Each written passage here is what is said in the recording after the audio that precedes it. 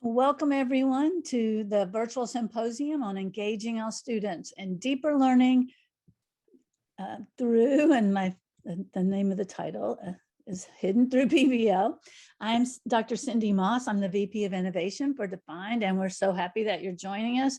We have an amazing lineup for you today. This is our agenda. We start with Jay McTighe, who's going to give us a keynote on teaching for deeper learning. I'll introduce him in just a minute. We have some practicing people that are here. Our first session is AJ Giuliani. He's a professor at the University of Pennsylvania. He's going to talk about how to turn any unit into a PBL experience. Then we have John Malloy, a superintendent in California, who's going to do explaining the why, making the case for deeper learning, followed by Mark Daniel and Ramona Coleman from Fort Wayne, Indiana, talking about what's happening in their school system, reimagining the education experience for students, and ending with a conversation on spirit work and the science of collaboration with Michael Fullen and Mark Edwards. And so with that, I don't want to waste any of our time. Let me introduce our keynote speaker. I'm sure most of you are like me and you've been fangirling or fanboying. You've been a fan of Jay McTighe for a long time. He has a wealth of experience developed during a rich and varied career in education. He was director of the Maryland Assessment Consortium, a state collaboration of school districts working together to develop and share formative performance assessments. He's an accomplished author. Probably most people on here have read many, if not all, of his books. He's co-authored 14 books, including the award-winning and best-selling Understanding by Design series with Grant Wiggins. His books have been translated into 10 languages, and he's traveled around the world presenting. He's also written more than 35 articles and book chapters and been published in leading journals, including Educational Leadership. Besides all of his academic accolades, Jay just has a heart as big as the ocean. He really cares about us as educators and helping us do a better job for our students in the classroom. So with that, I'm turning it over to Jay. Take it away. Great, thank you, Cindy. You read it just as I wrote it. It's a joke. So welcome to everyone. A thumbs up if you can see my screen full bore. Can you see that, Cindy? Okay, very good. So I've been asked to share with you ideas for promoting deeper learning, and this is a topic near and dear to my heart. And I'll share ideas with you from 3 recent books that all relate to this topic. Here are the questions I'd like to explore during this opening session. What is deeper learning and why is it needed? I suspect I don't need to spend much time making this case since you're on this webinar. How does deep learning occur? I'll give you my take on that question. And then how can the use of authentic performance tasks and projects support deep learning? And one of the questions I hope will be of interest to you is what's the relationship between performance tasks and project-based learning? And then I want to leave you with a provocation based as a question. Are you ready for curriculum mapping 3.0? I think our profession should be. As Cindy mentioned, you can drop questions in the chat, and if time permits, I'll be happy to try to address them, and other speakers I know will be addressing questions as well. So let us jump right in to my first question. So what is deep learning and why is it needed? Well, interestingly, the phrase deep or deeper learning is out there in our professional lexicon, but it has different connotations. Some people think of deeper learning as learning more content. And you sometimes hear this from folks in higher ed who think that a good education means you've covered more topics in a textbook. I personally don't subscribe to that connotation. Another connotation has been promoted by people like Michael Fullen in his book on deeper learning, or the high-tech network on deeper learning and so forth. And this connotation suggests that deeper learning focuses on the cultivation of so-called 21st century skills or competencies, sometimes referred to as the 6 C's, and project-based learning is the mechanism for cultivating these competencies. And I'm a subscriber to this connotation, but I will say it's not the only connotation, And here's a third. This is from the National Research Council, and it's actually the definition that Harvey Silver and I have referenced in our book, Teaching for Deeper Learning. Here's what NRC says. Deeper learning is a process through which an individual becomes capable of taking what was learned in one situation and applying it to a new situation. In other words, this conception of deep learning is around transfer, that deep learning is evident when students can transfer their learning. And this is the definition that I have subscribed to. This is not to say I don't agree with Michael Fullen or the 6 C's kind of conception, but I would also point out that you can have outcomes that aren't in the 6 C's. You can be teaching toward academic standards in the traditional disciplines and still, and I think should, be teaching for deeper learning and teaching for transfer. So why is deep learning needed today? Why should we be preparing students for transfer? Well, I don't think I need to spend much time making the case, but I would like to highlight a few key ideas and trends. We know that the world is changing rapidly. We know the kind of world we're preparing today's students for is fundamentally different than the one in which most of us, grew up in. And some of these factors include the reality that knowledge continues to grow. The British intellect Buckminster Fuller reportedly coined the phrase doubling curve, the concept. And he proposed that from the beginning of recorded history to about 1900, the world's knowledge doubled. And then went on to estimate that from 1900 to about 1940, there was a doubling again of the world's information. Today, we're talking about more frequent doubling. Some people propose as much as every year or two, the knowledge base increases. Now, I'm not sure how you quantify that, but we do recognize that knowledge is growing in many fields. And yet our ability to cover all that content is roughly fixed the time with students.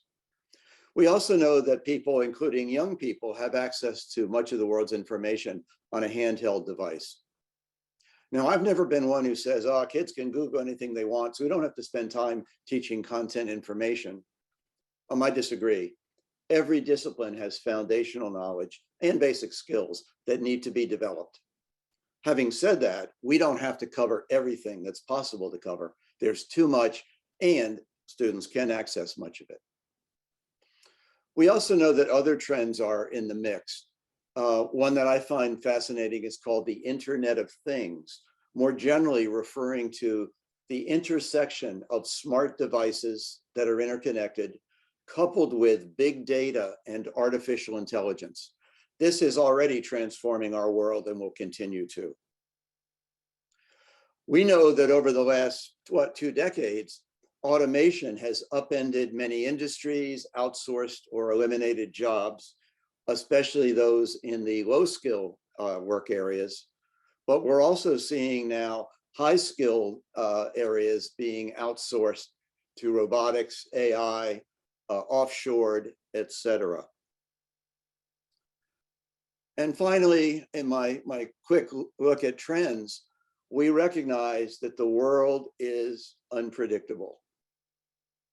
The pandemic that we are still not fully over has been one of the most gripping experiences of our lifetimes, I suspect, and impacted the world. But it was on very few radar screens 28 months ago. It's a reminder that we're preparing students not for a stable world where we know everything they'll need and they can just learn it and give it back. We're preparing students for a world that's increasingly complex, interconnected, and unpredictable. This recognition is out there. For example, the World Economic Forum, one of many groups that have identified what they propose are the most important skills and competencies for a modern workforce. And you can find other groups with similar lists. They're highlighting things like the 6 C's as really critical. A number of schools and districts with which I've worked and with which I'm familiar have understood these trends, and in one approach, adopted a so-called profile or portrait of a graduate, asking the question, what capabilities and competencies do we really want to develop in our young people, knowing the world they will inherit? And these competencies are often of the 6 C's. So we know these are important. In my work over the years with Grant Wiggins, Grant and I identified 3 types of goals for learning. These aren't new, they're interrelated, but they're not identical. And clarity among them, or between how they apply and how they differ, to me matters. So let me highlight the 3 goal types and make a brief comment on each. In the left side of my graphic, there are what Grant Wiggins and I have called acquisition goals. Namely, what knowledge and skills should students acquire when they're involved in a new learning experience, like a unit of study? Well, of course, every teacher should have goals and objectives to which they're teaching and for which they want students to learn. And those of you in public schools in the US, Canada, Australia, elsewhere, where there are either national or state or provincial standards, you are obligated to teach to the standards or the outcomes, and they specify, often in great detail, knowledge and skill objectives. But we also have on the right side what I've always called understanding goals. These are around the big ideas, the core concepts, and the key processes, both within disciplines and some that cut across disciplines, like critical thinking. And I hope you agree with me that a student might know something, as in the ability to remember it or give it back, but that doesn't ensure that they understand it or can apply it effectively. And so I like to distinguish understanding goals from just knowledge and skill acquisition goals. And finally, at the bottom, we have transfer, which is the National Research Council has shown us, or at least articulated. That is what we mean by deeper learning, preparing students to transfer, which to me is the basic skill of a modern era where unpredictability and rapid change is the norm. We want to prepare students who can not just give back information, but who can flexibly apply information and skills to new situations. So these are 3 broad types of learning goals. Those of you familiar with the Understanding by Design framework know that we ask teachers and curriculum teams to think about each when they're planning curriculum. And the clarity and the distinction among these impacts both how we teach, how students learn, and also how we assess. Look, if I want to see if students know things, I can give objective tests and quizzes with single right answers. Because if you think about it, knowing something, at least factual knowledge, is binary. You know it or you don't. But if I want to see if a student can demonstrate understanding, which I call deep learning, and can transfer that learning, then we need new situations, i.e. a performance task or project, to give us evidence that students can, in fact, flexibly apply their learning. How many of you are familiar with the name John Hattie, Hattie? Some of you know John. He's a researcher from New Zealand, spent his entire academic career, more than 30 years, 35 years, in fact, studying, teaching, and learning, and has written a series of books with the title Visible Learning, in which John describes what he calls the effect sizes of different teaching techniques. What impact on learning and achievement does cooperative learning or project-based learning or formative assessments have? Well, I've gotten to know John in recent years, and he sent me an article that I think relates to this webinar. John said, in all my years studying teaching and learning, I've concluded that we can think of 3 levels of learning. John says there's surface level learning, which he describes as learning where students are presented with new information by a teacher, or maybe they read it in a book or they view it online. But he reminds us that if students take in new information, but they don't do anything with it, it's not necessarily going to last. It can remain superficial and eventually will fade from memory. Then John says there's deep learning, which he defines as I do, as learning with and for understanding. But notice the graphic, deep learning is below the surface. And in my view, it takes time for students to really develop understanding of abstract concepts and processes. So deep learning takes time for the students, and we have to have time for them to what I call make meaning. And finally, John agrees with Grant Wiggins and I that the deepest learning is evident when students can transfer, when they can apply that learning to new things in a flexible and an effective way. So this is one of the leading researchers in our profession, underscoring ideas that are at the heart of this webinar. So let us look at this second question. So how does deep learning occur? We could spend hours on this question, and we don't have hours, but I'm going to give you a brief conception. Here's my contention. We can't just give a student a deep understanding that they're going to comprehend deeply and be able to transfer. Rather, understanding must be earned. It must be earned by the student in their minds. They make meaning, they come to an understanding. Now, that's not to say the teacher can't help them. In fact, the teacher's role is to facilitate what I call meaning making. And of course, there's a place for teacher direct instruction and modeling, but there's also a place when deep learning is our goal for the teacher to step back from off the stage on the stage role and become more of a facilitator through questions, through giving students opportunities to apply their learning and getting feedback. It's a more facilitative and coaching role for teachers. So again, for me, understanding must be earned. So let me give you a quick illustration of this involving meaning making. You ready? Have a look at the picture and the caption.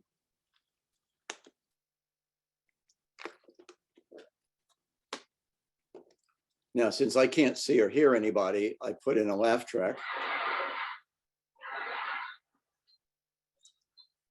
with the assumption that some, if not many of you, are chuckling or you get the joke here.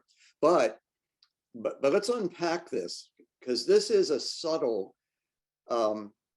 bit of humor. And let me ask the question, what do you need to know to get the humor in this? Because it's pretty sophisticated.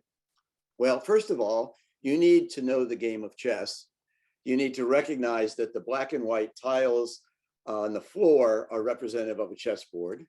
You need to know the figures in chess, including the queen and the bishop and how they move. And then there's a reference to the protocols of the Vatican and of the royal family. And so to get this joke, there's a lot going on. So symbolically, at least, I propose that this is how deep learning occurs. Deep learning involves students bringing to bear, to the forefront, if you will, their prior knowledge and experience to new information or new situations, and it involves thinking. Just like the cartoon, you're taking information about chess and royal protocol, you're connecting it to the picture and the caption, and you're making new connections. In other words, it's an active meaning-making process by the learner. Teacher can help, but the student's got to earn understanding, or what I call deep learning. There's a lot more to say about this, but that's a little teaser. All right, let's go to this third question, because this is at the heart of this webinar. Defined Learning has developed a wonderful collection of rich performance tasks that can go into full-blown project-based learning. And so how do these relate? Why are these valuable? Again, I think you're on this webinar because you understand. Authentic performance tasks and projects promote active learner. The learner is actively engaged. They're making meaning as they work on tasks and projects. Well-developed tasks and projects engage students in authentic application, in using their learning, in transferring knowledge and skills.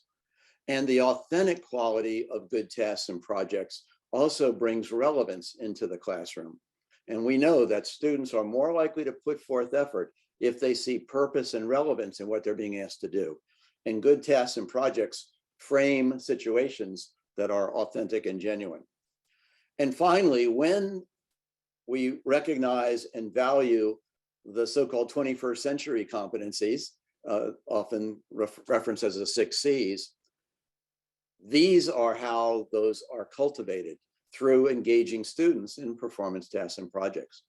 We're not going to develop these 6 C's on their own just by marching through a subject matter textbook. So these are the virtues, which again, I think you recognize because you're on this webinar. So let me jump to the 4th question. This is something that I have thought about a lot. I've written about. John Larmer and I, and you know, John Larmer is one of the literally the world experts in project-based learning from his days at the Buck Institute and then in PBL Works, and now working with defined learning.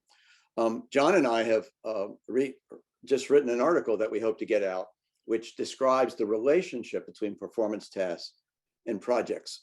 So I'd like to explore these with you for a few minutes and see what you think. Let's start with a little quiz. I'm going to show you 3 examples, and I'm going to ask you to decide whether each example is a performance task or a project-based learning project. Okay, you ready? And you can put this in the chat box if you want. You can put PT or PBL. All right, so here's one. This is actually developed by Defined Learning, and the task or project is called Backpack Designer. Permit me just to summarize, because there's a lot of words on the screen here. If you're looking at it on a phone, it's going to be hard. So essentially, you're a designer working for a backpack company. Your goal is to design a new and unique backpack that will provide comfort and durability. You've got to sketch out your design, create a prototype, and then include a sales pitch to make the case that your backpack will be a bestseller. What do you think? Performance task, project? All right, here's a second one. Also a task or project developed by Defined Learning called Community Garden. Students play the role of community garden planners in a city. They calculate lot and plot sizes, amount of soil need, they create a site map, consider the water and fertilizer needs for various plants that could be grown. Then they create a flyer and prepare a presentation for an audience of community members to promote their community garden.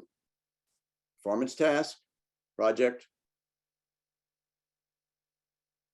Here's the third of the 3 examples. This is a science investigation. The Pooper Scooper Kitty Litter Company claims that their litter is 40% more absorbent than other brands. You're a consumer advocates researcher who's been asked to evaluate their claim. Develop a plan for conducting the investigation, and your plan should be specific enough so the lab investigators could follow it to evaluate the claim of the company. What do you think? Performance task? Project? Well, you may recognize where this is going. John Larmer and I and others contend that it's not always so cut and dry, so black and white. Oh, that's a performance task, whereas that's a project. And so as an alternative to kind of trying to categorize, I propose that we can productively and beneficially think about a set of variables that apply across dimensions, if you will, that we can use to kind of decide how much of each of these variables we want to build into a task or a project. So think of the image of a sound or light board, or a rheostat, where you can dial up or dial down the volume or the degree of illumination. And I've written about this in a recent book, and John and I have an article where we describe this idea as well. So let me just put forth a few examples. In fact, I think I have 6 of these dimensions or variables that can be considered, because I hope you understand there's no right answer to this. It's a matter of degree. So let's look at these variables. I'm going to start with time frame. So we can have performance tasks that are short in nature. I've seen really good, authentic performance tasks that could be done in 1 or 2 class periods. Most performance tasks tend to run a little longer, 3 to 4 days or periods, maybe longer. when we start getting into projects, in general, projects tend to be in longer term. Some of them go very long. And so that is a dimension, the degree of time involved in the task of the project. And that includes any time that students might need for presenting their work, which is more characteristic of project-based learning. So let's look at a few examples. Here's a wonderful performance task, in my view, called Making the Grade, developed by a 9th grade math teacher who is doing an introductory unit on the statistics strand in mathematics around measures of central tendency. In a nutshell, he asked the students, or he invited the students to tell him how their quarterly math grade should be calculated. They just simply have to explain whether he should use mean, median, or mode in the calculation. And that was a performance task. In fact, that was part of an assessment in his unit. Interestingly, he told the students in the beginning of the unit that they could do this. So as they're learning about measures of central tendency, they knew that they wanted to understand it so they could choose the method that would best support their grade spread.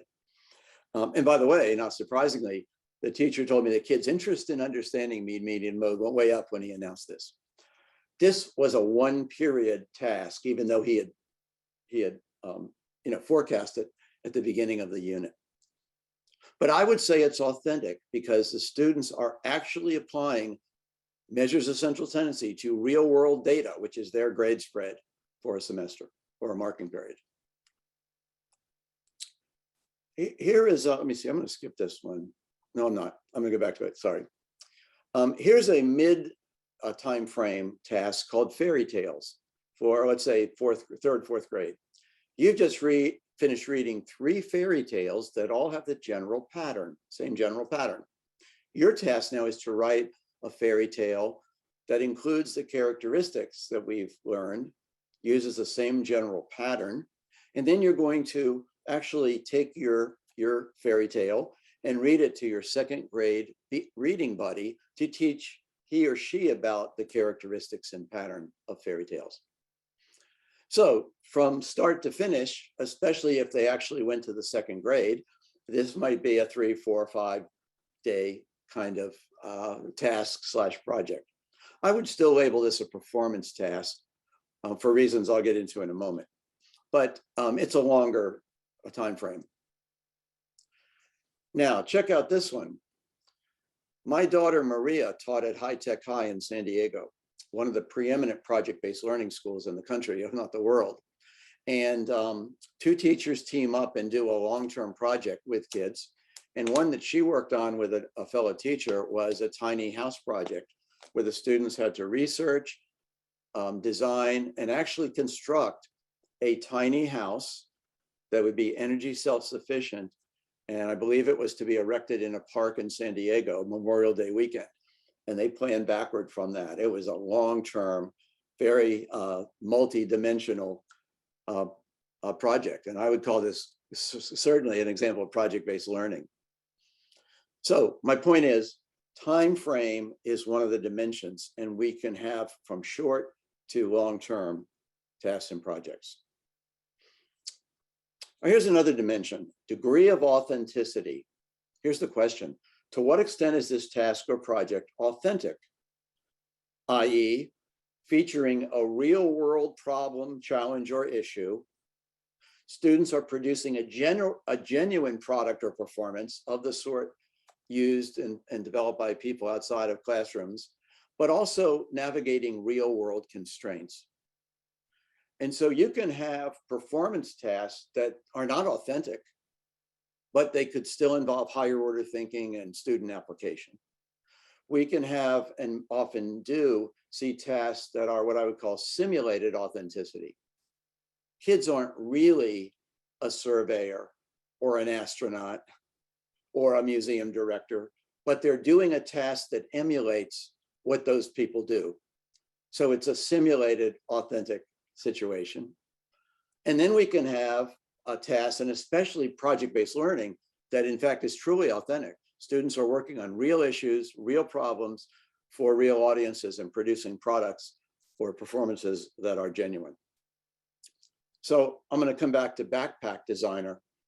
To me, this is a wonderful example of a rich, engaging, creative task or project, but it's simulated.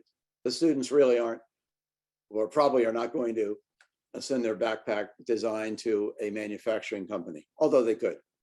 But it's a rich task nonetheless.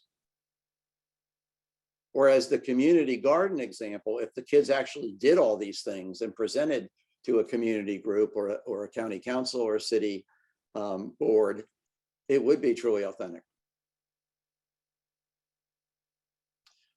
By the way, in my experience, I actually identify two dimensions of authenticity. So consider these. The first is a more general connotation that we use, which is authentic to the quote real world. In other words, are we engaging students in thinking and working in ways that reflect or replicate what people outside of school do?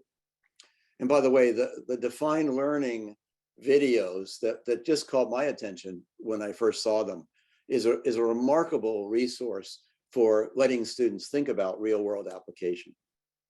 But there's a second dimension of authenticity, which I also would like to highlight, and that is, to what extent does the task or the project or the assignment, for that matter, reflect students' interests and experiences and even cultures? The best tasks and projects, in my experience, have a confluence of these two dimensions of authenticity. They reflect real world competencies, but they also build in opportunity for student interest, experience, cultural relevance, and so on.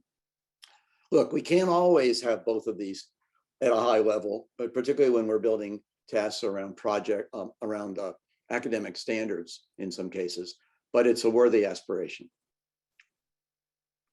I'm going to skip this one, and I'm going to go to the third dimension here, which is, to what extent is the task or project involving multiple disciplines versus a single discipline? So in my experience, you can have a rich, authentic, engaging performance task that's nested in a single subject area, and that's fine. Sometimes we see tasks that integrate two subject areas, and one of the best ways of doing this is to have a science, social studies, mathematics task, technology-related task that involves communication. So whether it's written or oral or multimedia, you're integrating the communication arts and English language arts with one subject area. And then we can have longer term, typically longer term projects or richer performance tasks that in fact are multidisciplinary. So here are a few examples, starting with a subject-specific task. This is actually from my wife, Daisy, who for many years was a high school art teacher and department chair. And this was a task she did with one of her art classes. You've recently analyzed the narrative work of Faith Ringgold to identify ways she communicated about her world through her visual art. So the task then was to think about your own world, your family, friends, hobbies, interests, daily experiences, and select a drawing or painting medium or use mixed media to create your own narrative work that visually communicates personal ideas about your world. This was a rich task, occurred over about a week's time. A lot of student voice and choice in this, but it was nested in visual art. It was not a multidisciplinary task. And nothing wrong with that, by the way. So here's one that goes a little beyond. What's the pattern? Students are asked to interpret the data on coronavirus infections found on 2 selected continents over the past 12 months. And part of what they're asked to look at is not only the patterns of infection rate, hospitalizations, and even deaths, but look at variables in the countries in those continents in terms of government policies impacting the pandemic. For instance, were there lockdowns? Were there mask mandates? Were there requirements for vaccinations? And what, if any, relationship did these policies have on infection rates, hospitalizations, and deaths? This is a sophisticated I'll call this more project-like, authentic for sure. And if you think about it, potentially involving mathematics, statistics, biology, government, and communication. So this is a multidisciplinary task. And often you see in project-based learning, that's a feature. All right, let's look at three more before I wrap up this general session. Direction, this is an interesting variable. Who will direct the task or the project? In my experience, shorter and more subject-specific performance tasks are typically directed by the teacher. In other words, kids are presented with a task, that's what they have to do. There are some tasks, however, where there's some student self-direction. Students can navigate the task a little bit, but it's still primarily teacher-directed. But when we start getting into longer-term projects and project-based learning, to me, one of the features is longer-term projects tend to be more student-directed. So students are taking more of the leadership in terms of how they navigate the task or the project. In some cases, even starting from the beginning, what problem or issue are we going to tackle? And students would determine that and then generate and direct the project following their identification. So here are a couple of examples of each. Here is a case of a subject-specific task that's teacher-directed. In other words, it's given to the students. A summary of this is on the screen. Students are hired by a daycare agency to create and fence in a play area for children in the daycare. They're given a certain amount of fencing, information about the size and the gate, and their job is to create a playground space that will maximize the play area. And they'll have to explain their reasoning to prove that they have satisfied the task. Right, there's not a lot of student direction here, they're just given the task. And there's nothing wrong with that, given the goals of checking their understanding and ability to apply area and perimeter. Oops. Now here's an interesting, what I would call more of a project. Students in a government class in a school in Florida created a voter's guide in the fall of 2020, before the pandemic shut down many schools. And it was in conjunction, of course, with the presidential and congressional election. And they created a voter's guide, both in print form and in social media platforms. And while the assignment was given by the teacher, the students really were the ones that had to do the research and come up with the various products that were produced, again, in print and through multi and social media. Here is a wonderful project created by my friend Mark Wise, who works in West Windsor, Plainsboro district in New Jersey. He's developed this extraordinary project that's done the last week of 8th grade by middle school students, and it's based on the United Nations Global Challenge. In this case, students get to pick which global challenge they want to work on. They work in teams, and while there's a lot of resources provided, they pretty much need to direct the project all the way through. And the project culminates with their proposal for funding, and they have to make a pitch to a group of adult judges, kind of like the Shark Tank show, where they have to make a pitch for their funding and give their research, their rationale, their proposed solutions. So this is not only a long-term project, it simulates authenticity, and it's largely student-directed. All right, a couple more. Here's an interesting variable. To what extent will students receive support from a teacher as they work on the task or the project? Well, this, of course, goes back to its purpose. As you know, sometimes performance tasks are used as summative assessments.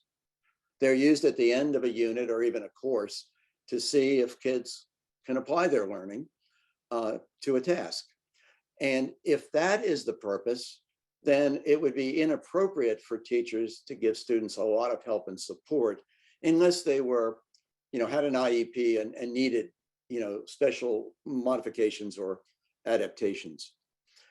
However, if the main goal of the performance task is for learning and engaging students in applying their learning along the way, then teacher support is appropriate. Now, think about project-based learning, right? In the title of PBL, it highlights learning. Therefore, in project-based work, teachers are expected to support the students along the way, give them feedback, help them along, because it's a learning experience. Even though it may culminate in a product or performance that is evaluated, it is a learning experience. In fact, John Larmer has a wonderful concept. He says, every project contains a performance task within it, but it also has the learning elements. So there are lots of ways we can support students in their learning. For example, in this performance task, making the grade, I asked the high school math teacher, I said, this is so clever, I love it. And can I share it? And he said, of course, you can share it. But I said, I'm curious, how do you prepare kids for this? Now, I know you announce it at the beginning of the marking period. He said, simple. I give them, as part of their learning, some hypothetical student grade spreads. And with a partner or a small group, they have to look at the different student grade spreads and decide which measure of central tendency would be in the best interest of each of these respective students. And I deliberately set out the grade spreads to make them think about those distinctions. So that was a great example of preparing students to actually do the task, and in so doing, developing their understanding of measures of central tendency. But the kids had to do this version of the task as part of the unit assessment, and they had to use their own grade spread. So it was an assessment, but it was supported by the teachers teaching along the way. Here's another example of one of my favorite tools that I created. Let's say you're having a task or a project that includes argumentation. Well, in preparation for the task, I would teach the kids the elements of an argument, which is a claim. You have to have a clear claim. You have to support your claim with sound reasons, and you need to anchor your argument and your reasoning with evidence, sufficient and appropriate evidence. And so the graphic organizer of an argumentation table suggests that your argument is only as strong as your reasons and evidence. Now, you could use this as a teaching move, but you could also, if kids are working on an argument as part of their task or project, give them the table. Say, draft out your argument, see if it holds up. That would be an example of support. All right, a final variable for the time being is student choice. To what extent will students have choices regarding any of the following? The topic of the task or project, the target audience or audiences, product or performance that they're going to create, and even work mode. Is this something they can choose to work in groups? Can they pick their partners, and so forth? Again, there's no right answer to these. Daycare center was used as a performance task assessment done by individual students, and there wasn't much choice. Here, however, you could call this a task or a project, but irrespective, students get to pick a topic, research the topic, prepare, write their script, and then plan and conduct a TED Talk on the topic of their choice. So there's a lot of student choice here, although there are some constraints, which is the format of a TED Talk. So these are 6 of actually 12 dimensions or variables that I've written about in a recent book with the title on the screen. So I'm not sure I'm allowed to do a shameless plug, but it's easier to ask forgiveness and permission. So, but this book describes these variables if you're interested. So let me wrap up this session. How do we choose? What are we going to do? Performance task or project? Shorter term or subject specific, or longer term or student directed, etc. Well, again, no single answer to this, but here are the variables. What are the learning goals toward which you're working? Are you teaching primarily towards subject area standards and traditional disciplines? And/or are you working more toward the 6C competencies? That would influence what kind of emphasis you will have. Available time. Do you have 4 weeks that you can devote to a long-term project? Do you have supportive structures set up in your school or district whereby, for instance, teachers at the secondary level have time to collaborate to actually plan out multidisciplinary projects? And do they have time for students to present? And do they have time to look at student work in teams? These are the supportive structures that will support greater use of performance tasks and especially project-based learning. To what extent do your teachers have the expertise?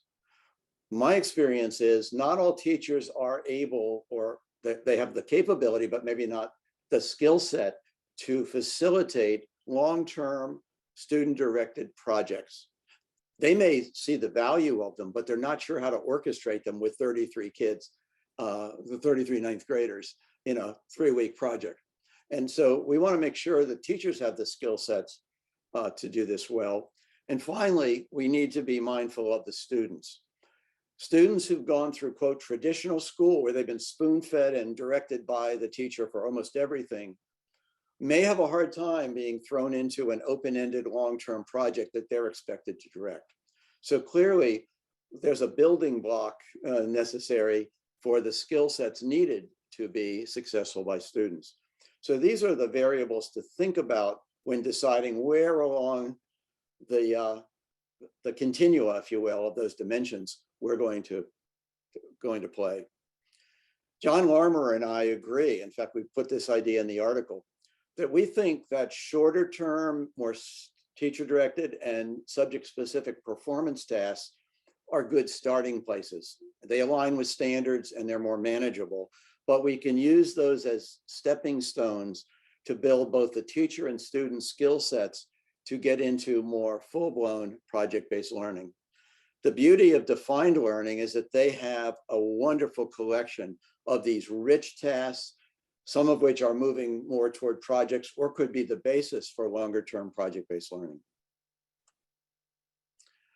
So I'm going to wrap up with this question. Are you ready for curriculum mapping 3.0?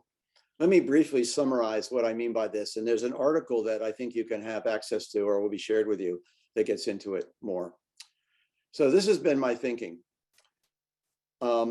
It's time for curriculum mapping 3.0. And here's what I mean by that.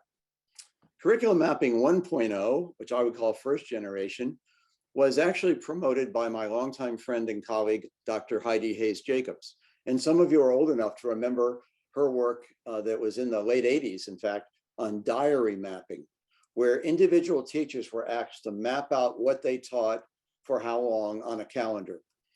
And the idea was, look, it doesn't matter what's in the curriculum guide or in the textbook. What really matters is what teachers are actually teaching. So to find that out, we'll have teachers diary map.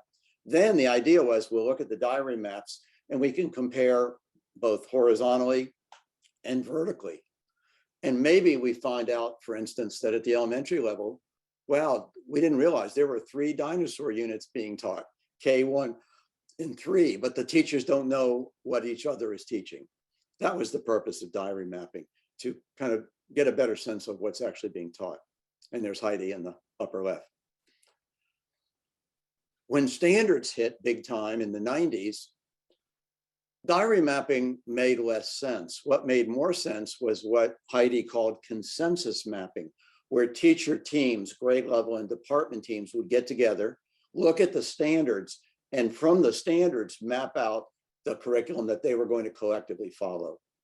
On the screen is an example of such a consensus map for mathematics. Now, sorry, the type is very small, but this particular format did something very interesting for me. They looked at the standards and they generated the units, in this case for 5th grade math, based on the standards. They had a general time frame of how long each unit would take, but then notice the third column, they put in the performance task. I think this is really interesting.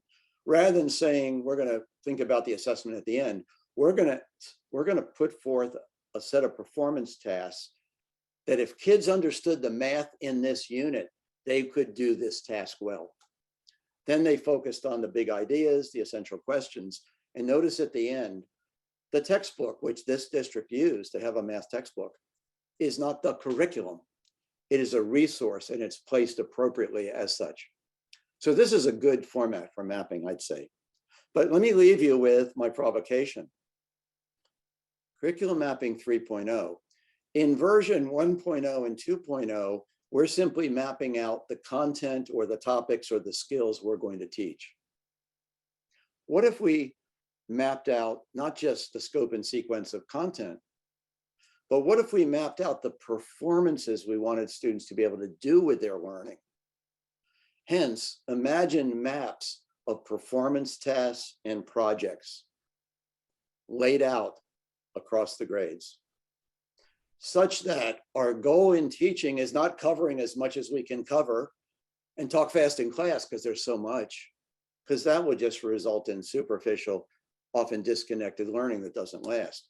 What if we changed our conception that our job as teachers is more like coaches or extracurricular sponsors, developing student capacity to perform with their learning in authentic ways, including shorter term tasks and longer term projects? That to me is what a modern education calls for. So read my article and give it some thought. So I'm going to wrap up. Thank you for your attention. Thanks for the opportunity to talk with everyone today. And my shameless plug is for two books, in fact, Designing Authentic Tasks and Projects, and one that's more systemic in nature, Leading Modern Learning, which talks about how we fuse a modern day curriculum and assessment system, fusing the 6 C's competencies with academic disciplinary content. So that's my story and I'm sticking to it. And I'm going to stop my share and turn it back, I think, to Cindy. And if there are questions, I'll be happy to address them in our remaining few minutes.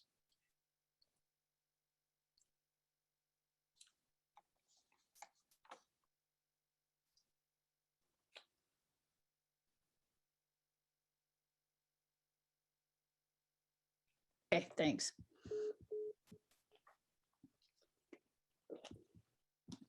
Oh, by the way, I'm looking, if you don't mind, Cindy, at a question from Nancy, who put in the chat. I'd like to challenge respectfully the idea that authentic learning can't always involve student interests, experiences, or cultures. Why not? I agree with I think her sentiment. We want to try to do that as much as possible. I guess my comment that it may be sometimes difficult is that, you know, in some subjects, if you're teaching a science concept or a math concept, it may not always be a natural fit. But I understand her sentiment. Let's try to connect to student experiences as much as possible. And I'll leave to you if there are any other questions that you have noted or want me to comment on. Yeah, one request, Jay, was actually to show that previous slide that you had with the 2 books you were referencing. If you wouldn't mind bringing that up again, that would was a request from the audience. I'm happy to do my shameless promotion. Let's see. Are you seeing that now on the screen? We're seeing your, yes, there it is. So you got the, Yes. It'll come up in a second, or it should. All right, where'd it go? Let me try one more time. And while you're looking for that, Jay, because we definitely want them to see that, we had a question from a principal who's starting to implement PBL and wanted to know, as you're starting, what's the frequency of projects they should encourage their teachers to do to make sure they're starting to develop that culture? It's a great question. I'll give you my short answer. I have a 3-part mantra for doing anything new in schools or districts. Think big, start small, and go for an early win. Think big means 2, 3, 4 years from now, we'd like to have a project-based learning school.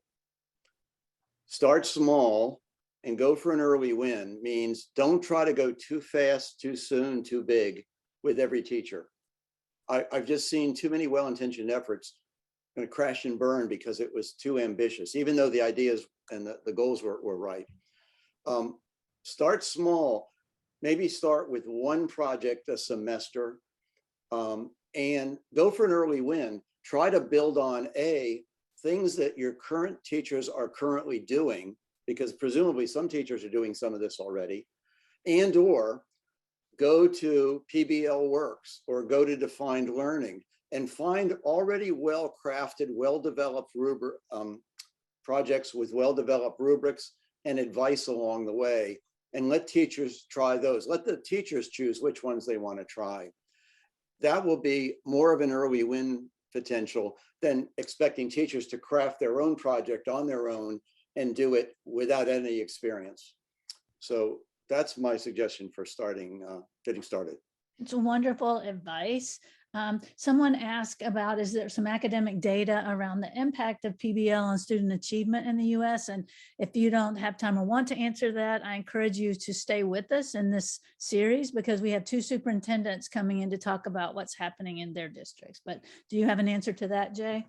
I would give them your answer. Okay, all right, that's fine. And then another one, what about Oh, by the way, let me elaborate on that, however. I have a little bit of a bone to pick with, this may sound non-academic, I want to be careful, but a bone to pick with people that say, if there's not research behind it, I'm not going to do it. And so my bone is, yeah, so what is the evidence that we're looking at? Are we looking at scores on multiple choice state tests to determine if an intervention or an initiative is successful? Because if that's the evidence we're looking at to decide, then I would propose that those measures are impoverished and are not likely to yield the impact of a well-developed project-based learning approach. So that's my pet peeve on the question of research. I agree with you, Jay. I mean, there's so much more to a kid than a state test score. And I think all the people here would agree with that as well. It's just sometimes our people in charge need to see a little data before they take a chance. And Agreed. then the last question, someone asked, how do you support English language learners to have equitable access to PBLs? And I would say, how do you support how do you differentiate with PBL? It's a great question. A couple of thoughts. One is, and I've written about this with Dr. Carol Ann Tomlinson on differentiation. We can differentiate tasks and projects by virtue of, you can have the same overall goal for the task or the project, but you can differentiate potentially the target audience, the product or performances that kids produce, and the work mode and the degree of support they get. So for example, for an English language learner, what if they produced a picture book for primary grade children using limited English language that they have and pictures, whereas other kids might be doing an information brochure for teenagers, or letting them present their information in their target language if they're beginning language learners and just don't have the language capability to do a TED Talk in English, and giving them appropriate support through graphic organizers, through large text, through scaffolding and so forth that's appropriate to enable them to have some degree of success. I think we can have authentic learning while being mindful of the recognition that we have a variety of learners and some need more support than others. Okay, well, thank you very much, Jay. We had great participation, we had great questions, and we really appreciate your assistance. And we'll start with the next session in 1 minute. So thank you guys for being with us. My pleasure.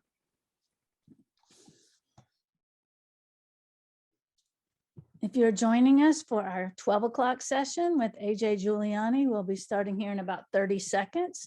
If you've been with us, fine, we already know who you are and where you're from, but if you're just joining us, please go to the chat room and tell us who you are, your role, and where you are. And I'm so excited to welcome you to a session by AJ Giuliani. AJ is a Wall Street Journal and USA Today bestselling author of Adaptable, and I'm about halfway through it. I highly recommend you read his book. He serves as faculty for the University of Pennsylvania Graduate School of Education, and he's formerly the Director of Learning and Innovation for Centennial School District. As a curriculum coordinator, tech director, English teacher, football coach, and K-12 instructional coach, AJ has worked towards innovative learning experiences for schools in various roles. He's also an award-winning blogger, speaker, and author of multiple other books, including the bestsellers Empower, Launch, and the PBL Playbook. You are in for a real treat, and I'm going to turn it over to you, AJ. Thanks so much for having me here, Cindy, and everyone. I'm excited to just follow up Jay's fantastic presentation there.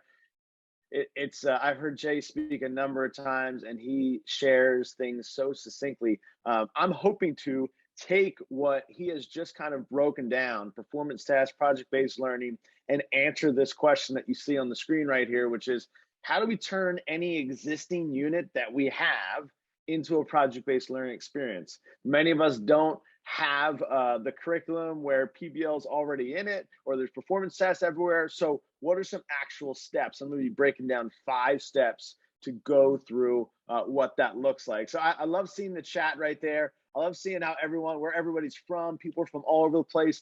I am from Philadelphia, right outside of Philadelphia. I am a huge Eagles, Sixers, Flyers, Phillies fan over here.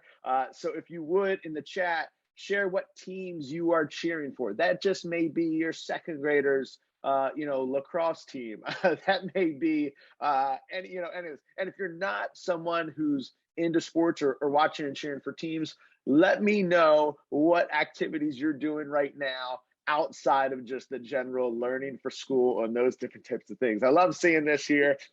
Bills, Dodgers, Braves.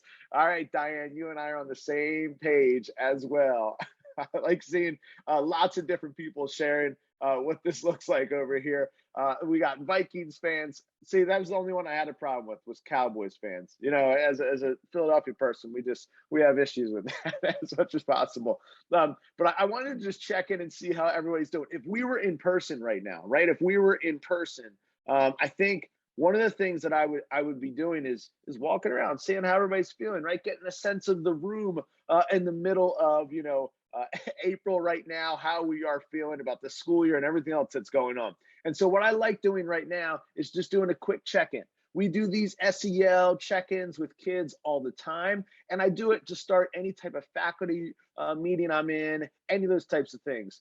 On a scale, all right, on a scale of Joel Embiid, who just hit a game-winning shot last night for the Sixers against the Raptors, let me know how you're feeling and maybe a reason why. I see some threes because it's around lunchtime right here, so people are probably eating a little bit while we're on this.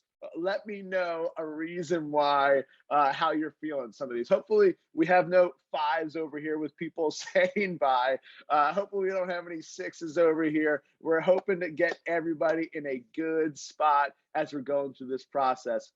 And I'm excited to be working with all of you today for the next hour, kind of really just breaking down some of those steps that we're going to be talking about in terms of, moving towards a project-based learning experience. I do always want to say when I'm talking to educators, thank you. I really think over the past couple of years, what a lot of us in education already knew came to the forefront. And as someone who's a dad to kids that are in school right now, I honestly almost want to say thank you like this now, right? I feel like so emotional when I'm talking to educators that I want to say thank you. This is how I feel right now. So if you see an educator, whether it's a teacher of your own kids, a colleague, or anyone, tell them thank you for everything they've been doing over the past couple of years, and especially this year as it was supposed to be normal and it's not, and it's really kind of impacted all of us. I don't know if you remember the start of the pandemic, right? How many of you remember the start of the pandemic where for a good month or two, teachers were legitimate heroes? We were on the top of everybody's list of what they're doing. You all remember that the first couple months? I'm talking April, May, maybe, all right? We were feeling like that. And this video, one of my colleagues shared this video with me and said, and I still have the text message, said, I wonder if we're heading in this direction. I wonder if we're heading in this direction as educators. And so I want to play this video because I'm telling you, in April, May of 2020, I thought maybe we're heading this direction where people are going to be as fanatic about education as they are about sports. This, I thought, could have been the future. Just give me a little thumbs up and let me know you can hear the sound. Into that direction as Key and Peele put that down as much as possible. That all changed, right? That all changed last year. And I think for many of us in education, we're kind of all on this same, idea right now. We just want to take a nap. We just need a little bit of a break here. We just want to take a nap right here if we can, as much as possible. But even in the craziness, right? Even in the craziness of everything that has happened, I have talked with so many educators. I have family members who are educators that have stuck it out, that are here. If you're on this webinar right now, you're still doing the good work of educating our kids. And it's because many of us just knew our compelling reason, right? We knew the reason why we're still doing this work. And I'm always connected with this Sane Bell reason, this why. And I just think she puts it so perfectly that it doesn't matter a kid's background, socioeconomic, where they come from, any type of situation that is going on in the world, students should have a rich, relevant, authentic learning experience. And that to me is the reason, the compelling reason. And as somebody who's been a teacher, a middle school teacher, a high school teacher, a K-5 instructional coach, a K-12 curriculum coordinator, director of learning, all those different types of things, this really hit me as a dad, especially over the pandemic. When I started out the pandemic, I had 4 kids. You can see 4 of my kids right there. And then 1 pandemic baby later, we are now 5 kids deep in our family. We got to start in 5. All right, we got to start in 5 to put it out there. But one of the things that I have seen with my own kids, right, is that and I got to see this because we were home and seeing them learn online and all that kind of stuff, is that they all need different things to be successful. And they are in the same family, right? All these kids, I have 4 school-age kids. I have a 7th grader, a 4th grader, a 2nd grader, and a kindergartner, and then the baby. So I have 4 school-age kids. Every single one of them needs something different from their schooling experience to be successful. My daughter, she loves school. She loves the social aspect. She needs to connect with her teachers and her peers and be a part of that social experience. My son, all the way over to the right, is just a menace to society. He is crazy. He has sensory processing disorder and he's so lovable, but he just needs that redirection, that help, that teacher who is going to consistently, prop him up and giving him that positive feedback, right? And then you see my middle one right there. He's like me. He just loves sports and he needs that extracurricular. He needs those times to get outside and move. And I say this because each of our kids learn and are motivated by different things. They're not one size fits all. So when we think about the reasons that Jay so articulately laid out for moving towards performance tasks and project-based learning and that deeper learning, this is one of the main reasons. If we want to reach every kid, if we understand that not every kid's the same, we have to do learning that looks like project-based learning, because our world has been changing, right? And I see this as a dad and my kids going through school, but it really, to me, came to fruition when my daughter goes, "Hey, Dad, can you tell me," and this was middle of the pandemic, we were watching a lot of Netflix. I put the subtitles on so they could at least read a little bit. And my daughter goes, "Can you tell me about that store that you guys used to go to, the place where you used to get your movies and stuff, called Blockbuster?" And I realized that my daughter, who's 13 years old, never experienced what it was like to go to Blockbuster on Friday night. How many of you in the audience right here still have a Blockbuster card? Anybody at least used to have a Blockbuster card, right? Anybody who was a gold or platinum member maybe is still holding on to that Blockbuster card. I couldn't explain Blockbuster to my daughter, and so I pulled up this quick video from The Onion, right? I pulled this quick video. And I just want you to watch the first minute of it and think about, even though everything has changed in the pandemic, what I realized is that educators, we are always dealing with change. We are always overcoming and adapting and being flexible. In fact, one of the most best parts about being an educator is that we are flexible and adaptable and we change with the times. Think about how much has changed in education since this was the reality of Blockbuster on a Friday night.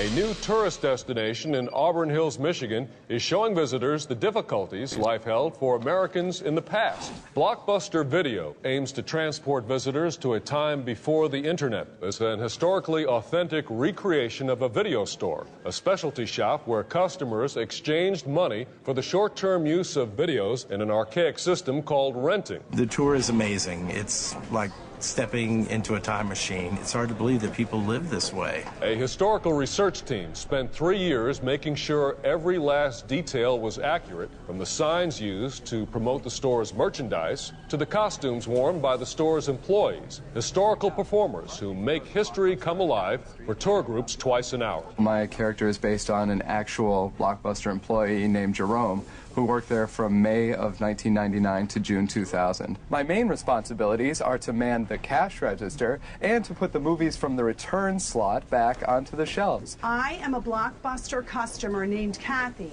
2 times a week, I travel 6 miles to rent and return videos. Oh, look, we're in the comedy section. What's so poignant about this time is the uncertainty. When you get to the Blockbuster, are they going to have your video? Did someone else rent it? Is there going to be a line? Are the alarms going to sound when you walk out the front door? It was very difficult for the people that lived during this era. Hey, very difficult for people that lived during this era. Right? Very difficult, the uncertainty of living in this era. And as you think about that, right, you think about how much has changed. And now we have Netflix losing shares and people unsubscribing. We realize that this quote that I think many of us have seen, and I remember seeing this at a professional development and thinking, that quote is hogwash. We're currently preparing students for jobs that don't even exist. I'm thinking to myself, there's still going to be doctors and lawyers and teachers and engineers and plumbers. And I'm thinking all these things. But what I realized as I have continued to teach and see kids move on to careers is that very much this is true. We are seeing that most people are doing a job now that did not exist when we were in school. Teachers, all of us included, using technologies like Zoom right now that were not around when we were in school to solve a problem, what we just did teaching and learning in the middle of the pandemic, that we did not know would impact all of us. And so these changes have impacted students. We have seen that students' engagement level has been dropping every single year kids are in school. And this was a pre-pandemic study of 1 million students surveyed. And not only that, we have seen that in school, students are basically saying, hey, blue is in the last 7 days, I've learned something interesting. That drops as kids get older. Green is I have fun at school. That drops as it gets older. Red is at the school, I get to do what I do best every day. That drops as kids get older. And so it's impacting our students, right? This changing world of having on-demand access to information and then looking different at school. It's also impacting teachers, right? We have seen, and you have all seen this, that teachers are leaving the profession at the highest rate ever. And even before the pandemic, from 2009 to 2014, the percentage of college students going to education was dropping, and it has even continued to drop more and more over the past 5 years from 2014 to 2019 of what we have data from.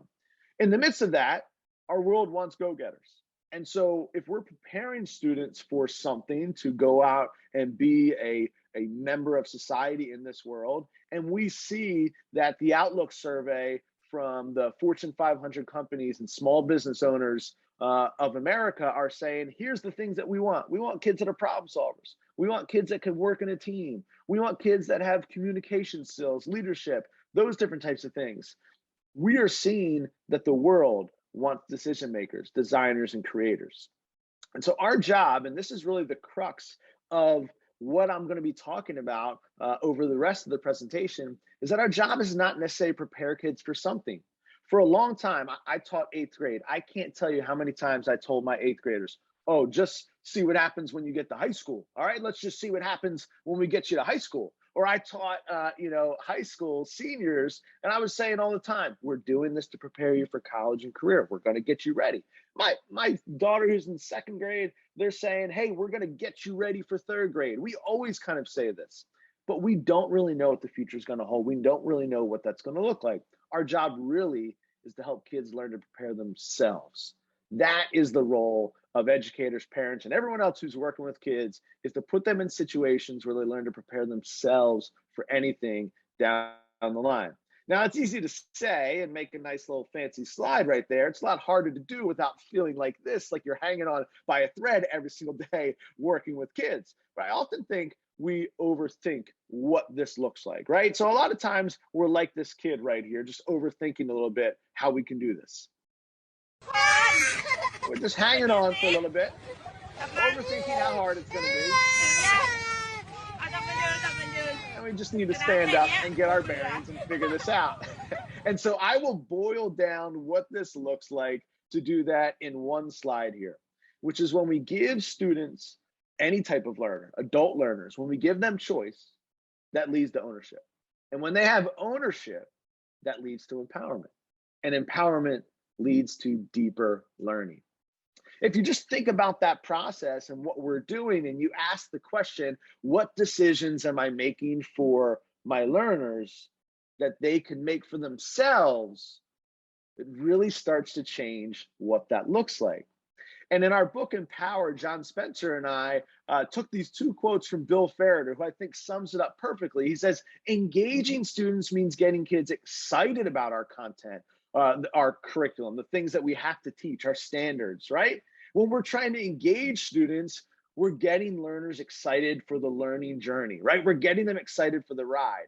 But empowering our students means giving kids the skills and knowledge to pursue their passions, their interests, their future.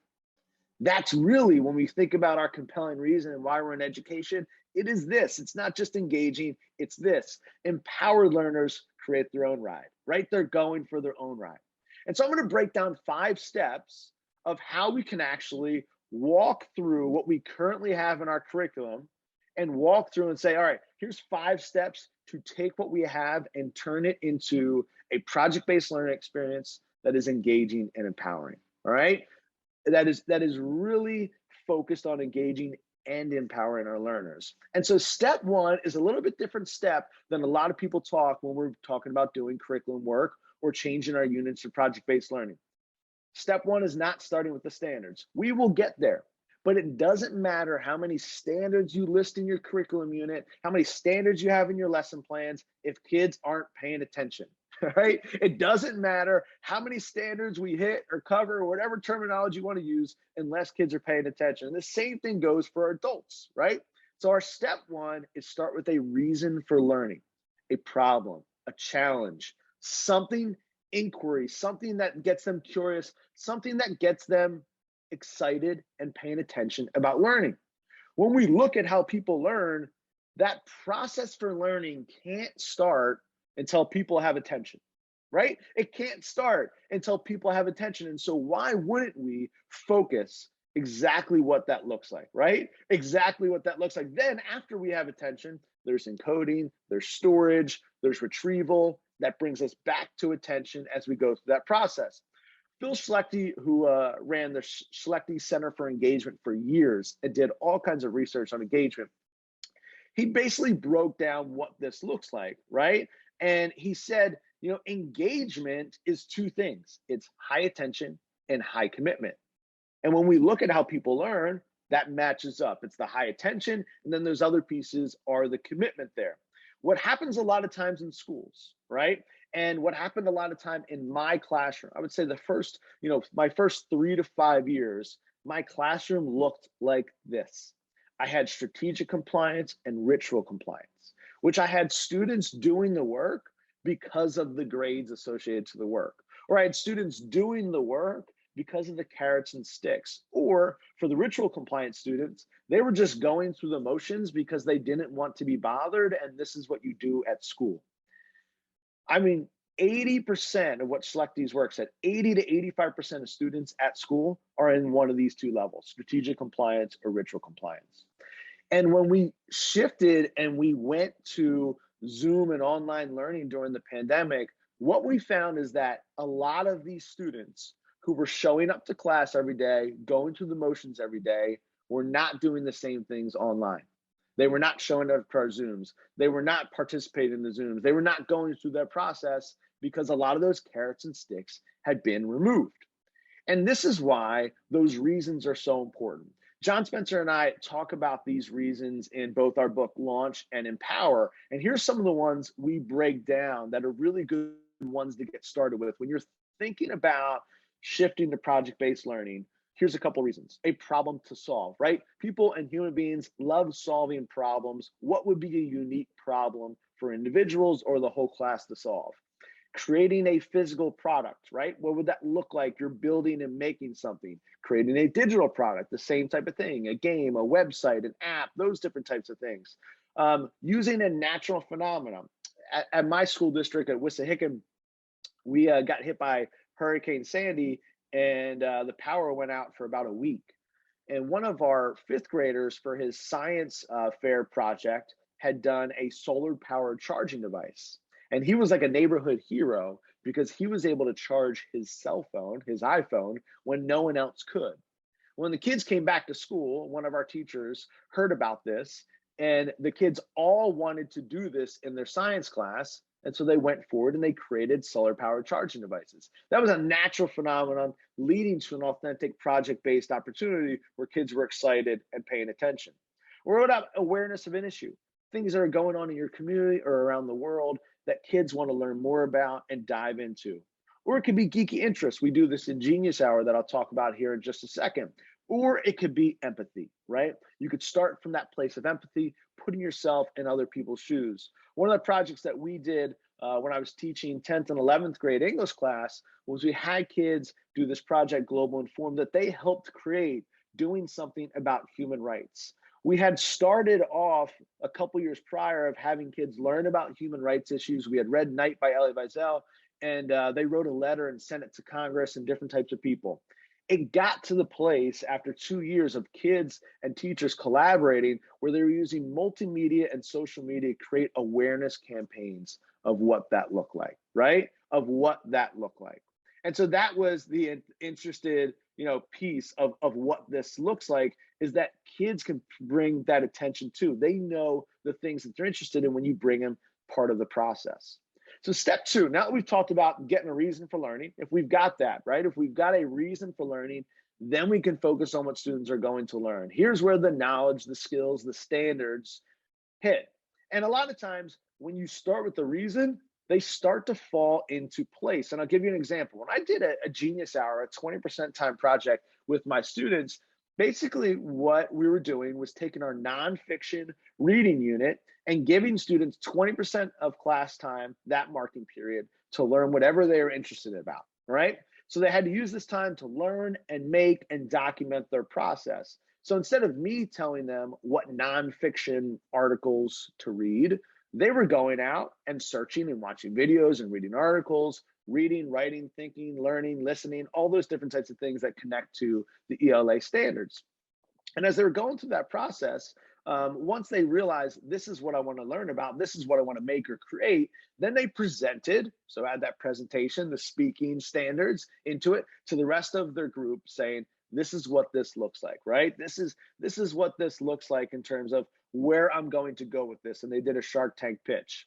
Then they went through that learning process. They're learning in all different types of ways, talking to mentors, researching, all those different types of things. And they documented their journey. Some kids blogged, some kids created a podcast, some kids created a vlog of what that looks like. And their peers commented on the learning journey.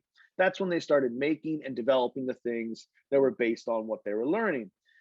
Then they practiced and they had a presentation. Every kid did about a 3-minute TED Talk where they shared the learning journey, the wins, the fails, all that type of stuff. But throughout this process, they were hitting all kinds of standards, right? So we had the reason for learning, which was geeky interest, the Genius Hour 20% time, but they were hitting all types of research standards. They were hitting all types of standards around inquiry and text evidence. They were hitting standards around writing, presenting, and creating throughout that entire project-based learning experience. They were even hitting some mathematical standards in my English class of constructing, critiquing, and modeling. They were hitting all of the National Education Technology Standards from ISTE, and they were hitting those big, C's, those big needed skills. I don't call them 21st century because I'm pretty sure Aristotle was doing these. Communication, collaboration, critical thinking. They were hitting those skills as well.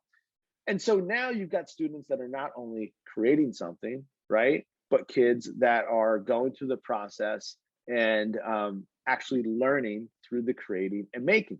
And so we get to step 3. And step 3 is the big one that I think teachers have to talk about, and administrators and everybody, is what will students make or create or do? Who are they creating for, and what does that look like? And so I wanted you to share some examples now of what that looks like in your school. What was the most engaging lesson, engaging project-based experience, engaging performance tasks that you either did as a teacher or you saw and saw as an administrator? I just want you to put in the chat, what were some really engaging lessons that you've seen last year or this year, and what did that look like? Because a lot of times, and I'll keep this up here for a second while I break down some of the things that people talk about. A lot of times we get questions about how we possibly could do this, right?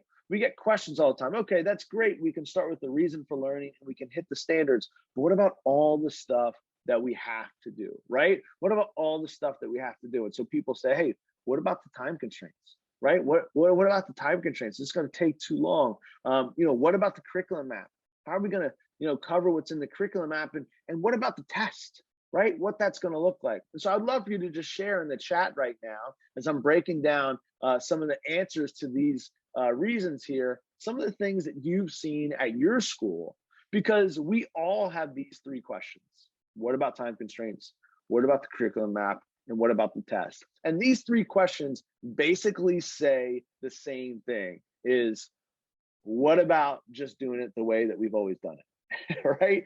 How are we possibly going to do it in a new way when we didn't even have enough time to do it this way? You can see from the chat right now, though, there's tons of schools all over the place that are doing this. And maybe it's not happening in every classroom. And maybe the classrooms that it is happening in, it's not happening in every unit, but it is happening. It's happening in all different types of school communities, all different types of student background and makeup, all different types of age levels here, right? What does that look like? And you can see in the chat right there. And so a lot of times I ask the question of people and I say, can you give me the research that says the way we are doing traditional learning works? Because I get asked all the time, hey, can you give me the research for project-based learning? And boy, do we have the research to support project-based learning. I like flipping around and saying, can you give me the research that shows that traditional learning process, that tests and quizzes and those types of things work? Here is what some of the research is right there. I will put a link on the chat as well. And I'm going to have all these slides for you as well to get there, right? But I want to break down what the research says really quickly, right? Just really quickly what this looks like. First, I want to start at the elementary level. And there's a pretty cool study that was just recently done that shares a little bit of the benefits of project-based learning. In the U.S., we have a persistent gap in the achievement of kids who live in poverty and kids in wealthy communities. What's this over here? Project-based learning is a very powerful tool to connect students with their communities, with real purposes and audiences, and it does appear to be an effective way of improving student achievement.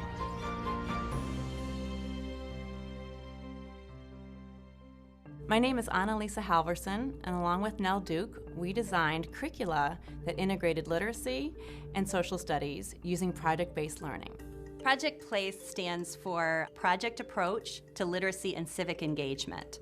We designed 4 big projects. We aligned the units around the literacy standards and social studies standards for 2nd grade. Then we commenced a fairly large study to test the impact in high poverty, low performing school districts. Our study was with 48 different classrooms in 20 elementary schools. Half of them were assigned to teach the projects that we designed, and half of them were asked to teach the regular social studies curriculum. So I'm going to fast forward a little bit and just show you some of the results here. This is a great video that you can find on Edutopia. It'll also be in my slides that you're going to get. I'm going to show you what this looks like here. Check this out.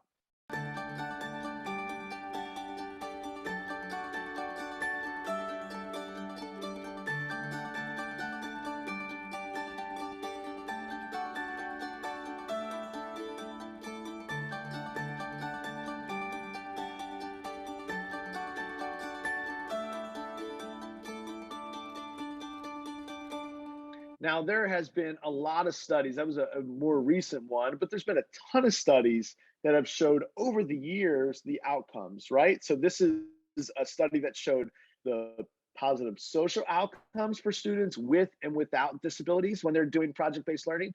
There's another study that looked at the individual attention that teachers were able to give students when they were going through this process. There's another study that talked about increasing student engagement and strategies used by students. Another study that talked about academic performance, attention from teachers, improved class communities.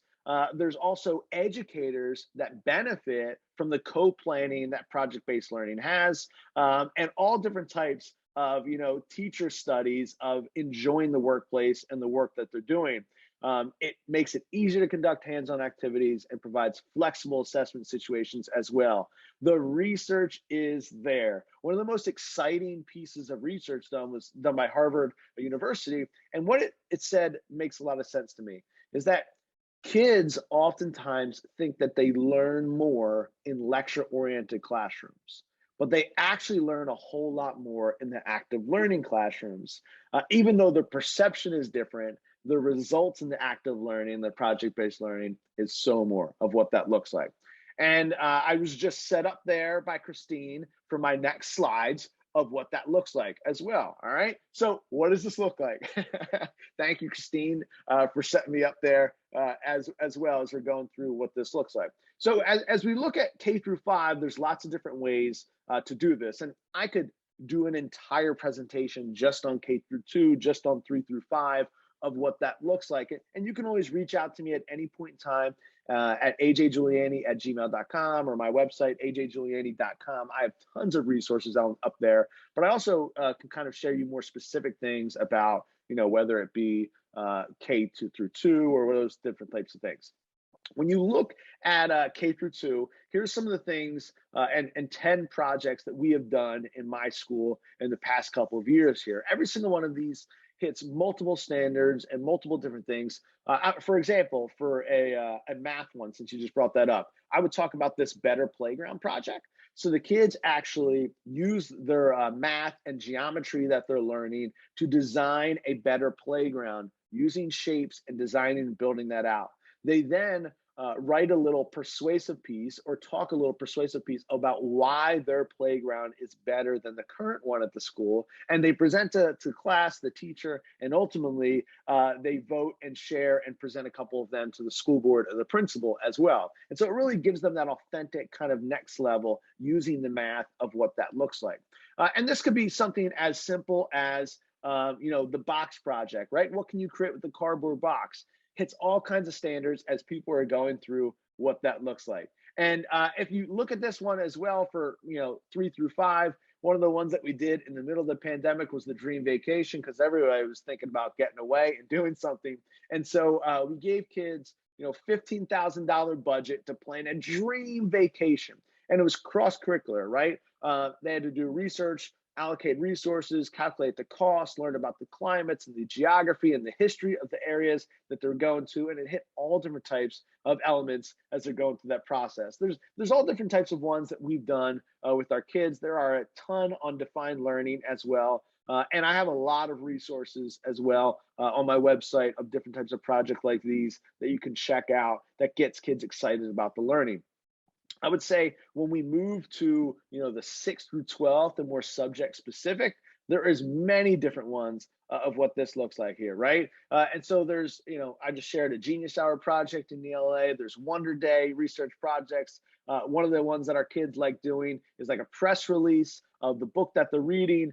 Another one that they really enjoyed was taking viral videos and being a marketing manager and talking about how they can get a better deal on their YouTube advertisements through the different types of videos that they're doing and supporting with research from other videos. Kids had so much fun with this. It's something that they're already doing, they're already interested in, and connects really well with the learning. For social studies, there's all different types of ways to do this, whether it's documentary projects, history-themed blogs. One of my favorite ones, a teacher in Chicago took his just basic end of the unit test and he got rid of it. He realized that his kids had no retention of the test. They just crammed. And when he taught a lot of them the next year, they forgot what was on the test. Even if they got an A, they didn't have a real good understanding or remembering of the major cause and effects that were happening in his world civ class. And so he gave them a task where they were going to create a 2-minute history of the world based on the major cause and effects events that they thought of what that looks like. And the reason I like sharing this video is because these kids put a lot of time and effort into this video. You can tell that they were double dipping in their digital media class, and the teacher talks about that as well, which is awesome to see the connection between digital media and music and art and history, but also because at the end of the unit, when the kids all shared these videos and presentations on the history of the world in 2 minutes or less, the teacher then had a roundtable reflection where they talked about the bias that they saw in each other's videos. Because the ultimate goal of this class was that history has a bias depending on who's telling the story.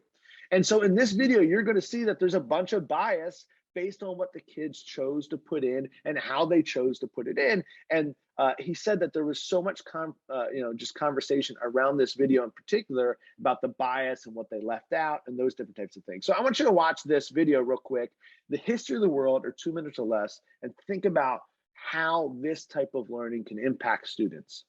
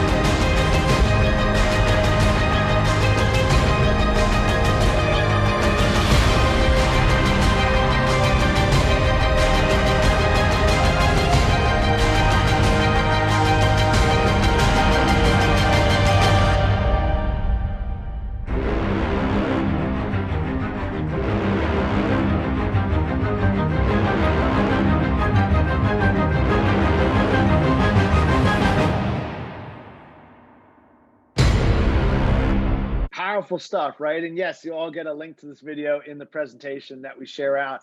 I just think about all the learning that happened when they were making it, but even more so after the fact. And so when you really think about that project-based approach, it's the process where the learning's happening, not the final product. And it's after the final product where even more learning, the reflection, the metacognitive piece of what that looks like there. This can happen in math classrooms as well. Having kids making and creating a board game. These are all things that kids have done in our district here. One of the ones that kids really liked was doing the Spotify song math project, learning about fractions and division. And it just took about 2 to 5 days, but they were using real data on Spotify for their favorite artists to practice multiplying by fractions, multi-digit division, generating patterns. And then as money managers, had to determine how much money they were giving each artist for the streams that they were getting through the process.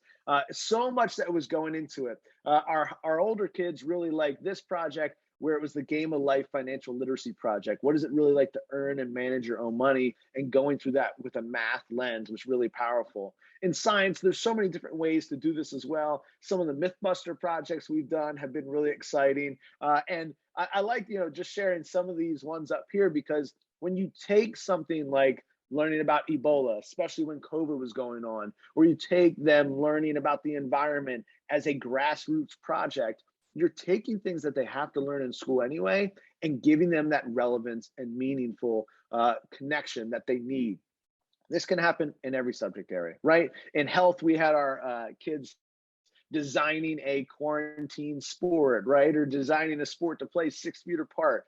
We had kids creating a fitness campaign that you could do from quarantine. We had, art classes creating a magazine that could be shared digitally. There's so many different ways you could do this. And every single one of these project ideas could be done in person, they could be done online, or they could be done in blended hybrid types and situations. And so as we think about kind of the future and the next steps, that's a really big key.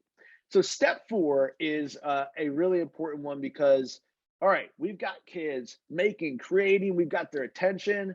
Well, now we got to scaffold the learning experience. We have to have a structure as they're going through that process, because a lot of times when we do project-based learning, it looks like this, right? There's one person that does 99% of the work. There's another person who doesn't know what's going on. There's another person that's going to help, another person who disappears, they come back. It's craziness as we go through a lot of that. And so as teachers, we have to be the ones who are the guides on the ride, right? On the side, we are giving them and kind of going through that journey, giving them a plan, calling them to action, giving them a plan, calling them to action, helping them along the way. And so we have to choose a structure and stick with it. And there's lots of different structures of what this looks like, right? We could start with the inquiry process. I've done this many times, especially when I was doing English language arts and going through the inquiry process. We could do design thinking. I'm a big proponent of design thinking. This is the IDEO design thinking phases. This is the Stanford D School one. This is the one that John Spencer and I created for our book launch, where you have kids going through the process,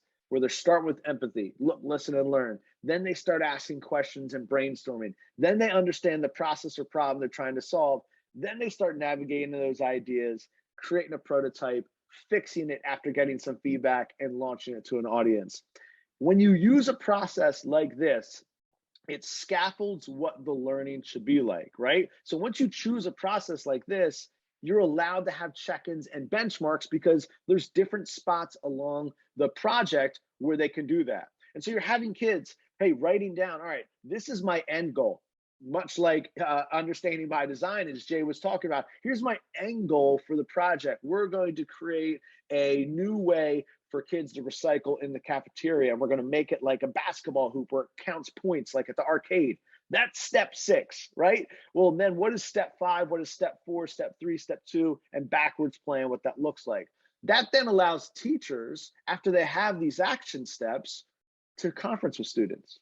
And throughout that project-based learning experience, now I can conference with the kid and say, hey, it looks like you're at step 4 right now. How is this going? And have a conversation where we're both on the same page, because it's often hard to manage all the different type of projects that are going through if you don't have a game plan of what each kid is doing. And kids also can then self-manage and be self-starters in a much better way than if they just had kind of an open-ended, here we go, that type of thing. So step 5 is after we have given them a reason for learning, we've connected it to the standards, they're creating and making something, we're scaffolding the process. Well, what is the assessment, the revision, the reflecting, the revising? What does that look like? How do we assess the learning and the process and not just the final product, right? And so for this, I talk about how our goal should not be perfection, because when we have that goal as perfection with our kids, the result is often failure.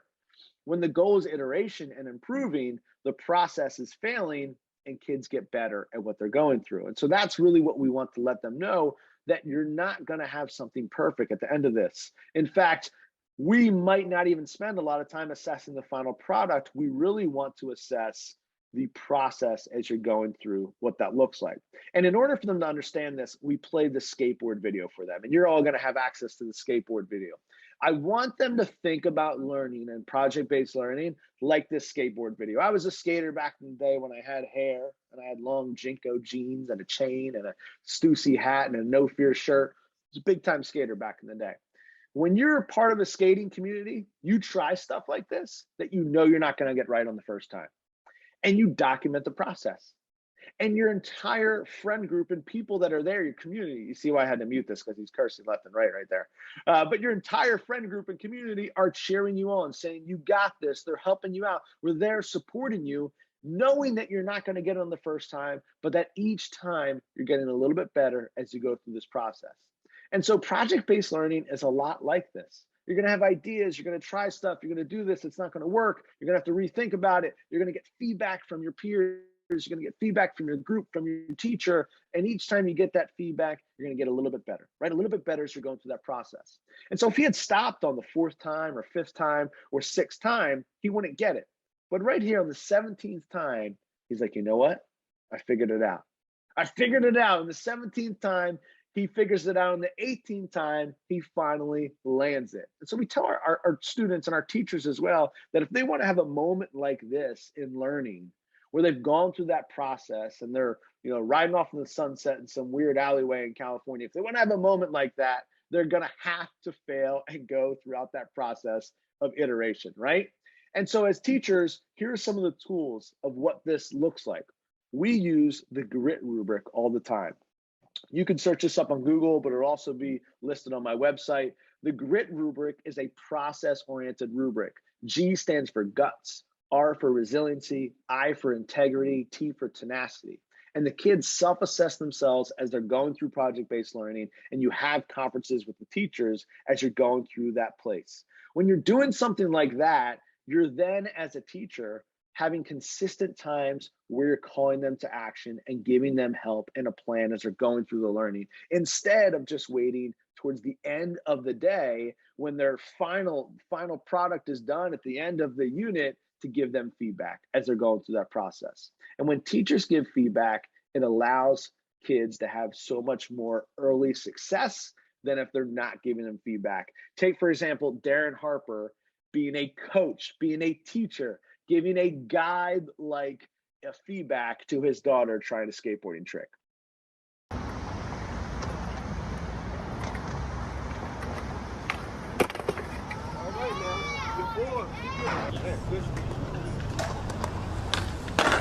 Oh, that was good.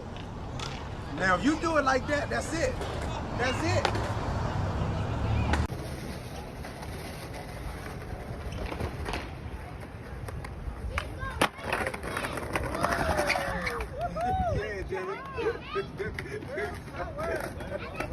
It's a beautiful thing to see a guide in action working with someone, and you have a lot more ability to improve when you have that. In fact, as I'm kind of wrapping up here, a team of psychologists did this whole study and basically said that great feedback can completely change the learning process. Whatever type of feedback you're doing, if you can couch it with this one magical phrase, it led to a 40% increase among white students, a 320% boost among Black students. Just one phrase that you can add to any type of feedback you're giving students, and it's this: I'm giving you these comments because I have very high expectations and I know that you can reach them. And if we think about that process, if we think about how much of an impact that one statement can make, we realize that as teachers, we have a huge impact on our students' lives because we're the ones giving that comment. We're the ones that are sharing that feedback.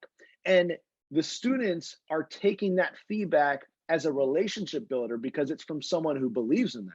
It's someone who knows that they can be successful. It's someone who's holding them to a high standard and saying, I know you can get there. I'm going to be here with you along the process.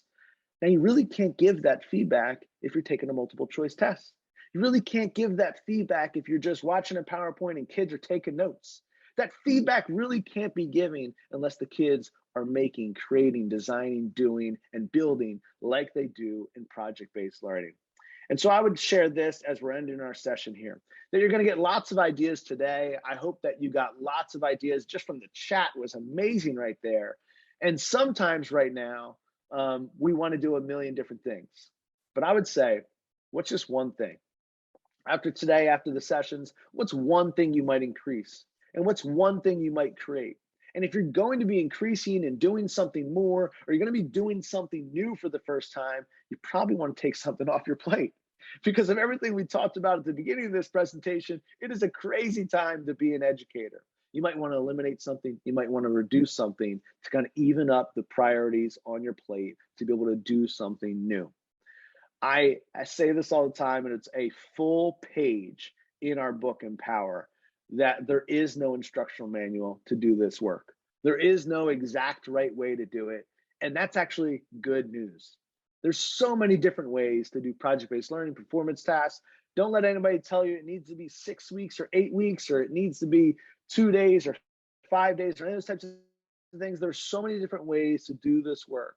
You understand your students, you understand your community, you understand what they need to learn, the process. And the more you do this, you're going to get a feel for what is going to work with your kids in your class, in your room.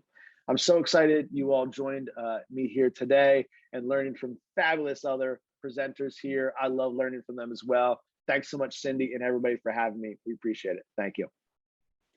Wow, AJ, that was amazing. It's such an inspiring, informational presentation. We all are better for having heard you today.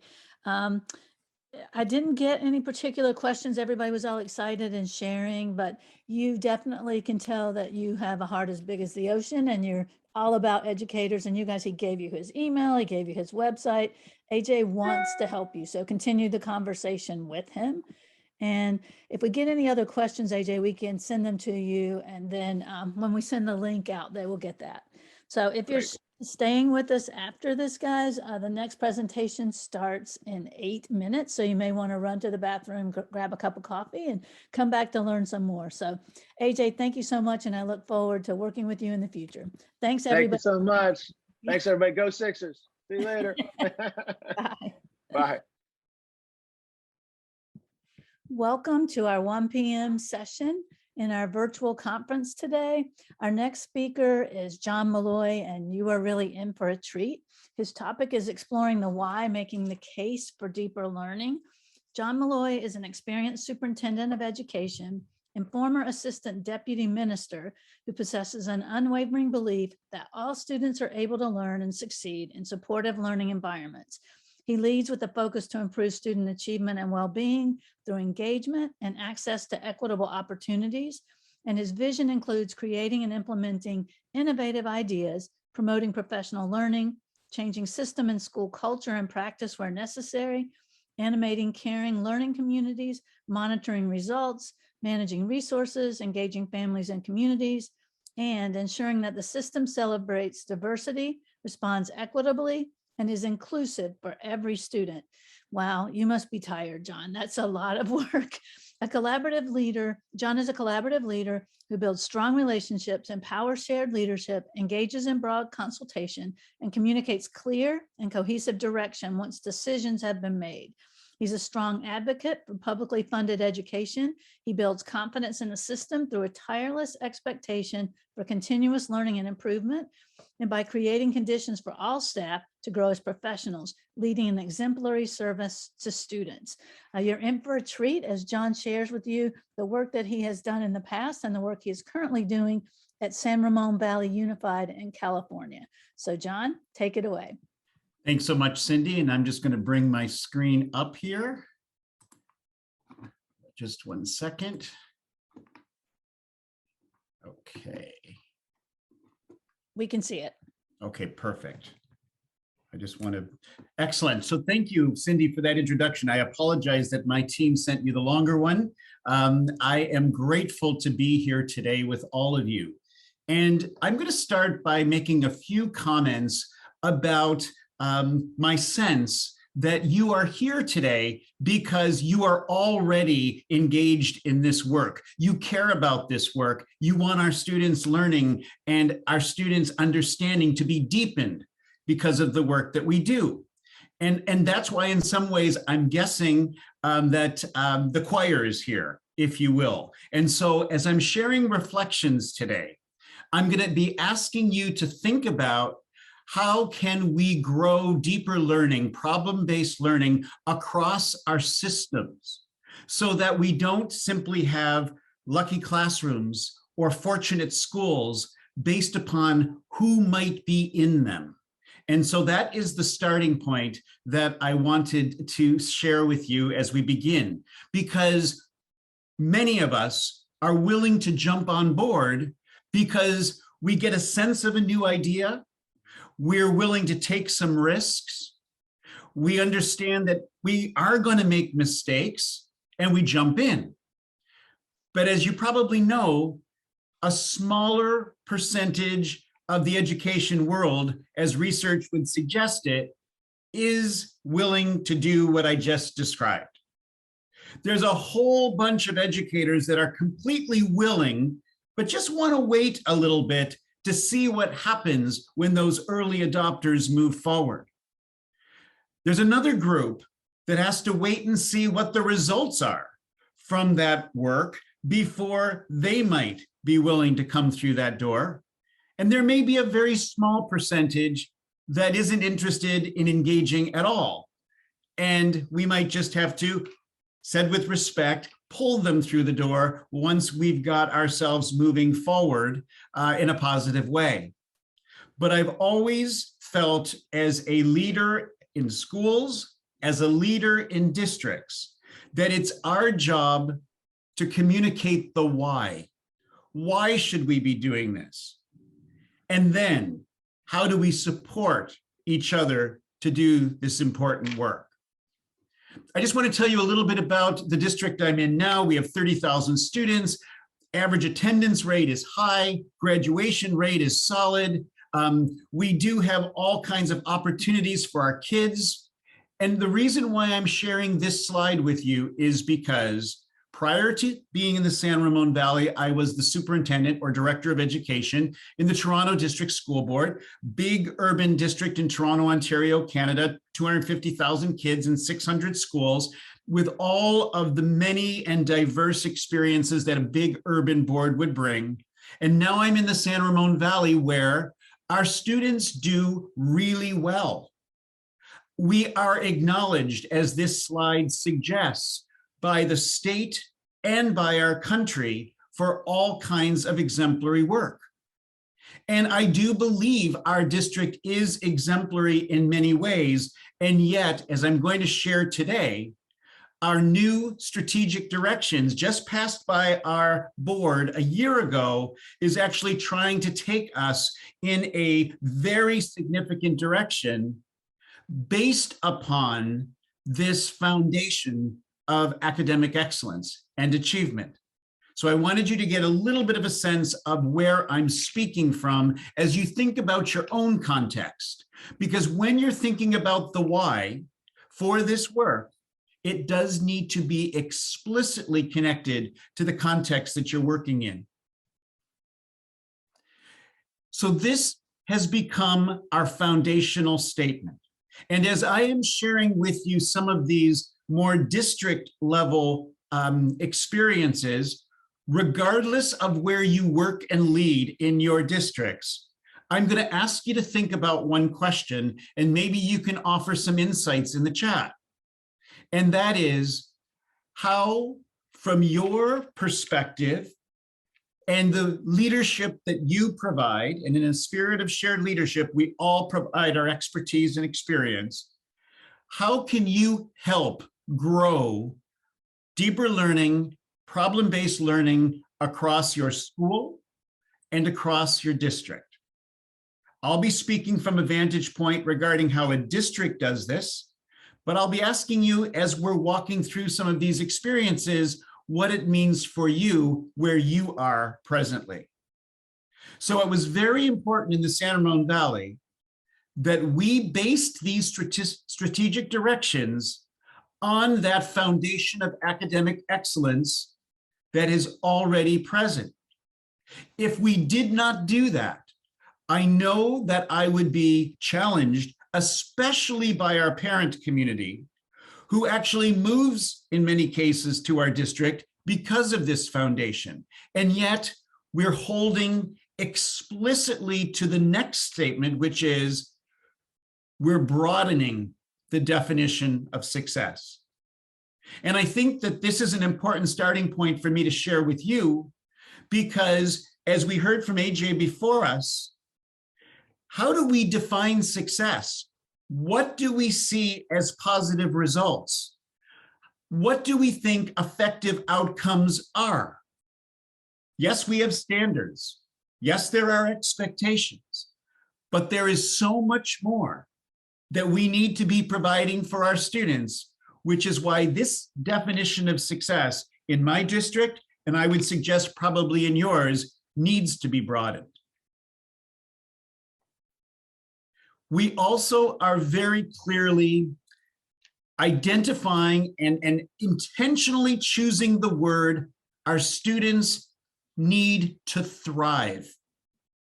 Thrive means so many things. Thriving means so much more than just reaching a certain grade on a test. It means so much more, even though it may be included, to which post-secondary destination you might attend, the student might attend. Thriving, as I'll speak about in this presentation, is about that whole child, which we've talked about for decades. But when we ask ourselves the question, how much evidence do we have that we're deeply trying to engage the whole child, their well-being, their sense of purpose, their sense of identity in the school community? And of course, we are committed through our work to innovative and inclusive environments. Again, I know that there are really strong reasons why in many cases school looks like it did decades ago in some classrooms. My guess is not necessarily in the classrooms reflected and represented in this learning session. There are reasons for that. Change is not, as we know, easy. For some reason, we've defined success in such a way that it has motivated things like struggling for a few extra points on a test in order to get a better grade. Now, I'm not negating that that's part of our culture presently for pretty solid reasons. But I would suggest that when we are focused so much on that grade in the way it has always been defined, it doesn't actually support the kind of learning that we're talking about. So success in the San Ramon Valley does mean a couple of things. And as I said, achieving academically is certainly a priority. I'm not suggesting otherwise. Experiencing social emotional well-being is front and center. In other words, we have to think about how we as educators are supporting our kids, or are we causing anxiety? As educators, we need to think about how we're creating safe space in our classrooms and schools, or potentially creating dynamics, even if it isn't intended, that makes kids fearful or quiet. I know that we may not be mental health experts. Some of us may have that background. So that's not what I'm speaking about, but really thinking deeply about the environment in our classrooms and schools and how kids feel in it. And the way in which we engage our kids, relate to our kids, provide learning opportunities to our kids has a profound effect on social and emotional well-being, which is why it's part of our definition of success. Everything we've been hearing so far today speaks to this aspect of success. Our kids being curious, confident, and independent, and I would say as well, interdependent as learners. I'm going to tell you a short story that we experienced during the pandemic. When we needed to go virtual, our educators in the San Ramon Valley Unified School District figured out how to pretty effectively move 6 hours of face-to-face instruction to 6 hours of on-screen virtual instruction pretty quickly, pretty effectively, but in a way that still reflected our kids' need to have their teacher in the front of the room. For a period of time, we went hybrid. Maybe you did as well, where part of our kids were at home and part of our kids were in school. This is where we learned that our strategic directions needed to focus on the slide you're seeing in front of you right now. Because what we heard from our parents, what we heard from our kids, and what we heard from some of our staff is that they didn't know how to operate unless the teacher was directing the program from the front of the classroom, or the teacher was, in this case, digitally, virtually present as if they were in school.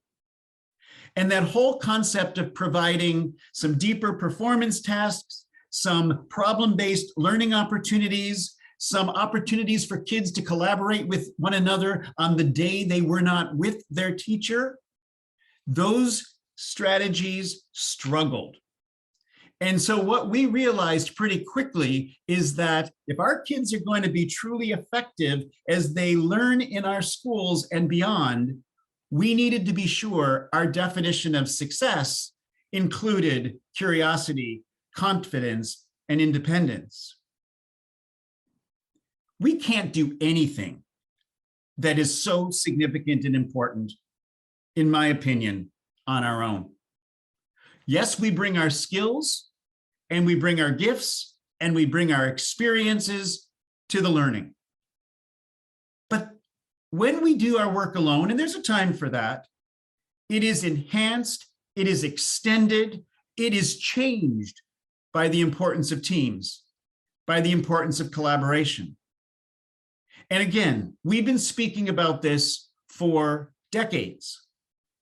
And yet, when we look at some of our classrooms, even when the desks in certain classrooms are no longer in rows, but are in groups, I sometimes find that the work that's happening, even in that group, is still pretty individual, because collaboration doesn't happen by accident.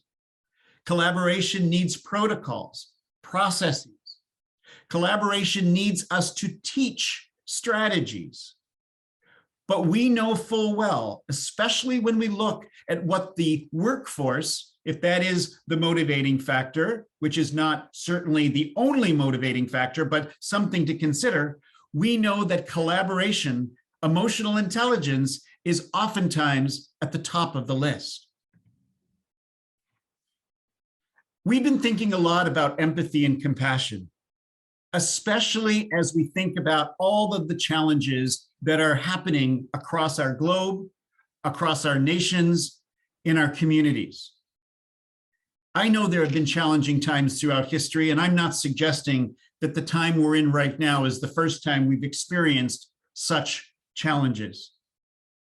But as we listen to the adult voices that are filling so many rooms right now, how well are we able to truly create that space that allows us to listen so deeply to another's experience that we not only try to understand it to the best of our ability, realizing we never can fully do so because we bring, each of us, our own identities to this discussion, but not only do we try to feel what the others are sharing, but we're willing to try and do something about it.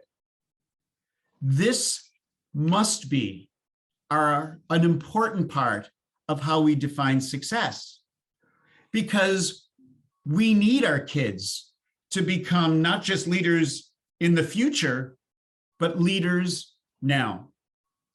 I'm going to share a quick story that happened in my boardroom just this week. We've been having some challenging conversations around what should be taught in our classrooms and what resources should be used.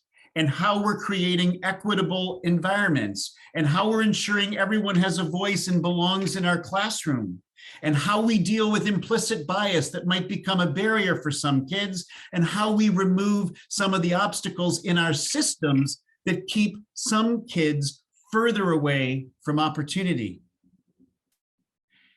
And about 8 kids came into our boardroom and shared what they needed from us, the adults, and shared what they were experiencing in our classrooms. And they provided us in that boardroom space, which tends not to be as student-friendly, no criticism intended, it's just how it's set up, like I hope your and our classrooms are. But in that space, there was a call to action regarding what we needed to do. Do we believe, no matter what their age, that our students can teach us how to get out of the way sometimes, create the conditions, open the doors so that their experience actually drives decision-making, next steps, policy, and practice? It is so important that our definition of success includes our students' ability to determine their purpose, understand the importance of giving back, service, getting a sense through their learning that the world, as complex and as amazing as it is, needs them to bring about change, to contribute new ideas, and to make this world, our countries, our communities, better places. And how do the learning opportunities that we engage our kids in allow them to reflect on this very important aspect of success? So many of our kids tell us when they leave our schools and they move into the work world or they go off to college that they sometimes struggle, as I said earlier, without the adult, parent, teacher, other trusted adult, helping them stay on track.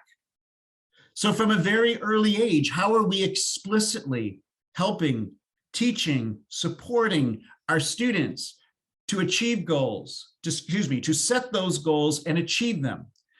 I always remember the research from John Hattie many years ago now that says one of the most effective learning strategies is to help students set goals, help them actually exceed those goals, reflect upon how far they've come, which then motivates that much more courageous, adventurous, deeper goal setting that keeps that continuous improvement process that we hope for all of us, but most importantly, our kids, to move forward. And success, in our definition in the San Ramon Valley, has to mean that our kids love learning. And we used the word love on purpose. We use words like engagement, which is fine. And we use words like present, they show up, that's great. But I want our students in the San Ramon Valley to experience us in such a way that they have an appetite to keep learning. They have a desire to go deeper. They have the will to tackle the toughest problems that will bring about, I hope, amazing outcomes because we've set the conditions in our classrooms for this to happen. And we've heard this morning that it's not about compliance. It's got to come from that intrinsic place that drives the work that we're doing. So this is our definition of success. You in your classrooms or in your schools or in your districts, I'm trusting, have defined what success means as well. This definition is a major driver of the why for deeper learning. And I'm going to ask you just to think about, how do you define success in whatever space you're in? And you might be willing to share some of those insights and perspectives in the chat, because this drives the strategic and the change work that we're all a part of. So please feel free to share your insights and perspectives regarding what success means in your space. I'll just take a moment while you have an opportunity to think about that.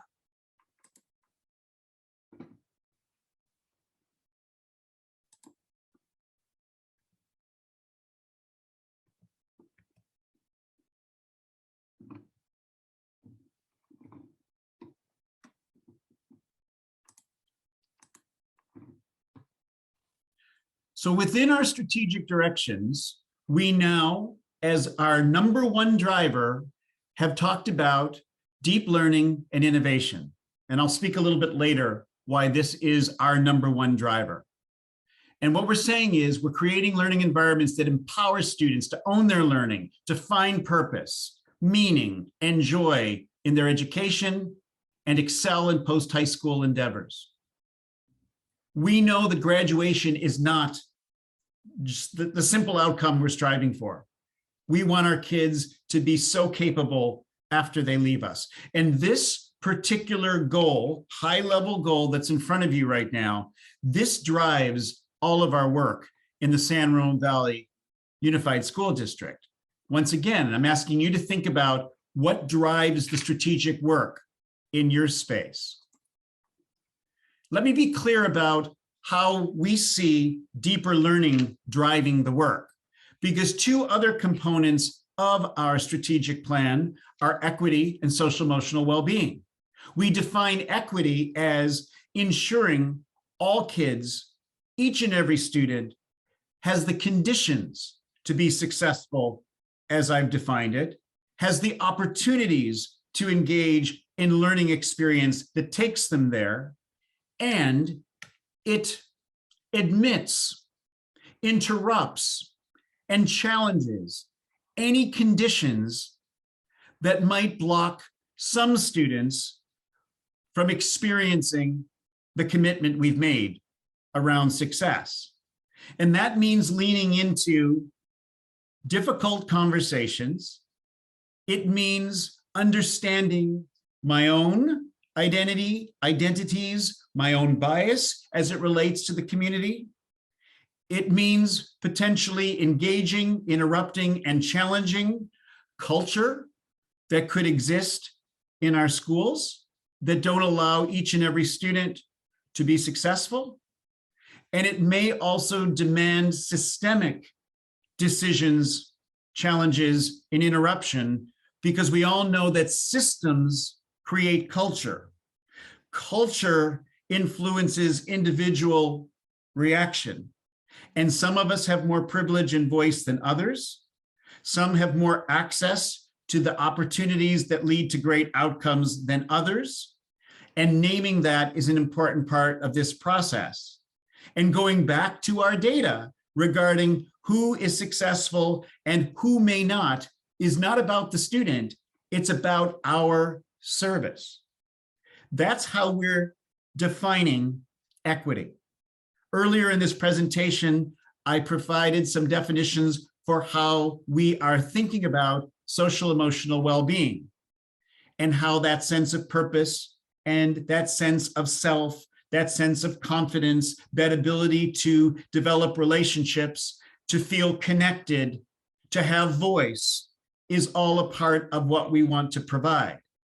But in our definition in the San Ramon Valley Unified School District, and I hope in your classroom, schools, and districts as well, when we create those opportunities for deeper learning, then research is very clear.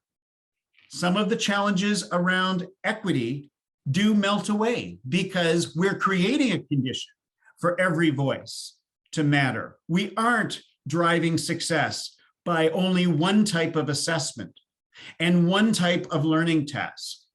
We're willing to do what we've said for decades we're going to do, which is differentiate what's happening, leaning heavily on student voice, choice, and strengths.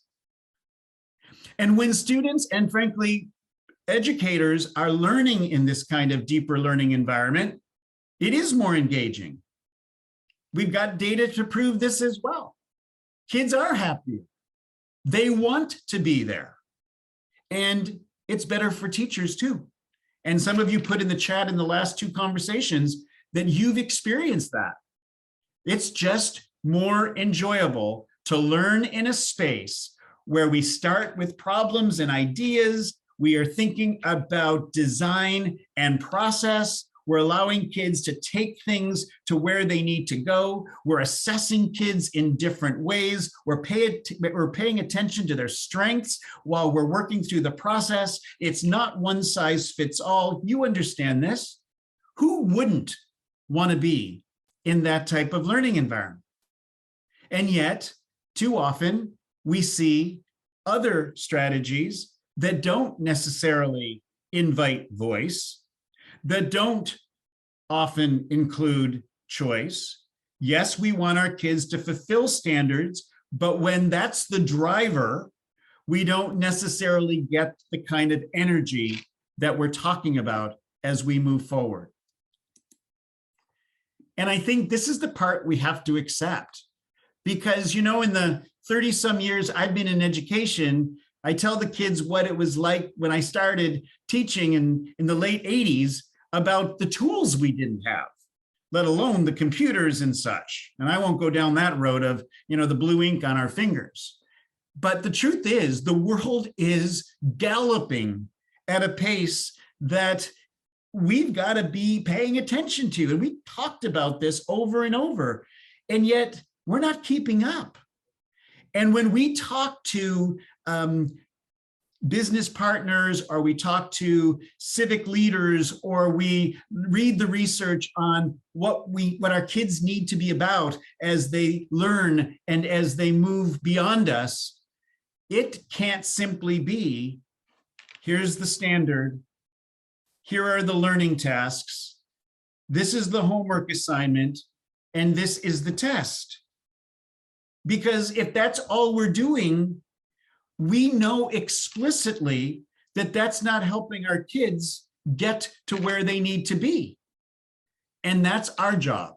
And we really do need to help as this galloping world continues. And as, you know, the challenging problems grow and the adaptive issues that have no easy solutions, we need our kids to be able to move into that space, because as we know, they're the leaders of today. And most importantly, they're going to be the leaders of our very near future. And the polarization that I've talked about, where people are finding it difficult to be in the same room with each other, where our media seems to be divided by who believes what, where the whole notion of internet demands a skill that we understand what truth is, that we create spaces where we can really learn and know and understand each other and be willing to shift our perspectives because of it. My image is, how do we get at least more people into the room, even if we can't get them at the table? Because the polarization, the outlier views have profound negative implications. We know this. We understand this. And again, deeper learning, problem-based learning, where authentic learning tasks are provided, where kids have the ability to use technology to go beyond their space, to think deeply, to design, to collaborate, to think about their sense of self and purpose in relationship to others and beyond. This, in my mind, is the only way that we can return to what I think is the type of humanity that is required. And some of what we're experiencing now isn't going to get us there. And yet, deeper learning, I truly believe, provides this opportunity. And this is a question, you can Google this, and the list of 10 most effective skills kids need pretty much come up over and over again in the same way. And I know you'll be hearing from Michael Fullen a little bit later. Michael and his team work with us in our district, and I've appreciated him and his team's work for many years. You may have heard about the 6 C's. I will speak about a gentle variation of those that we're using in our district, but that's what the workforce expects. So even when we're dealing with some of our parent community, and let me just go there for a minute, we have the most amazing parents in our district. And our parents really do appreciate some of the traditional ways we provide learning opportunities to our kids. And we've got to make the case for this why, the why for deeper learning, with them as well. And when we utilize some of this research regarding what the workforce demands, and then we map it to the learning opportunities and learning tasks in our classrooms, then we show how we might be tethered to too much of those more traditional opportunities, testing and such. That's not going to necessarily lead, in fact, I would say it probably won't, to the type of effective skills that our kids need in order to be successful. And I really want to stress what you see here. Yes, being an effective student as we've traditionally defined it is a part of this equation. And what I mean by that is, of course, we want our kids to learn, to feel successful in all the ways I've described. Yes, grades have a place. And yes, post-secondary opportunities are important, and we want our kids to thrive there. But being an effective student, as we may narrowly define it, does not necessarily lead one to be a happy and healthy human being. And when I share this, even with some of our parents who want us to stay the same, this is where the nodding of the heads start. We get this. We know that it's so much more than a narrow definition of being an effective student. And yet, too often, we're still tied there. And that's important for us to break through. And I think this is another key piece that is a part of this equation. And that is, I mean, I'm not that old, but we only had a physical world. You know, when I was growing up, there was no digital world. I mean, you know, I'm in my 50s, but you couldn't even talk on the phone without your mom or dad hearing you because there was only one phone in the kitchen. And again, we've all talked about those examples. We didn't have a digital world. And yet the digital world that our kids are living in, it's here to stay. It's not going anywhere. We talk about social emotional health in the physical world a lot. You may even be using some of the social emotional learning tools that speak to that. I would argue that we haven't been intentional enough about teaching those healthy skills in the digital space, where we know all of us, not just our kids, spend a lot of our time. And unfortunately, we even see on the outlier end, new addictions forming, different kinds of bullying happening, and other challenges that emerge when we're not being intentional about this. We've all heard about the pandemic lessons and how it thrust us into something different. But I'm going to ask a challenging and respectful question.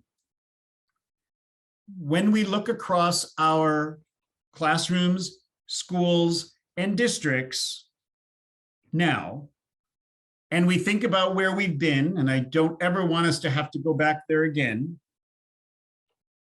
what have we changed? And how have we changed it? Systemically.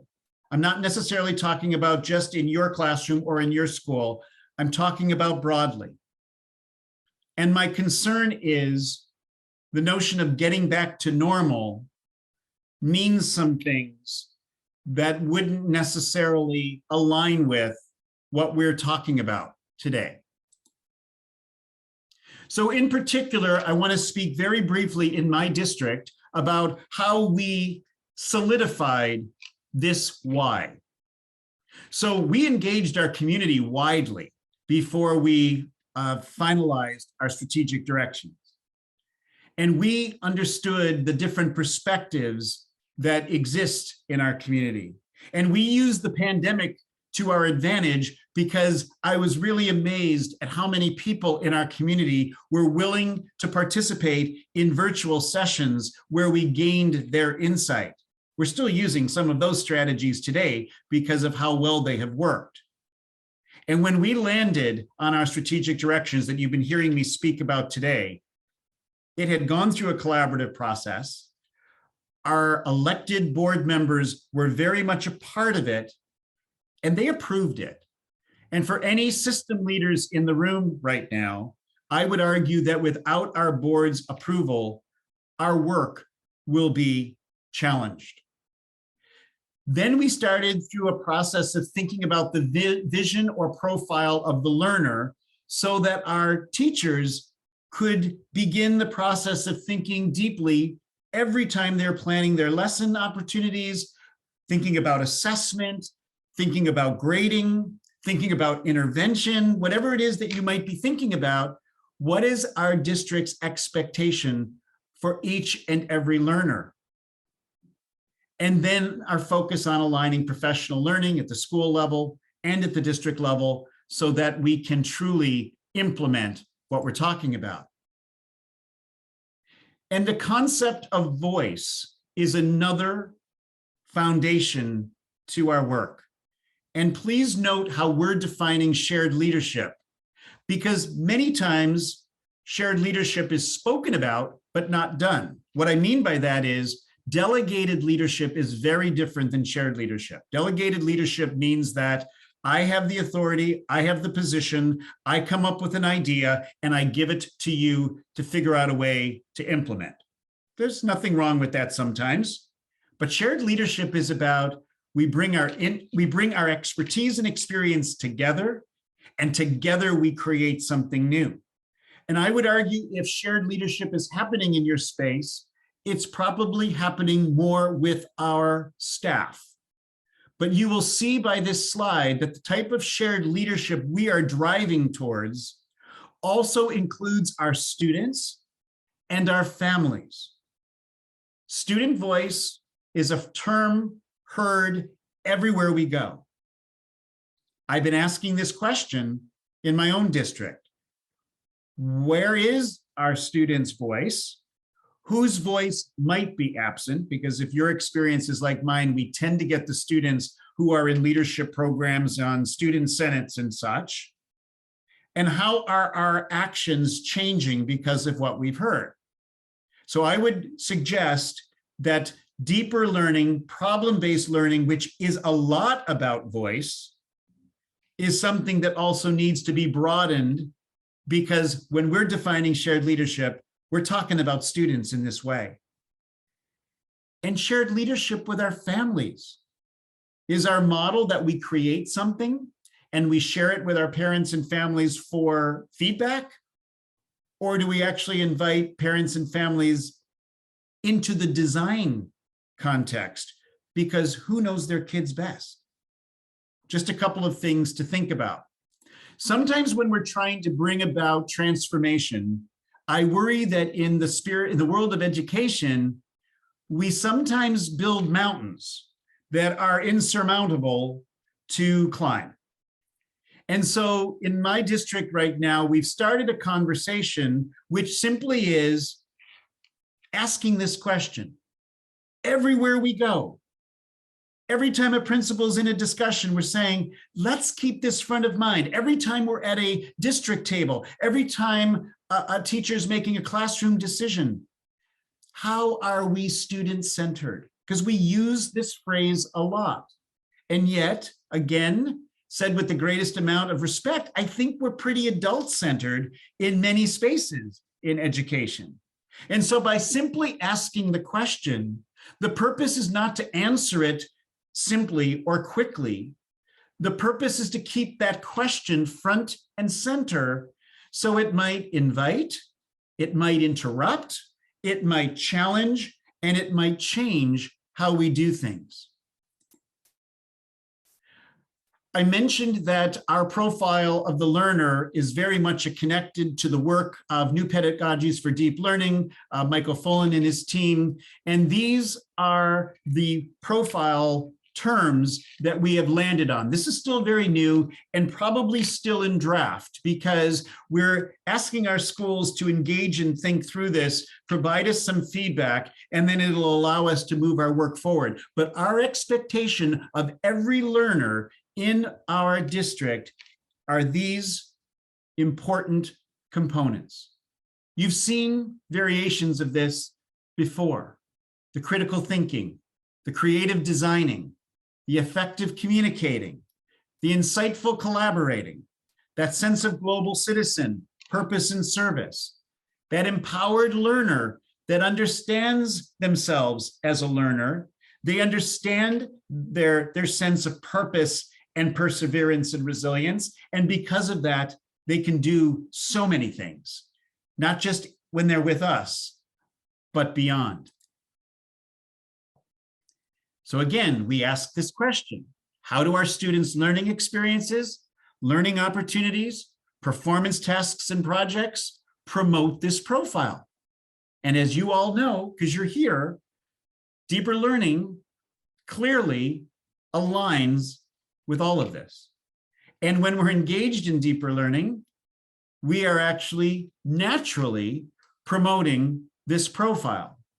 I think we all would agree that some of the other strategies we use may not take us to this place. So I want to bring my comments to a close with a few process pieces that aren't going to be the mountaintop again, but might help us think through how to bring about transformation at the classroom level, at the school level, and at the district level, and how the classroom, the school and community, and the district need to be in relationship with one another. There's got to be reciprocal influence, learning what's happening with kids and teachers and staff members in classrooms that informs directions based upon evidence and research that guides our systemic practice, determining what needs to be coherent across the system and what needs to be responsive and contextual in each classroom and school is complex and important work. So start at the beginning. Where are you right now? Where is your school right now? Where is your district right now? And what does the next step look like? And think about that and reflect on that and start there. Because too often, I believe, when we're trying to bring about transformation, we sometimes tell the polished story of work that's been done for years that might make those who are just starting feel as though they could never reach it. And that in and of itself could cause some motivational challenges. Next step. I have never more inspired, said with every sincerity I can offer, when we throw a critical question, a challenging problem, into a space where educators can grapple with it when there's no easy answer. No different than the learning opportunities we want to provide our kids. And yet, how many of our staff meetings, district meetings, reflect the traditional structures we've been talking about relating to students, where somebody stands up in front of the room, shares some things like I'm doing now, ironically enough. I know that Zoom only allows us to do this, but and then there might be some response to reaction. But if we set up a problem-based learning model for our educators, I have always found that they can get us to a better place because we are so blessed and fortunate with brilliant educators throughout our district. And I'm sure you experience the same. Supporting leaders at every level of the district, and I don't just mean formal leaders like principals or directors or superintendents or whatever. I'm talking about all of us, because we don't get that reciprocal influence without this kind of model for leadership. The early adopters, like many of you, I'm sure, don't necessarily need a map, because as we heard from AJ, there's not a manual for this stuff. But there are ways for us to illustrate what we're talking about. And this is where you might come in. If you are already on this journey, how do you invite others in a way that allows them to have their own professional space to understand why you're doing what you're doing, how you're doing what you're doing, and what some of the outcomes are for what you're doing? Because remember, research tells us there's a whole group of people who kind of need to see not just how this works, but what some of the outcomes are. So again, I'm not talking about a manual. I'm simply talking about, if we want to bring about transformation, we need to illustrate what this looks like. And that's one of the reasons why in my district, I am grateful that we're working with Defined Learning, because they have a deep understanding of how this can be illustrated. Similarly, we're working with the deeper learning work, new pedagogies for deep learning, because once again, there's illustrations that aren't all defined, but they give some access points, some starting points, so that we illustrate where we're going. This entire presentation has been about clarifying the why. If people do not believe that what we're talking about today makes sense, matters, should be happening, you know what? We know how we are. It's not going to happen. We will simply keep holding on to what we already know and what we've already done. I love engaging widely. I'm not afraid of feedback. Resistance teaches us some pretty significant lessons. Ensuring that people with wide experiences, just like our students in class, when we're doing problem-based learning, have the opportunity to share their experience and voice. That engaging widely as part of the transformation process is so very, very important. I can't say this enough. And it's not just listening to students. I should probably add another phrase, but determining with students what our next steps are going to be. Too often as superintendent, students invite me to a meeting where they want to share with me what they think the district needs to do. That's step one. I'm glad they're advocating. However, we're now shifting that in my district to say, wait a second, you are smart enough to sort this out. You've got the experience to help us do this. Can you please figure this out together and give us your best thinking? Give us the implications for that thinking. You engage widely with your classmates throughout our 36 sites and figure out the direction that we need to head. Because too often, as educators, I'll speak for myself, we might have a fix-it personality. We hear a problem and we want to jump in. We want to solve it fast. And for some problems that can be done. But for the kind of thing we're talking about here, let's let the students do this. And we need supports and tools. And part of that is time. And I know we don't have a lot of time, unfortunately, but that's where we've got to get creative and make it. But we need supports and tools to help us support this important work. And, you know, I find that formal leaders do have a really important role to play, because we have to create the conditions that it's okay to make mistakes. It's okay to not always see the best results. We saw it in the video that AJ shared about the skateboard. I loved it. We're just going to have to keep falling a few times. And those of us in district positions, we've got to figure out how to navigate public spaces, but that's our job when that quote unquote failing leading to learning happens. But there's the notion of supports and tools is key. And this is so important. Celebrate as often as we can what's happening as we define success, how we're seeing it, as we're listening to students, how we're gauging and measuring it. Celebrate often, because it goes without saying, celebration motivates the next learning and the next level of work. And my closing comment. Everyone is happier, in my experience, and more engaged. And then, of course, truly, we've heard it already, and you're going to hear it some more today, and more successful, as I've defined success, when deep learning is happening. I've really appreciated having this opportunity. Cindy, there may be some questions because there's still a few minutes. This is a passion, I think, of all of us to bring about this change. So thank you for the opportunity.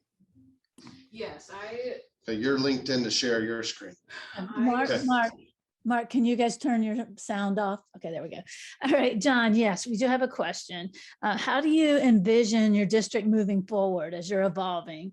And how have you responded to the various personalities on your school board? Are they all supportive of deep learning, and how did you get them there?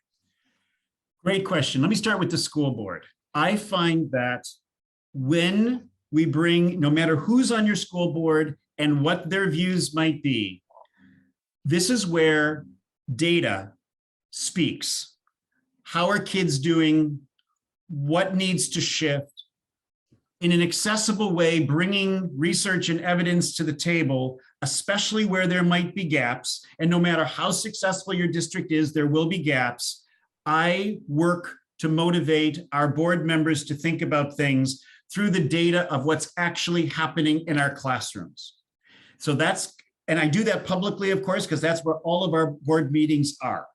And that is something that I think we as leaders in board spaces have to tell that story in such a way with the evidence that backs it up, that makes the rationale for doing this work that much more important. But I'm not going to be too idealistic. I know that every board is different, every context is different, and some of what we call deep learning, there are some board members across our country, in the United States anyway, that may have won an election based upon not necessarily wanting some of this work to happen. So I go back to the data, I tell the story, and I bring about the hopeful approval. Secondly, in terms of how we're growing this, it's kind of like from every different direction. We've begun what we're calling a deeper learning pilot, where those schools that want to jump in are, so that they can really engage in this learning. And that's getting us some really critical energy in our earliest days. Others are taking note to say, what's going on there? I would like to consider joining as well. That's one piece. Another piece is we've just invited educators to help us share and learn from their deeper learning innovative practices. So for example, we are having a forum next week where 40 educators are coming to share what they are doing, and we are going to capture that in some way. While we're doing that, we are also across 36 sites, never losing sight of our strategic directions, asking key questions like the one, how are we student-centered? And then we are inviting our principals to ensure that this conversation is embodied every opportunity we get. So we've got a couple of things going on multiple levels. Great answer. And another question was, what are the structures you're using to get input from the students, and how are you making sure that that's ongoing and iterative? So we are probably on a scale of 1 to 10, I would suggest we're at about 3 or 4. So I don't want to give you a sense that it's all polished, but where we are starting to see great growth is we're using our traditional structures, I think, a bit more creatively. And when I say traditional structures, we have a student board member, we have a student senate, and we have leadership programs at every school. How do we utilize those already existing structures to think more broadly, to think about whose voices are missing, to provide them some support in terms of creating equitable conditions and such, offering them deep learning problem-based tasks as student leaders? That's one thing. Secondly, we're making a shift. How many of your districts invite a couple of students to sit on district committees or school committees. And what we're finding is that doesn't bring out the kind of creative voices we're looking for. So we're shifting to the students get together around, like we have a deep learning and innovation committee. They meet amongst themselves with some facilitation, and then a couple of students come to the adult group. We create conditions for their voice so that their voice is front and center. Those are two examples on how we are trying to structure student voice differently in our system. John, your presentation is so exciting and gives us hope for the future, and that we have a leader like you who's willing to be courageous and not just comfortable. It's been so wonderful to hear your story, and we look forward to seeing where you're going and learning more from you. But I think we have about 2 minutes till the next presentation. So thank you very much. If we have other questions, we'll get them to you. And if you guys in the chat want to notice, Andy Shaper posted a link to an article that John wrote for AASA, and I encourage you to download or get that link and get his article. So thanks again, John. It was amazing to have you today. Thanks, Cindy. Thanks, Defined Learning. And I am happy to be here. And please, if anybody asks, I should have put it on my presentation. We'll share my presentation, but I'll add my email address to it, get it to you so that you can send it out to everybody who's participating. Does that sound good? That's wonderful. Great. Thanks, everyone. All right. Thank you. All right, let me start with the introductions. We are so proud to present to you guys Dr. Mark Daniel and Ramona Coleman from the Fort Wayne Community Schools. Their topic is reimagining the education experience for students. Dr. Daniel is a unique superintendent because he's in a district where he graduated from the high school, which is a really cool thing for the community.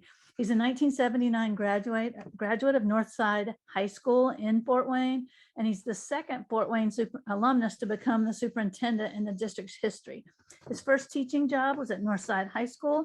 He taught advanced algebra, geometry, business law, accounting, and skills for living, and coached football, basketball, baseball, track, and golf. He left Northside to become an assistant principal at Leo Junior Senior High in 1995, took over as principal in 98, and held that position for 12 years. In 2010, he became superintendent, I'm not sure if I'm saying this right, Dowagiac Union Schools in Dowagiac, Michigan, a K-12 district with 2,400 students. In 2014, he was superintendent of McLean County Unit District Number 5 in Normal, Illinois, a K-12 school district with 13,300 students. Ramona started her education career at Taylor Independent School District in Taylor, Texas. In 1983, she was a special ed teacher. She joined Fort Wayne in 1987 and taught at Croninger Elementary School, transitioned to Lane Middle School, and then became a district coach in 2009. She then moved into her current role overseeing the professional learning department. Her current title is Assistant Superintendent of Professional Learning, and it recognizes the importance of the ongoing professional learning needs of new and veteran staff members. So thank you guys. I'm stopping to sharing my screen, and you guys take it away. Well, thank you, Dr. Moss, and it's a pleasure to be here. Again, Ramona and myself, having used defined learning in a couple of districts, we know the importance of project-based learning, but how do you move that across a district? That's the game. And I think the benefits far exceed the struggles. So with that said, let me give you a little bit of a background of our district here in Fort Wayne. We are technically the largest district in the state in regards to total number of students. We have 50 schools, we have magnet programs, we have Montessori schools, we have a new tech. Most recently, we've added what we will call it's a magnet program for 11th and 12th graders, specifically in the area of entrepreneurship. And it's a building that's been refurbished. It was the old General Electric plant in downtown Fort Wayne. And at one time, Fort Wayne, a little bit of trivia here, was on the top 10 bombing lists of Germany during World War II because of the manufacturing and the General Electric plant of electric motors, and as well as wiring and so forth.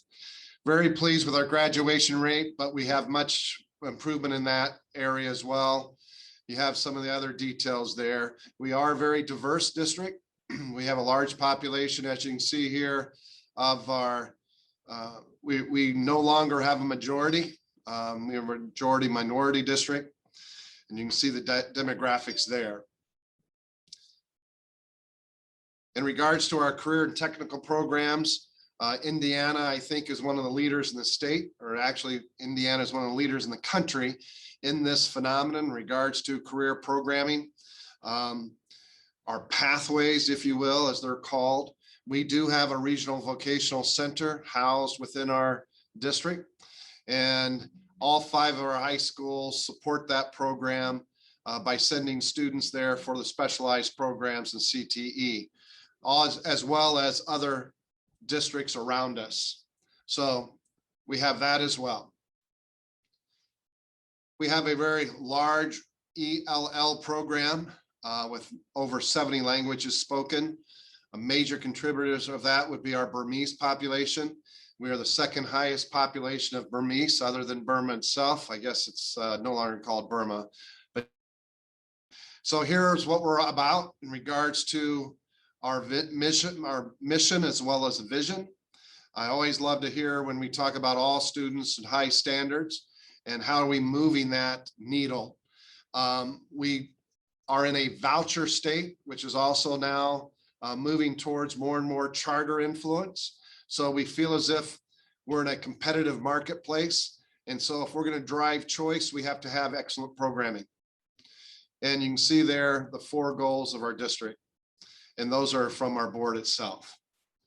We're also very pleased to say that we are, from a state perspective, and you look at our budget there of 2021, we have the highest in the state in funds spent on instruction as a percentage of total expenditures. So again, I think we're very, should I say, efficient in the use of our dollars and directing them towards student instruction.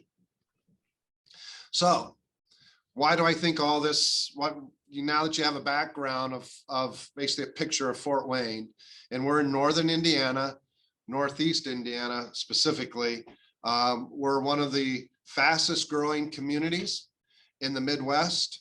The amount of investment by corporations to expand the economic footprint is again, I believe now we're number 2 in the entire Midwest area, if you look at that per capita. So we have a lot of great things going on in Fort Wayne, Indiana. So if you're out there wondering where to move to, come to Fort Wayne. It's a hot spot right now. And I hope we continue to be a driving force in regards to the economic growth. So to make things happen, I think you have to talk about strategic planning. And we've been engaged in a strategic planning process that, as you can see there, we are into using dashboards. We are into what are the academic performances, but also other performances.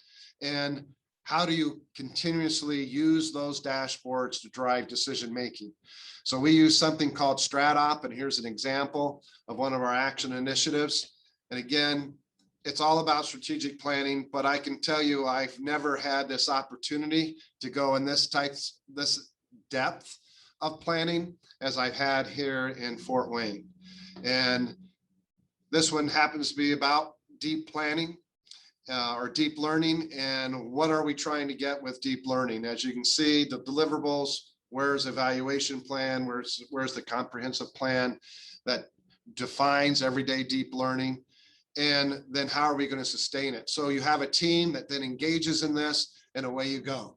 So we like to see some of these action initiative profiles sunset, but some continue to be driven, and some may be over a course of not just a 3-month, 6-month, but then maybe a 12-month and even beyond. But again, they're written such that we can keep track, we can measure ourselves, and also create accountability. So, as I told you earlier, as when I came to Fort Wayne, one of the things I really wanted to stress was it needs to be a community partnership that's driving our work in our buildings and the engagement of kids. And I think this is well said when you look at this particular description. We have to find new ways to connect our students to the real world. So if that's the case, then we start to speak the language of our business partners. And our business partners, they speak return on investment. So let's talk about return on investment. So to get there, the first thing I did was sit down with the Greater Fort Wayne Chamber of Commerce, and we also have a regional opportunity council as well. So you have regional economic development with Fort Wayne City of Economic Development. And my question was, what are the main drivers in our community? And of those drivers, let's just call it, let's create a particular council called the Human Capital Consortium.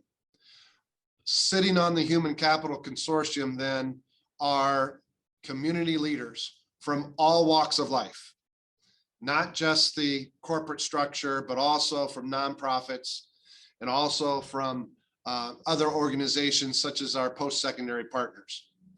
Why is that important? Because in the community of Fort Wayne, we believe there are 6 major pipelines that we need to continue to fill.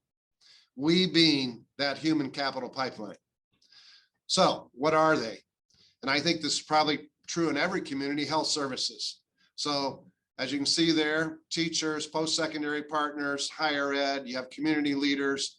Health services, very, very important. So we have the major hospitals, representatives of major hospitals on not just the Human Capital Consortium, because that's an overarching group, but you also have committee work. In the committee work, you now have representatives, and those are the doers. Those are the task folks. And they tend to, how are we going to move this needle in regards to health services? We also said advanced manufacturing. And I'm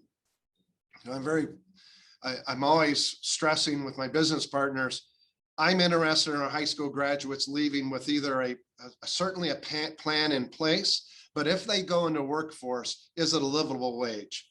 Well, we know in both advanced manufacturing as well as trades, there are livable wages to be made. And those are 2 major areas that we've really dug deeply in. How do we connect those particular pipelines with what's happening in our classrooms? A 4th one would be e-commerce. You may not know this, but Sweetwater is one of the largest distributors of musical equipment and supplies over the entire world, and they're housed here in Fort Wayne. We also have other companies, Ruoff Mortgage, for instance, that is a major competitor with Rocket Mortgage. So entirely an e-commerce. We see this as more and more. Of course, you also have Amazon that's arrived into town. It has 3 major distribution points here in Fort Wayne as well. Now, you then go to IT, data, and analytics. And again, we're very much also a military. We have many companies that are military contractors, and they're very much in need of IT, data, and analytics. And then last but not least, we all are experiencing this across our country, and that's the teacher shortage. So if we believe a pipeline is necessary for those 5, then we also need to have a pipeline for our teaching. And believe me, that has been really interesting, seeing how that's bubbled up and the partnerships that have been formed with, we have Purdue Fort Wayne here and Indiana University here. We have other private schools as well that are here. We have a strong community college. So you can get 2-year degrees through Ivy Tech.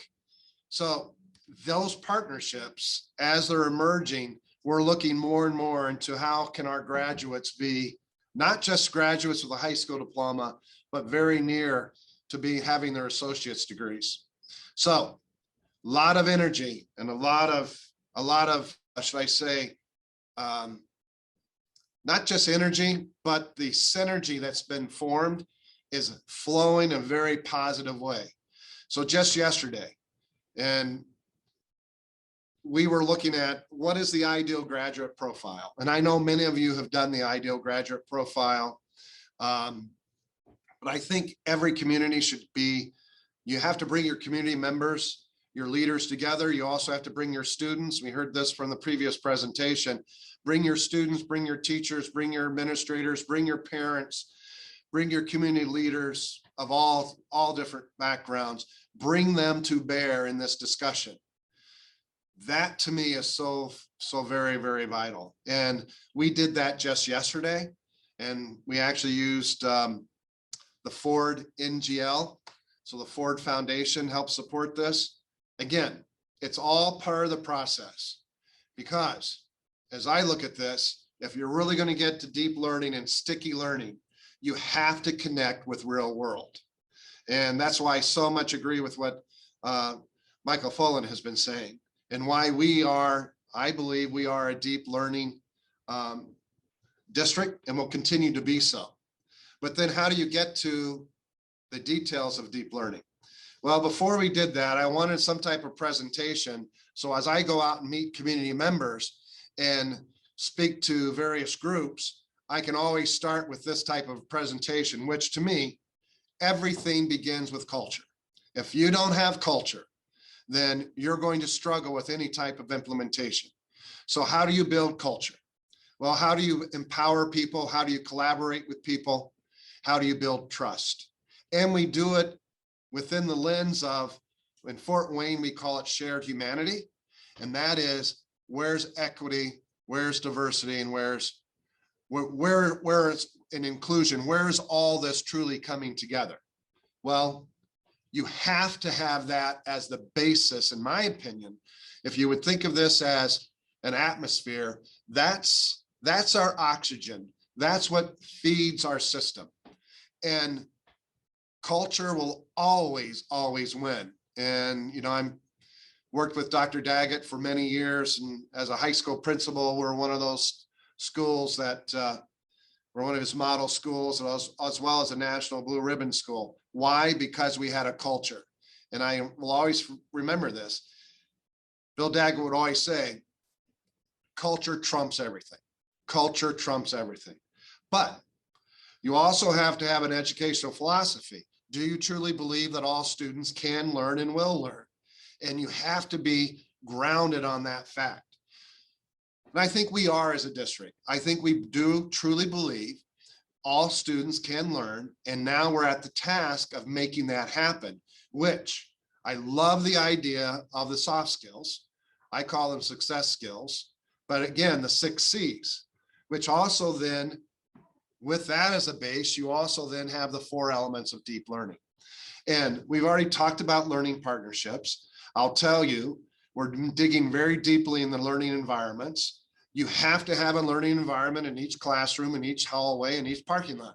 And we're struggling with that. And we'll continue to struggle until we have, again, that's part of the whole community discussion around the ideal graduate. That will drive some of what we're talking about learning environment.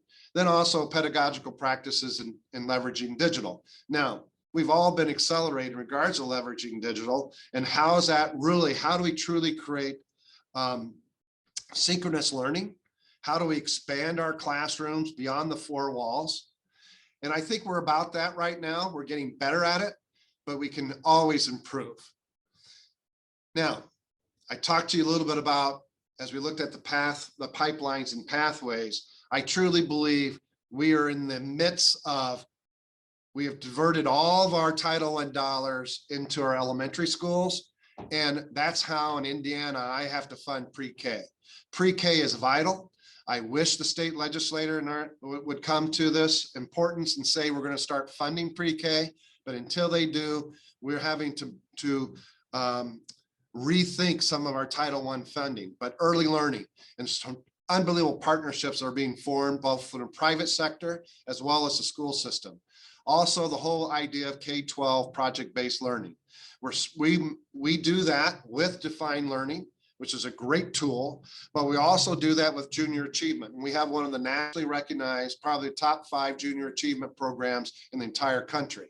Why is that so important? Because that provides the network of bringing real world into the classrooms. And we've opened up our doors and are absolutely encouraging and trying to facilitate that partnership. We have something called the 8th grade experiential learning, which is actually a donation that was created with the Boys Club, Girls Club. We'll have all our 8th graders going through an experiential lab based on our 6 pipelines. So that's fantastic. I love that. And did I actually move that one? I think I may have. Sorry about that. All right. So getting back to this particular one right here.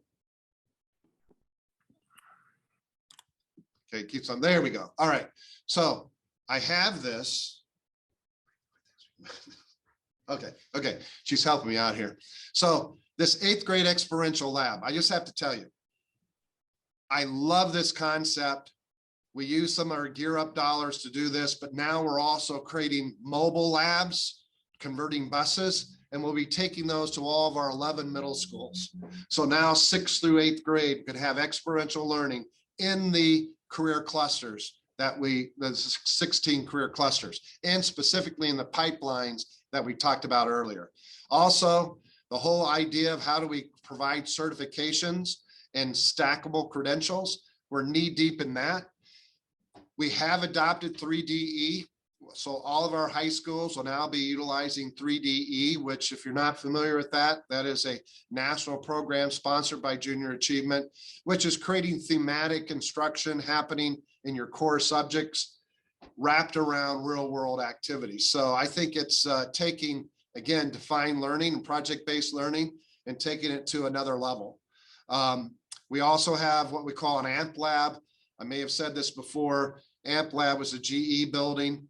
Again, we have, we'll start that next year, 400 student capacity. We're at 400 students. So definitely the students saw this as a need. And what are they doing there? Entrepreneurship, innovation. They'll take a concept and take it all the way to actual product implementation cycle. So really excited about that. And they're sitting right there in a building with businesses surrounding them. So that's a huge complex that the city as well as the state came together and with business sector, private sector, phenomenal. Then finally, again, what are we doing the whole college and career workspace? And ideally, I would love to have all students by the time they've graduated some type of internship or mentorship. Now, it's not what I am familiar with as a high school principal, but some type of networking and connecting. So our truly graduate with a meaningful future plan. So that's the idea there. And don't know if I'm getting this. Yep, we're still rolling, I think. Yeah, so it all comes together. And we had to sort of look at our whole, if you will, our MTSS system of instruction. And you can see that it's no longer a triangle, it's a quadrilateral, because we truly believe there are major components that need to be both on the, shall I say, our high achieving students and as well as our struggling students. So as you can see here, yes, we have our core. So what is at our core? Literacy and numeracy. Keep it simple. Literacy is a driving force for us in our district. But how do I get to literacy and numeracy? I can get to that through project-based learning, because that's the engagement piece. That's what I tell teachers. Have fun with what you're doing, and please focus on numeracy and literacy. And that can be across all subjects, all grade levels. And of course, we can't do just the academic side. You also have to have the well-being side of our students. And I don't know about you, but in regards to, I'll call it spike behavior, we have never seen the type of behavior we've seen this year with our students returning after the COVID phenomenon. And we even had hybrid work last year. So we had students in our buildings, but we had in high school about a third of them every day. Now they're all together, but we're seeing it even in kindergarten. And it's something, if we do not address, we have to address this piece. So again, what are the various tiers of schools within schools within schools, if you will? And quite frankly, we've now become the mental health institution for adolescents and youth. And I don't think that's proper. We're not trained to do that, but we're also having to spend our ESSER dollars as well as Title I dollars in regards to therapists and so forth from a mental health side. So a lot of, we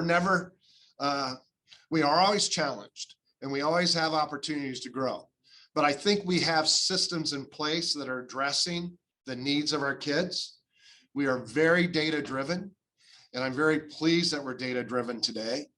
And one of the major pieces that I truly believe has to happen, we have to have the real world connection. That's why we went from 0 students in AMP Lab to 400 capacity in less than, I believe it was less than 3 months, because students are eager for, give me the real world connections. So I'm now turning over this PowerPoint now to my colleague, Ramona Coleman. Again, she's our Assistant Superintendent of Professional Learning. And as a large district, we do much of our own professional learning. And she's leading that with her team, and they're great at what they do. So Ramona, if you would, please. You're on mute. Thank you.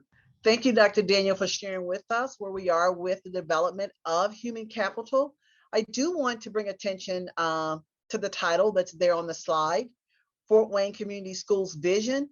And so today we really want to approach learning from the lens of utilizing project-based learning to transform deep learning.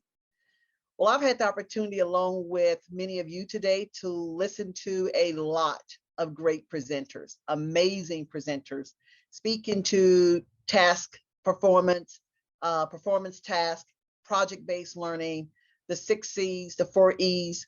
So I just want you to take a few moments, please, to look at the question that's there on the slide.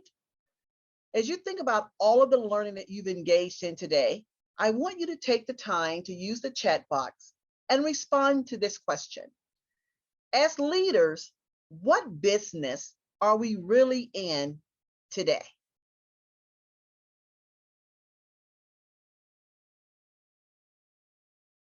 And I can see Cindy's already pointed us toward the future.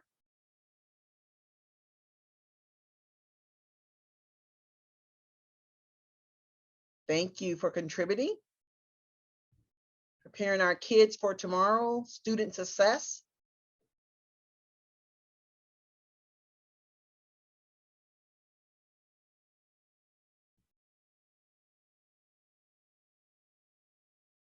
More for the future. I love that for what hasn't been created yet.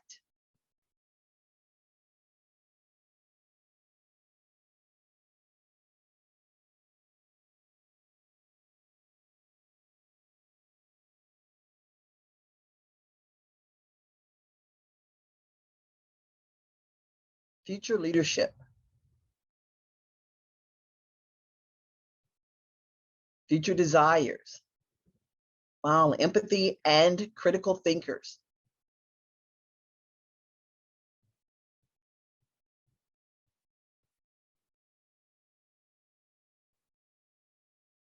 Students and staff with the tools they need.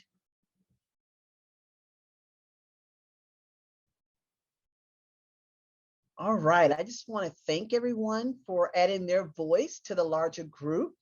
And please continue if you have a thought that you would like to add to the question. And so I think in the next slide, looking at when we think about our future leaders, Dr. Daniel previously shared around the 4 elements and the 6 C's. I could not speak to this work or articulate the deepness of this work without really acknowledging Dr. Fullen and his team, who did extensive work in our district around deep learning, everyday deep learning. So again, I'm really appreciative of Dr. Matt Gardner and Joanne Quinn for the work that they did with FWCS in regards to transforming deep learning, everyday deep learning. Let's talk a little bit more about our 4 elements. I look at them as almost input, outputs of the elements to the 6 C's. And so Dr. Daniel, when we focused on human capital management and the framing of human capital management, we really looked at our pedagogical practices, and at this time really looking at what effective strategies do we truly feel that we need to place in front of our teachers and our students to ensure that our students are going to meet the outcomes that's necessary for them to be successful. Learning partnerships, we did talk about human capital management and those external partnerships, along with the partnerships that teachers learn alongside each other within their classrooms and at their buildings. We also want to stress the importance of really ensuring that teachers are able to collaborate with each other across district based upon best practices being implemented. We know in order for that to occur is that we really have to look at leveraging digital. And then for us in leveraging digital, we wanted to go back to that sticky learning that Dr. Daniel spoke about earlier, and also to make sure that with leveraging digital, leveraging technology, that we were not looking at technology just as a consumption in our district, but really looking at technology, really looking at the lens of technology, of how we truly use it, leveraging digitally to impact the learning of our students pre-K through 12. One of the ways that we've done that is truly trying to utilize the platform or the resource of defined learning in order to help teachers in the creation of project-based learning or projects that they can use within the curriculum. Learning environments is something that we made a shift this current school year. Dr. Daniel spoke about the culture and that being a priority and that being a first. So we knew that in order to focus on pedagogical practices, learning partnerships, and leveraging digital, that we truly had to make the nucleus for us the center learning environments, really focusing on the well-being of our adults as well as our students to ensure that we would have successful implementation of our curriculum for the well-being side and the academic side. So again, today there has been lots of discussion around the 6 C's. I want to be very transparent with participants today. For us as a district, we are a deep learning district, an everyday deep learning district. I also want to speak to, there's been questions around the philosophy of deep learning and how do you truly integrate everyday deep learning or the 4 E's and the 6 C's into the curriculum every day.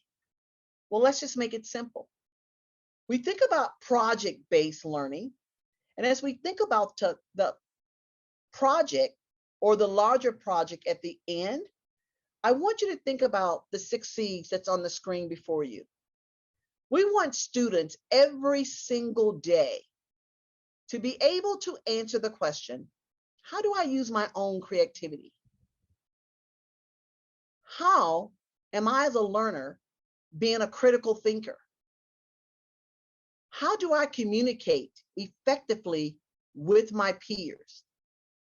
How do I engage in a collaborative atmosphere with other team members in my classroom?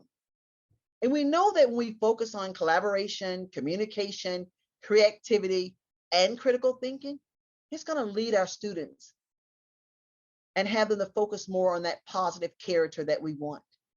When we said, looking at the chat box again, preparing for the future that we don't even know yet, when we think about everyday deep learning, when we think about project-based learning, really students being able to bring their voice, articulate their voice on what's important, what's paramount for them to truly understand and make those connections to real world applications.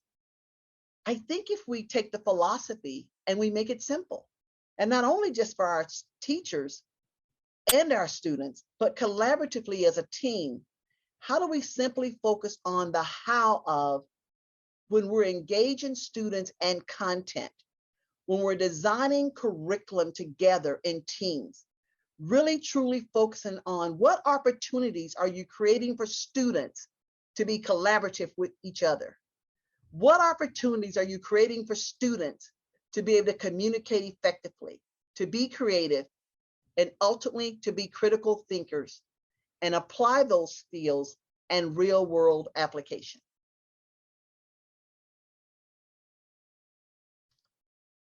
So here's a shift. Dr. Daniel, Superintendent of Fort Wayne Community Schools, really looked at our curriculum and said, I think we may need to do something different. Because if we're really saying that we are a deep learning or an everyday deep learning district, this is what it means to me. When you really utilize project-based learning to transform deep learning, it drives students' passion. It drives students' passion and their engagement. And it truly brings the curriculum to life. So I want to move back a little bit to share with you that prior to Dr. Daniel making this powerful statement that I feel, this is where we were.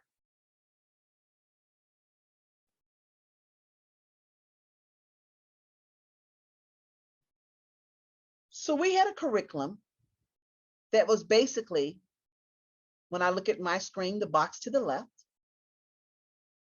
we had a curriculum that was teacher created by selected teachers. It was very prescriptive. It was day one, this is the standard we want you to teach. Day two, this is what we want you to do. And this is where we want you to be by the end of the quarter. I do, we do, you do. There was really very minimal teacher's voice. And then the lack of integration, when we go back to the 4 E's and the 6 C's, there wasn't a connectedness that was there. So our teachers were like screaming, Cremona, how do you expect for us to do deep learning or everyday deep learning? And we do not have the autonomy to use our voice in the design of what impactful curriculum should truly look like. Also, if we have a scripted curriculum that tells us what to do on day one, what to do on day two, then how can we embed project-based learning or performance tasks within that curriculum? So it comes back to the quote. How can we make it rich? How can we make it engaging? How can we be more intentional and deliberate about adding teachers' voice? So let's move to the right. Dr. Daniel shared his thoughts, and we said, let's make a shift that's going to be really impactful for our teachers and really impactful for our students. So again, another group of teachers were chosen. We wanted to create exemplars for teachers to use, for teachers to have before them, but not per se for teachers to be able to say, this is what I have to use starting day one. They could, because these exemplars were really created. And they were really created in a cohesive way that most teachers, most unit heads, most principals, they wanted to use them as central office teams and teachers that come together from their buildings to create. Why? Because now teachers felt like they had autonomy. The teachers felt like their voice was included. Teachers could understand and start asking the questions, and they could see more clearly the integration of the 4 elements and the 6 C's, and it wasn't scripted. And then we went back and they said, wow, we really would like to have a scope and sequence. What is it that we truly want our students to accomplish when it comes to the college and career ready standards for quarter 1, quarter 2, quarter 3, and quarter 4? Well, this is something amazing that happened. With teachers' autonomy and being very specific around the pedagogy, around the strategies that we wanted our teachers to have the exposure to, is that we had a scope and sequence, and then really wanting to integrate everyday deep learning or project-based learning. Again, we use defined learning as a resource, continuing to use that resource as of today. And we wanted them to take this scope and sequence and say, based upon the vast amount of projects that students and teachers have available to them through defined learning, our question was, or our ask was, please align the projects pre-K through 12 based upon our scope and sequence. Align them to where kindergarten teachers, first grade teachers, secondary, elementary would see how the resources within defined learning aligned with our scope and sequence. So what did this mean for our teachers? First, it meant less, because instead of me having to really dig deep and think about as I'm teaching or facilitating learning around these critical standards, priority standards, here is a resource that Dr. Daniel made available for them that they could easily access to see that here are specific projects that we can use with our students. But it was more than that. We know that project-based learning is something too that we need intensive professional learning around, because we want our teachers to understand how and what tools, what resources, what is it that you need in place to design rigorous projects for students to have impactful outcomes at the end. And how would we know if they were impactful if we didn't have common assessments to gauge where our students were, and not waiting for a state level assessment? But this was students' voice, teachers' voice every day. And especially when we use those periodic assessments, quarterly assessments, that we could assess and then basically align that to where we thought our students would be when it would come to our state level assessment.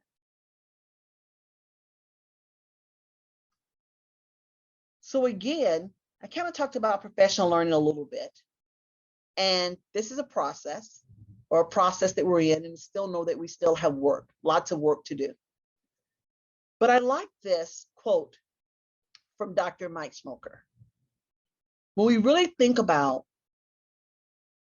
our schools having a really guaranteed literacy-rich curriculum, we have to really look at what's being taught, what's being facilitated.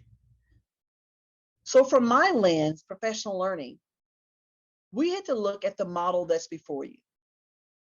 What is it that we truly wanted leadership to focus on?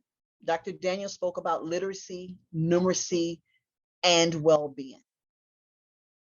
How could we ensure that based upon the focus of literacy, numeracy, and well-being, that we were going to provide our teachers and our leaders, our coaches, the structure, the platform for them to use and increasing their capacity to support their students and to support each other as adult learners. So part of that, again, was connecting with defined learning and really looking at PBL.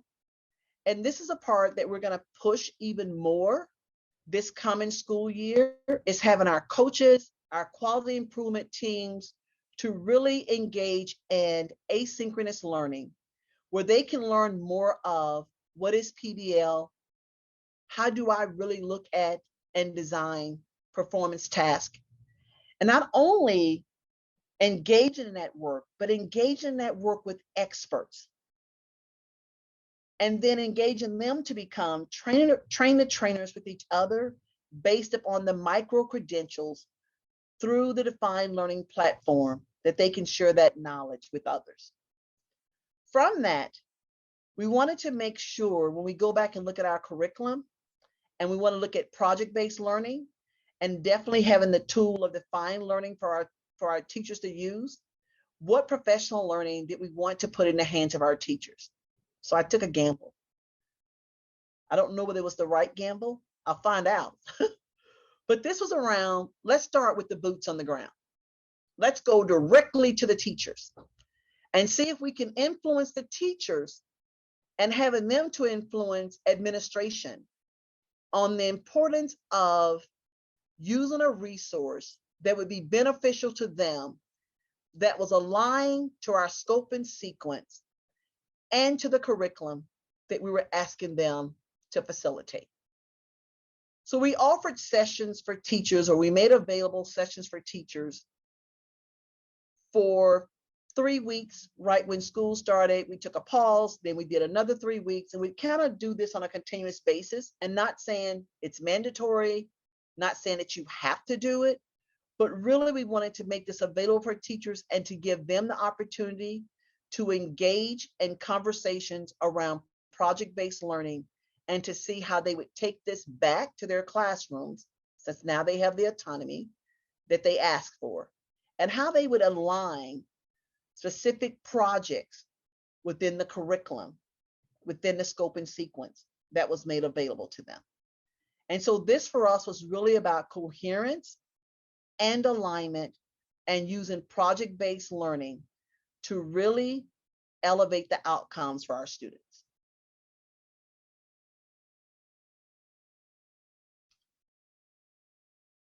So the question was posed by the school board, well, how do you know this works? How do you know that project-based learning is really going to make a difference? For me, the answer came back to, we know that when we focus on the 4 E's, we know that when we focus on the output of the 6 C's, and we surround that with project-based learning, that it will have an impact. And so we just started basically baseline data, a collection around, is this truly working? So on the screen before you, you can see that our initial data review, and this was really beginning of the year to middle of the year data that you're looking at, but we really was looking at growth data. So you can see that there was a correlation, a 0.5 correlation between the use of defined learning and growth within our schools. Then we went back to examine that data. Our chief of systems went back to examine the data to really look at the top 5 schools that were high-end users of a resource that we had provided for the use of project-based learning. And so we know that the growth percentile of those top 5 schools, you were looking at a percentile of 58.27 for our top 5 schools that actually said, I do want to use this. And we can see the difference with project-based learning that it's making with our students. One of the top 5 users, this specific school, Bloomingdale Elementary, that I want to highlight, is a complex Title I school. Over 79% of their students participate in our National School Lunch Program. Look at the growth percentile for that high complex school. And I know here today, I'm probably preaching to the choir, but I know that project-based learning works. And the data that's before you, it shows that project-based learning works. We have to have traditional learning, but we also have to have transformational learning. We have to have the sticky learning that works. We have to have the foundations of literacy in place. And with the foundations of literacy in place, we have to push our students even more, push our adult learners even more. And we have to have them to have our students engage more. And through that engagement, we truly see as a district that project-based learning is an avenue that we want to continue to grow upon. If you look at the last point there, the middle school, with the highest participation of defined learning, was our new virtual academy. I'm so glad that our chief of systems included this bullet point for us today, because based upon the pandemic world that we've lived in, at the time, a lot of us were trying to figure out, how are we going to make this work? How do we continue to engage students in the conversations around the 4 E's and the 6 C's and see the importance of the connecting to get to that outcome or that culminating project that we're wanting them to do? So we can see for this year, with our virtual academy, their percentile growth, 58.63.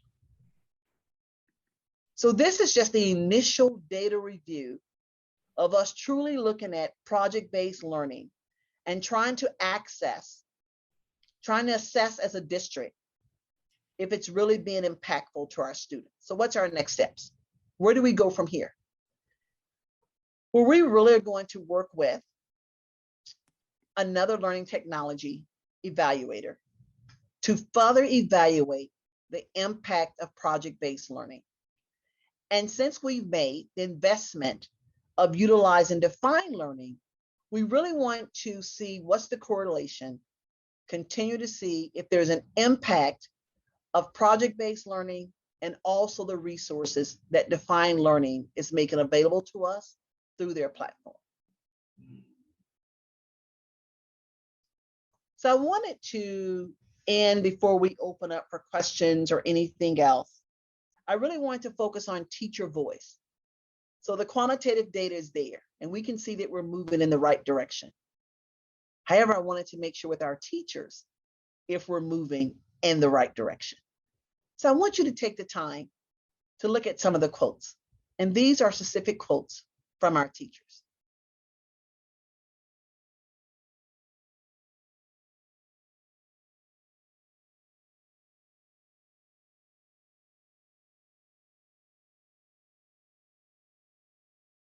The quotes that you see there, again, I want to go back and reiterate that district-wide, our teachers have the option of attending PL sessions during the day, prior to the school day, and after school. The teacher voices that you see the words on the screen. This was based upon professional learning that they volunteered to attend after school. The professional learning was around connecting project-based learning via the source defined learning. And so here it was specific projects that defined learning shared with our teachers and shared with them the process that they could go back and use with their students in the classroom.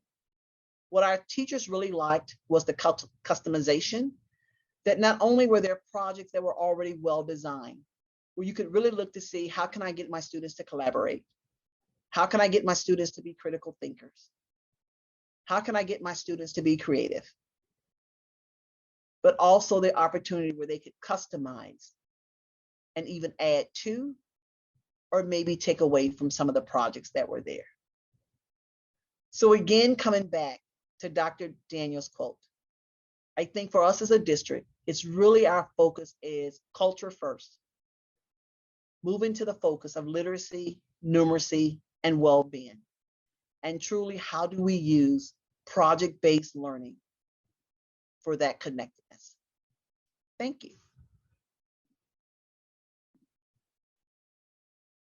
Thank you so much, Dr. Daniel and Ramona. It was wonderful for you to share the story of all the great work you're doing in Fort Wayne. And I love the way you're providing for the Coalition of the Willing, the people who want to go first get the chance to go first, because we all know from COVID that teachers jumped right in the deep end and they're not afraid to try new things. They're just afraid of being left without support. And you guys are supporting them with professional learning. You're supporting them with resources. Has there been one grade level of teachers who've been most willing to jump in, like K2, 3, 5, 6, 8, 9, 12, or one group that's been most resistant? I was a high school teacher and we tend to be much more resistant to interdisciplinary experiences. I would say, Cindy, based upon the data for right now, it's definitely our elementary teachers that are using the resource. However, I can say for you, when it comes to project-based learning, that commitment is throughout the district. And I think, again, we look at 3DE and the other components that we're introducing. I think here is our why. So Dr. Daniel talked about 3DE and so how that connects to real world and the human capital management. We want to make sure that prior to our students moving into middle school and high school, that we're definitely making sure from pre-K on up that we're framing or setting that foundation for them to have that skill set at the secondary and high school level. And I don't know, Dr. Daniel, if you would want to say anything different. Yes, and I'd agree with that. We also have an elementary school that wants to next year have a heavy emphasis on project-based learning, specifically using defined learning and the importance of embedding these options in the scope and sequence. And I think Ramona spoke to that. So teachers are not out there searching and scrambling and spending countless number of hours in creating these PBL units. Instead, they will now be able to access by standard, by where their particular kids are, and based on even their leveled literacy, where they are in their reading levels. So again, very excited about this school because it has over 85 to 90% poverty. And this staff has been asking the question, what can we do? What can we do to move these kids? And quite frankly, I think they were struggling in their teacher efficacy was at an all-time low.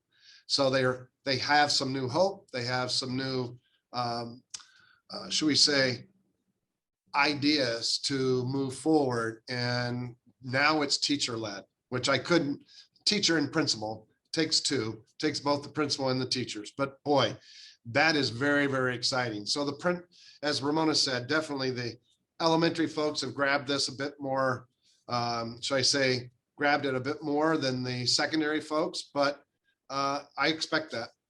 Yeah, well, and Dr. Daniel and Ramona, as well as other people on the webinar, we are running an in-person experience this summer, a deep dive into PBL, defined learnings PBLs. And I will send you information about it. I'd love for you to send a team to come spend a whole week with us, becoming experts on how to use these and thinking about how to embed them all. It's called PBL Champ Camp for the rest of you guys. And we will, in the follow-up email, send you a link to sign up for it. And it's for principals, teachers, curriculum people to come and leave at the end of the week really an expert at how to use these PBLs and maximize them within your scope and sequence. Are you guys, so you have a really great plan for teachers. What are you doing? If you expect teachers to teach differently, administrators have to lead differently. How are you training your administrators?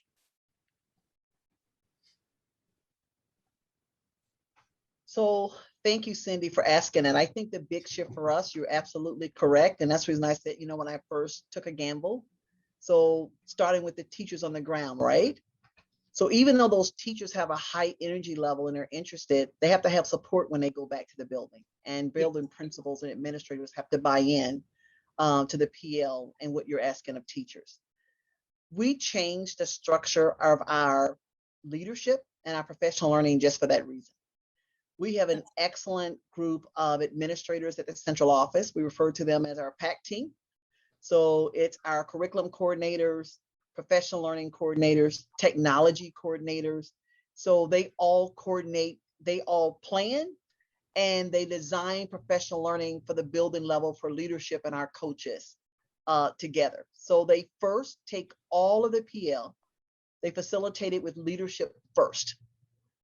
And then they take it to the coaches, our instructional coaches. And then our instructional coaches become the voices in the building to share the PL with their teacher leaders and with their teachers with the support of the building principal. And along with that, we also wanted to make sure that we share with our building principals what to look for.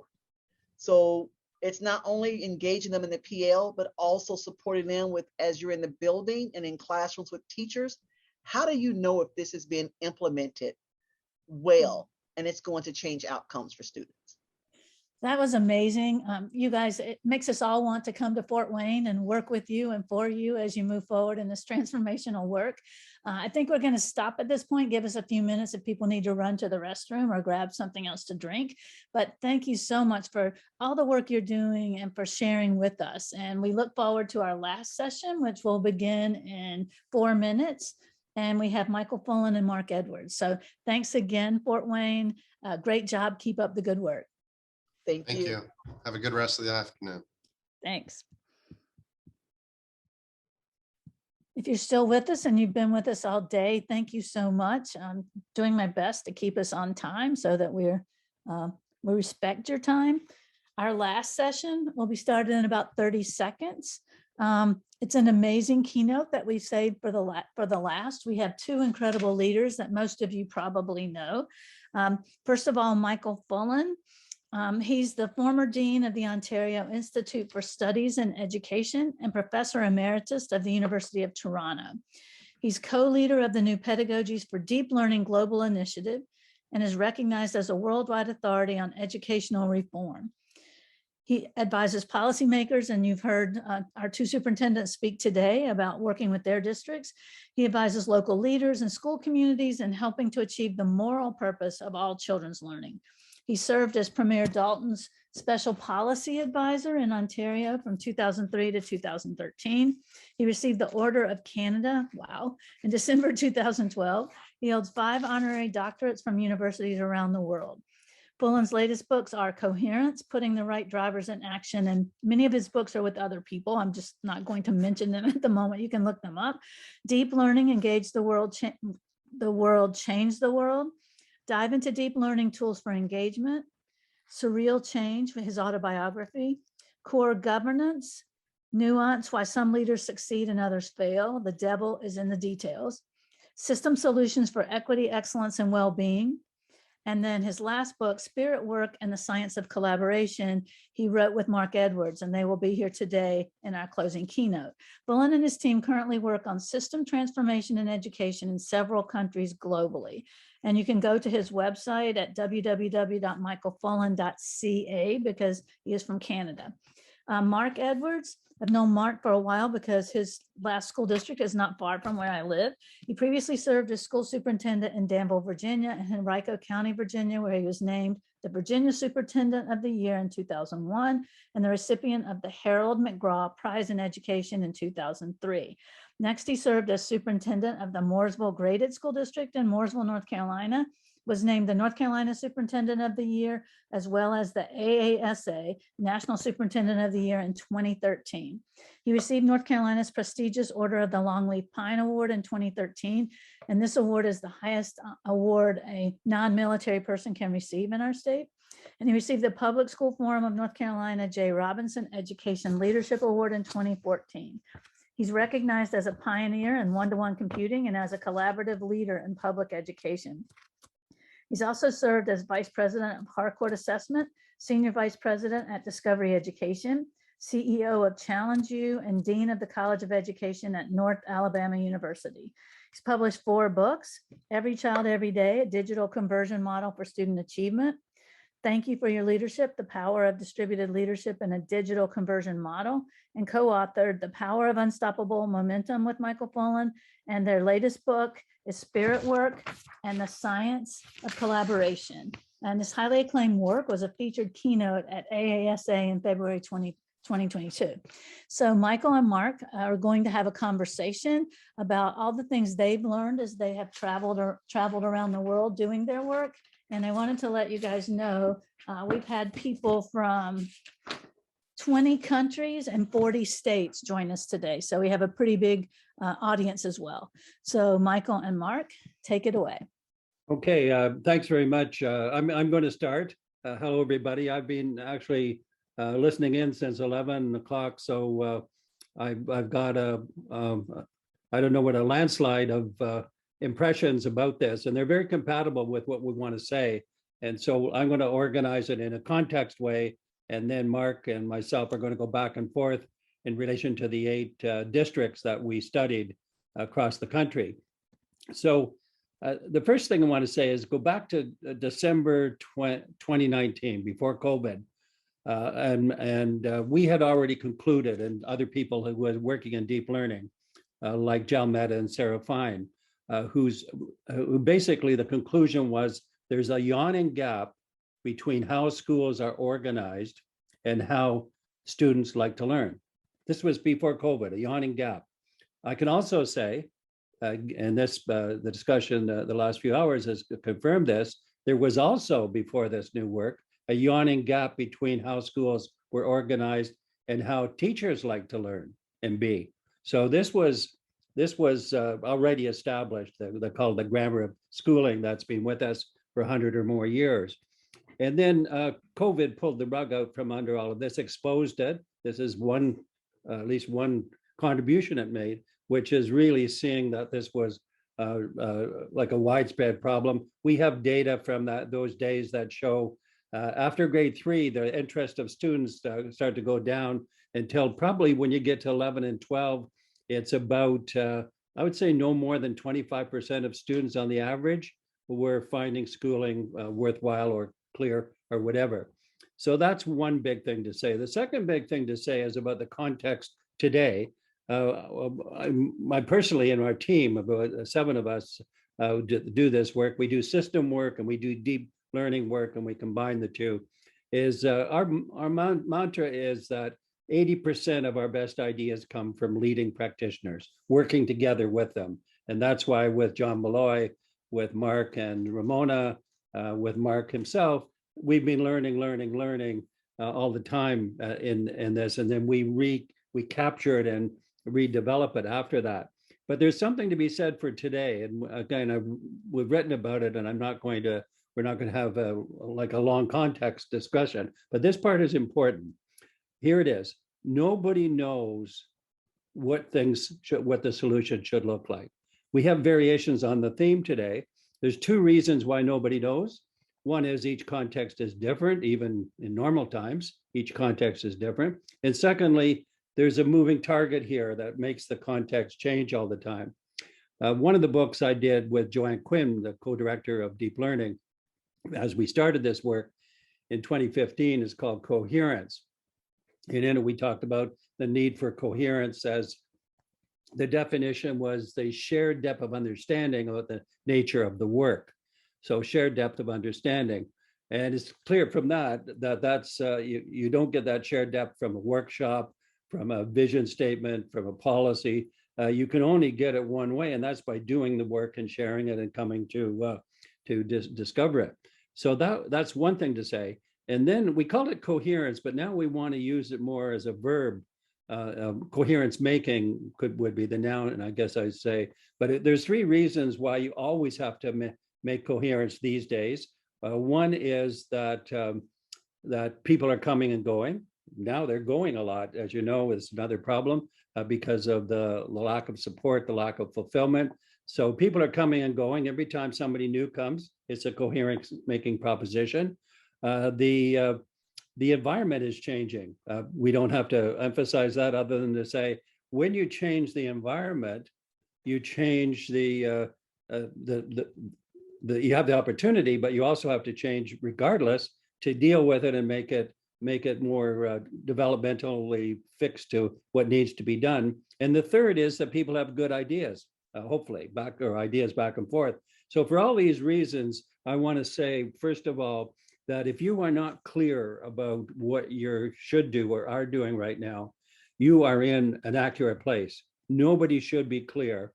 You should be developing and exposing. We saw great examples of this in the last 4 hours, that they really are developing things new in real time. And that this is, that each of these creations have to be contextually connected. That is, one of my nuance finding was that the big goal, the nuanced leaders who are most effective were experts in contextual literacy, was the phrase we coined. Contextual literacy is knowledge about the environment that you're in. And this is a moving target right now. So you always have to be on top of that development. So there's a number of, I think, reasons for those developments. It's not all doom and gloom. I wrote an op-ed for Ed Week. It's also on our website for New Pedagogies for Deep Learning. We released it February 24th, and it's called 6 Reasons for Being Optimistic About Learning in 2022 and onward. I could have written one, actually, 6 Reasons for Being Pessimistic, but being both an optimistic person and also linked in with the schools and systems you've heard described in the last few hours, there is reasons for optimism. And I'd invite you to go and look at that op-ed. It's only a couple of pages long. There's 6 of them, and select any 2 or 3 of those and brainstorm around it. Are those reasons? How do you make them positive in your situation?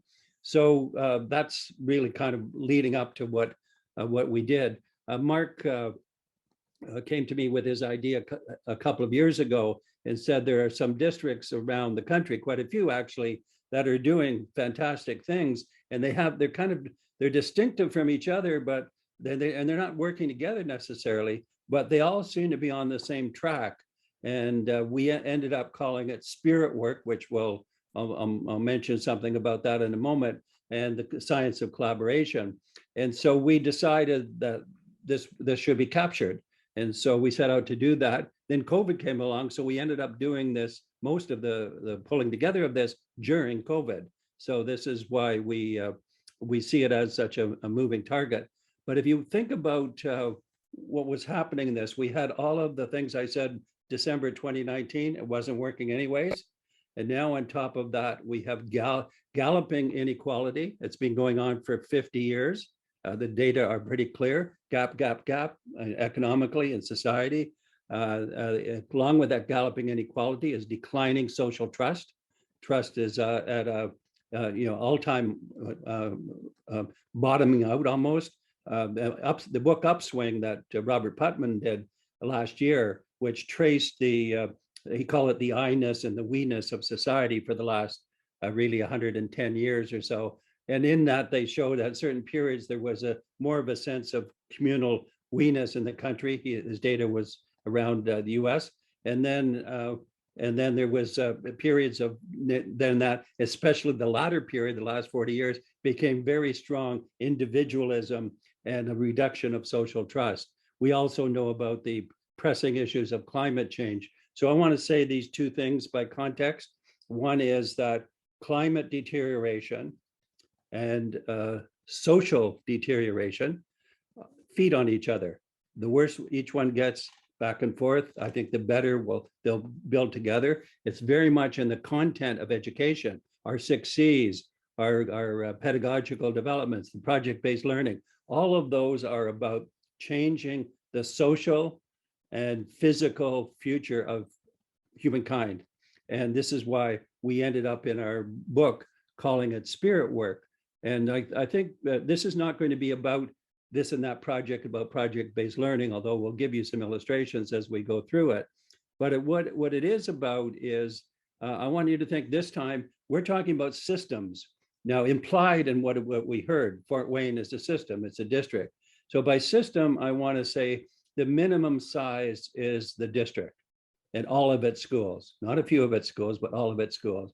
So in our current work now, that I'll say a little bit about as we go, we do the district work. We're working with a couple of the districts you saw in the last presentations, but we also are working with thinking about what should be the next level of the system. That is, what about the state level? And how do we, if you just simplify it, local is school and community, middle is districts, and then beyond that is the state and or federal level. So the solution has to be system change.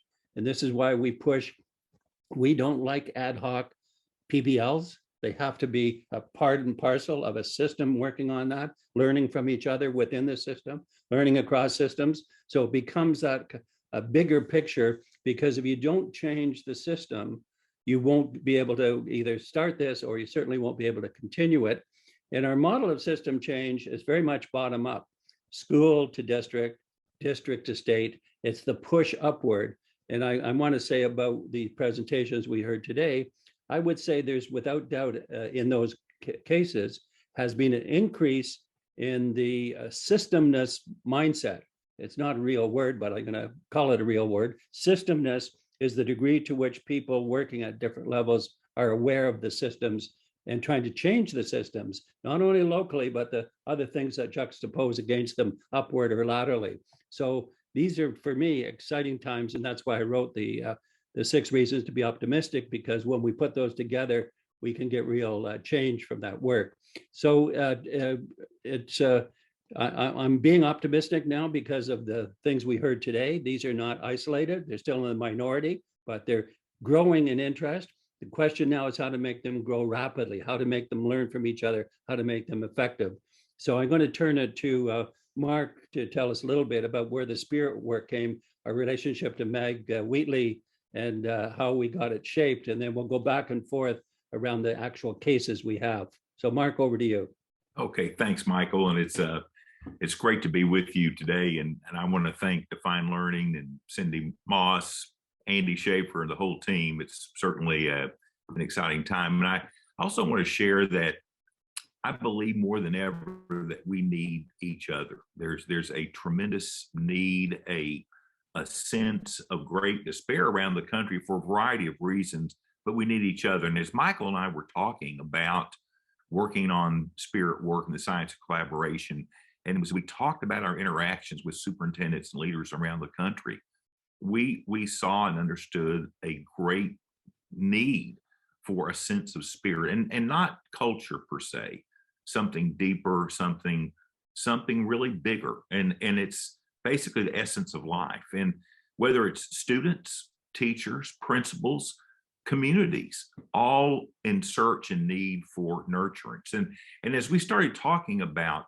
spirit work and the basic foundations of it, we knew that faith and trust and love and hope and coherence and consistency and conversations. You know, one of the learning that I remember a few years ago in a middle school classroom in Mooresville, North Carolina, students were having morning exercises, and they were sharing stories with each other.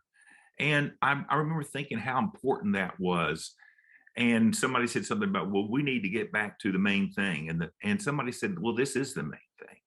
And I think that as we started talking about spirit work and the science of collaboration, we grew in that. And Margaret Wheatley has been a big influence on Michael, big influence on me. And a lot of her work has been around understanding spirit and community. She uses the term Ubuntu, which came from her work in Africa, which basically means we only exist through the eyes of others. We don't exist by ourselves, only through the eyes of others. So from that conversation, we started talking about spirit work and what it could mean, influencing, and then we went into the science of collaboration and a lot of the work that Michael has done around deep learning.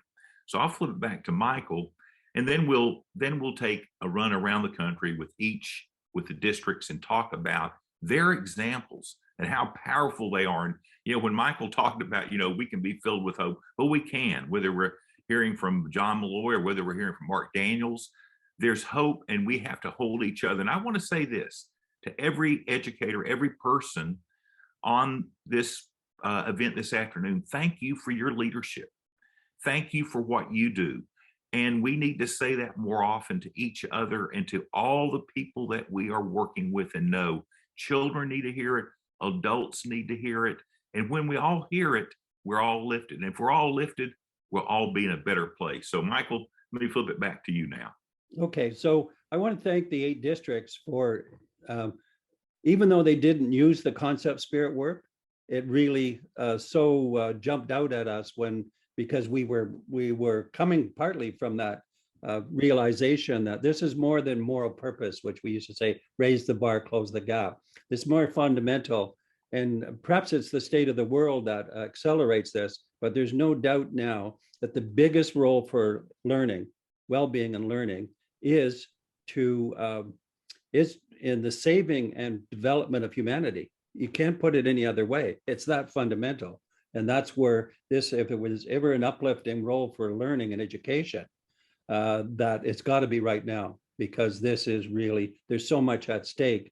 And what we saw in the spirit work is the love and the trust and people stated unabashedly all the time, because they were doing it. Students and parents and community, even though there, as we'll hear, there's some conflicts, they tended to handle conflicts with greater courage, greater transparency, as you'll see through this. So I think we have the spirit work, and now I'm going to say this is the concept for the future, for the present and the future. I'm doing some leadership work with various groups, and what they love to conclude is leadership is spirit work. That's what in education they're saying that. And then I'll just touch base with collaboration. Meg and her Wheatley in her foreword to our book, she said, well, actually, there's no difference between spirit work and collaboration, because collaboration is about humanity. You can't define yourself very well outside of this relationship to other humans. So she said that she fuses them. She doesn't want to think of them as two separate things. And in fact, they are fused in the book. Collaboration, if we want to stop on that for a moment. I've been involved with Andy Hargraves and others probably for 30, 40 years. We have studied and developed collaboration along the way. And I think our conclusion is pretty clear, and maybe a little bit surprising, because it says collaboration is not the answer by itself.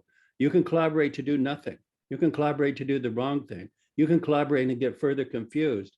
There's a lot of reasons why collaboration, if it's not moored or anchored in the guidance of spirit work, it's not going to be effective. So think of collaboration and science work as going together so much that they are a single concept that's powerfully the engine to make the changes that we're talking about, and that these changes are being discovered. And the way to discover them is to have the right orientation to start with, and then to learn from yourselves, from others by doing this.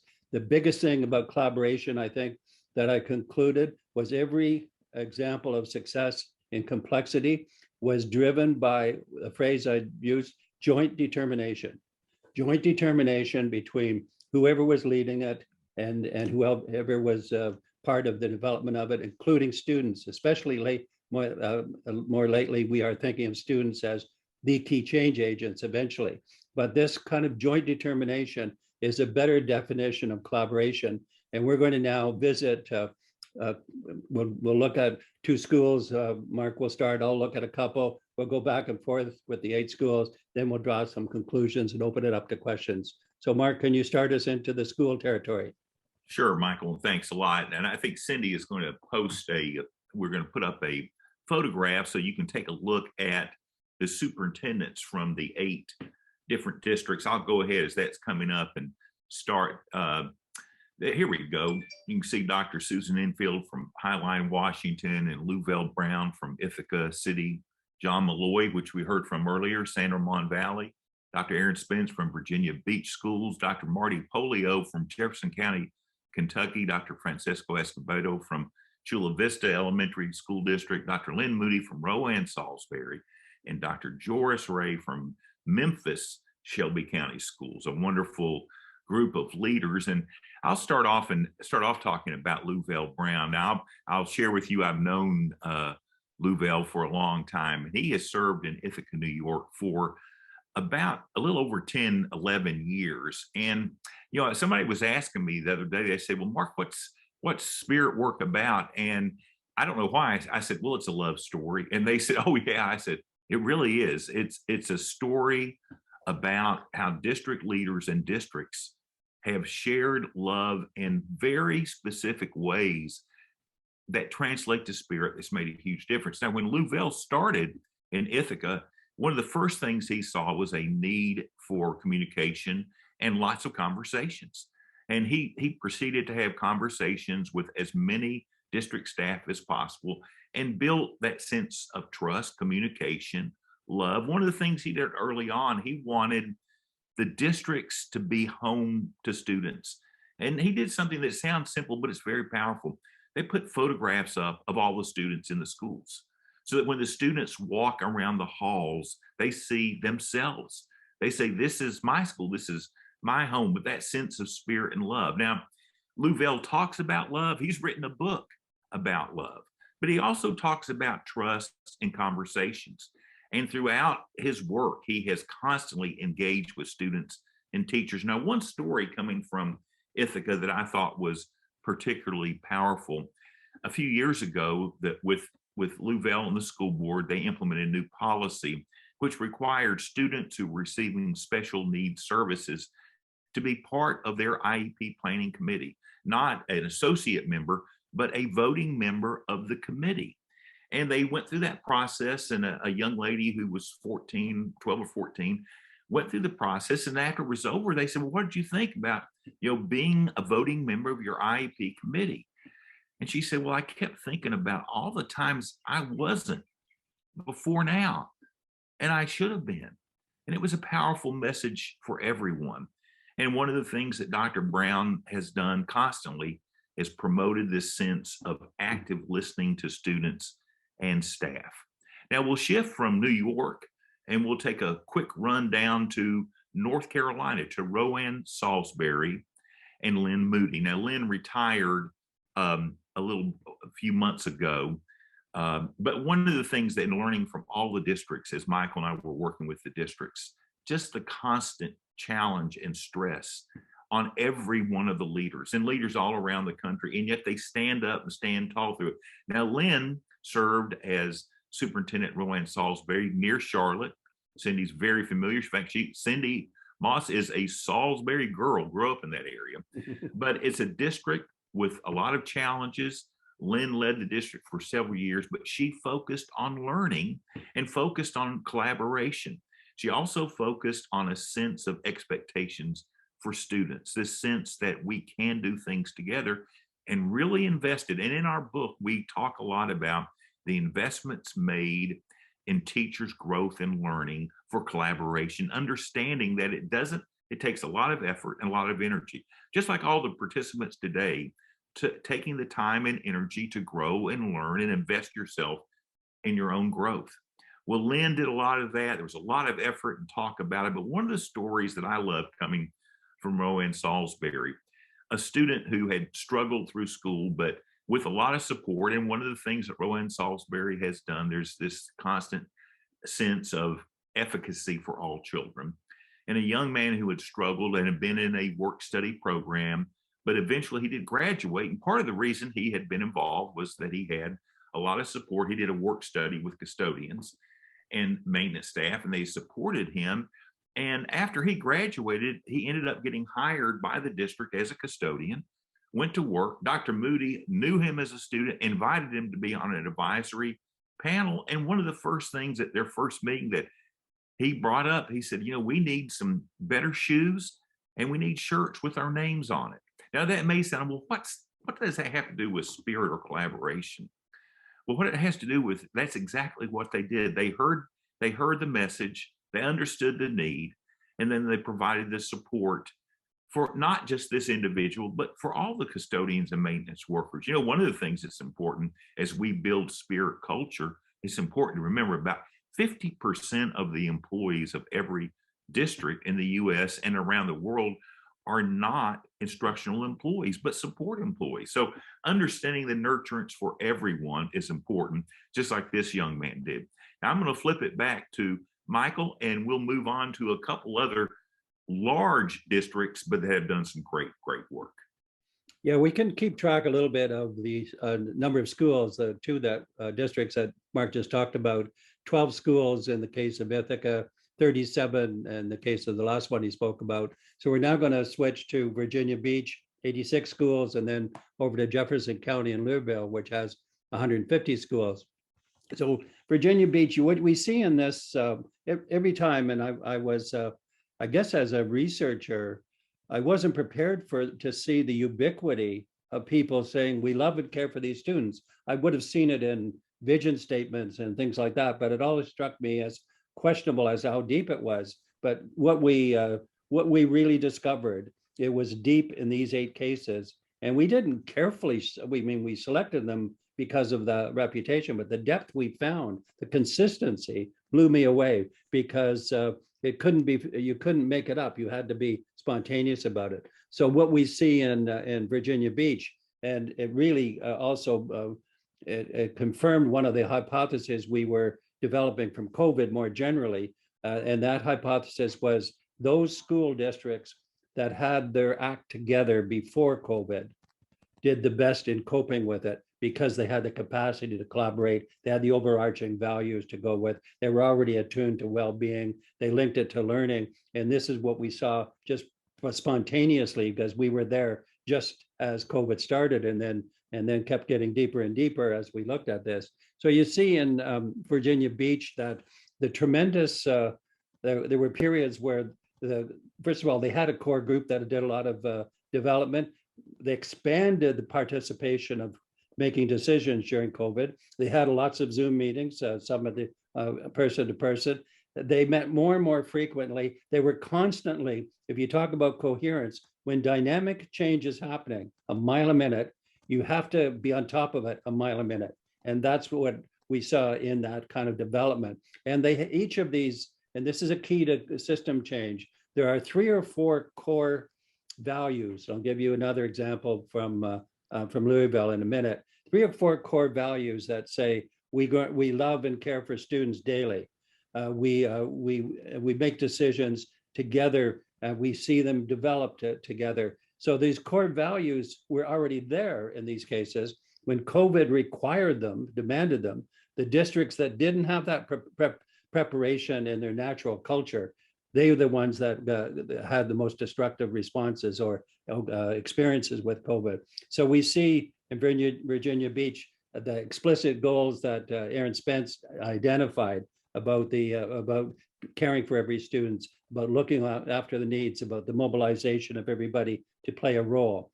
The larger district, now Louisville, Kentucky, Jefferson County, it had 150 schools, they had Marty was a high school principal, Marty Polio, the superintendent. And at the time he was a high school principal, 2017, 2018, the state was increasingly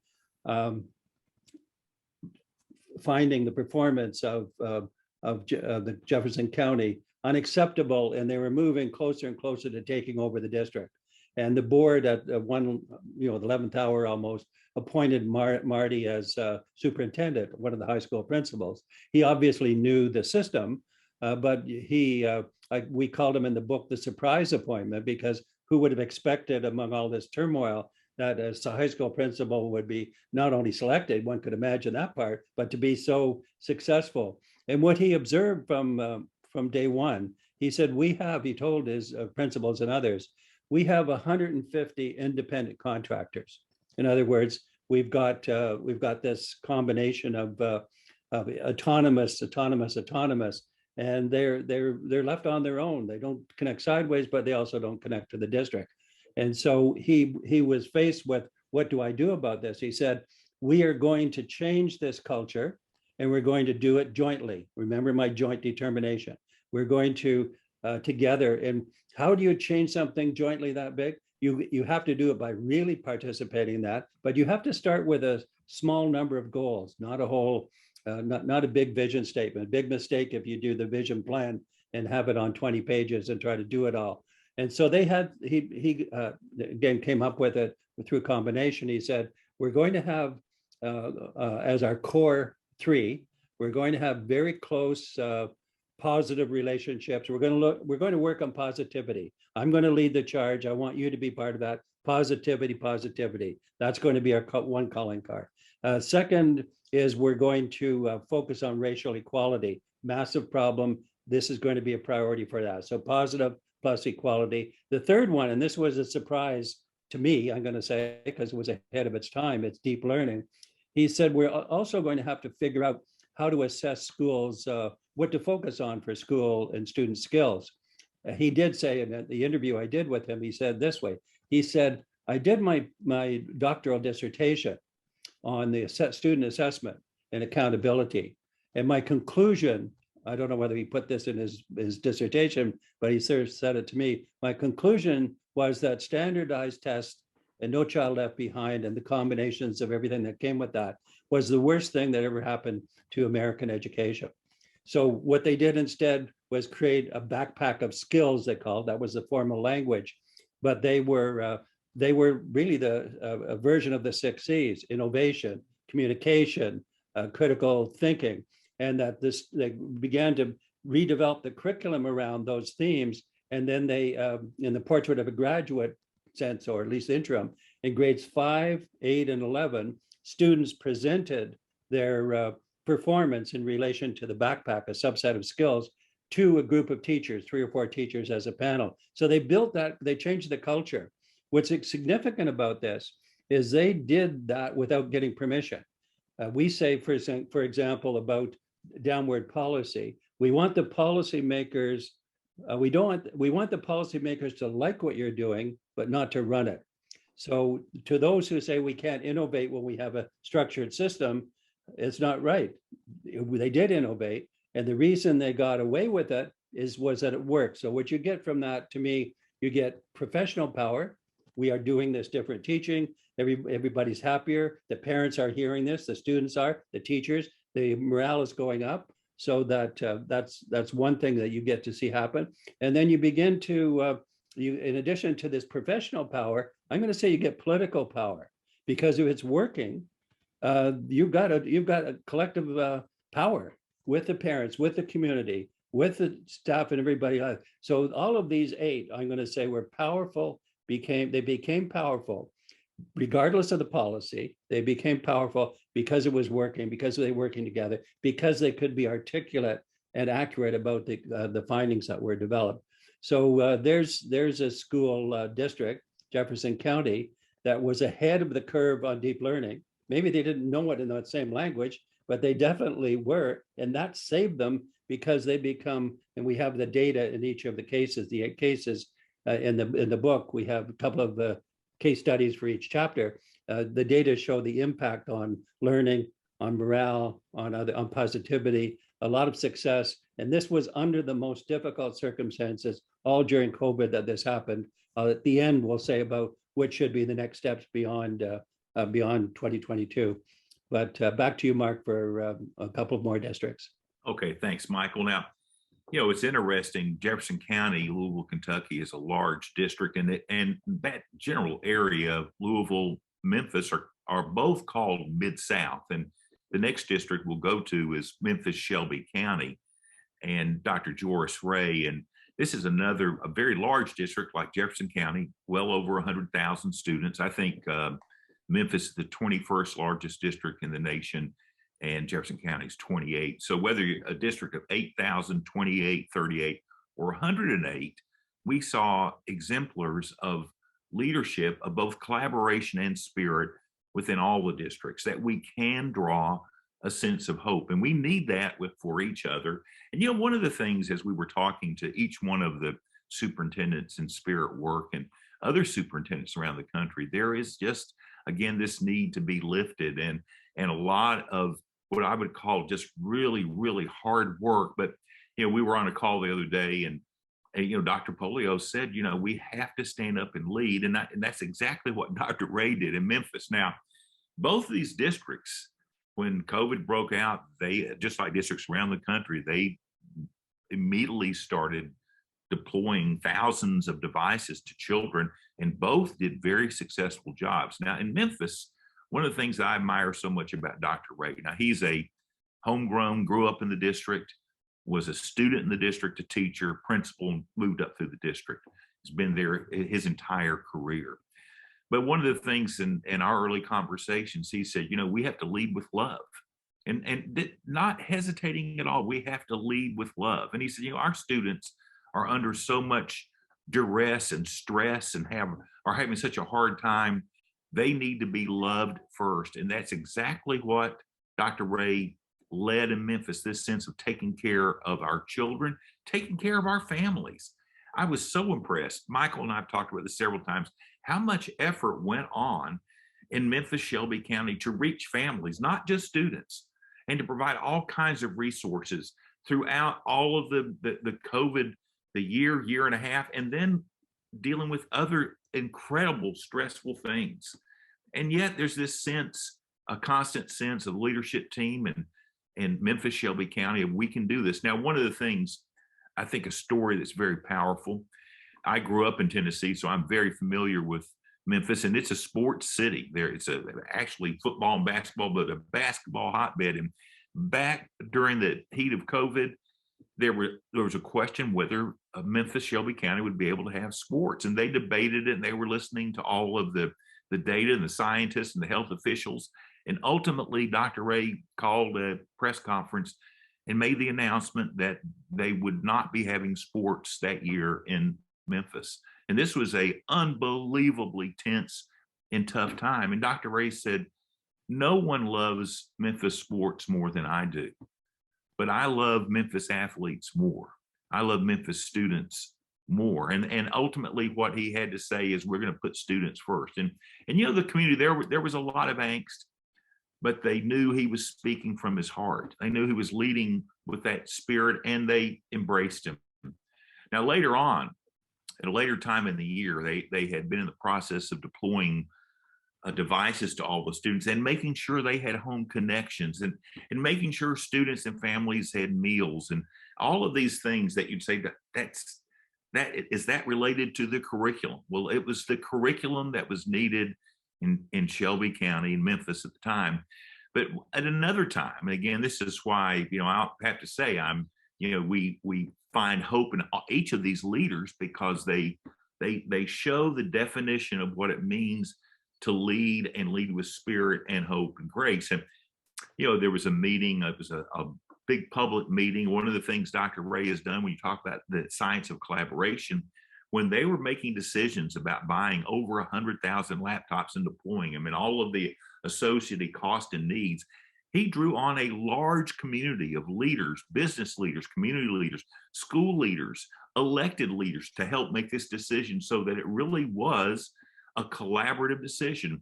They worked on it for months. They thrashed around, they pushed through it. They were trying to get it done to go for a vote. And one of the elected leaders who was not in favor of moving forward the way the most were said to Dr. Ray, are you willing to put your job on the line to get devices for every student? And Dr. Ray calmly and with focus said, I put my job on the line for every one of these students every single day. And that is what I do. And the message was resolute and it was clear.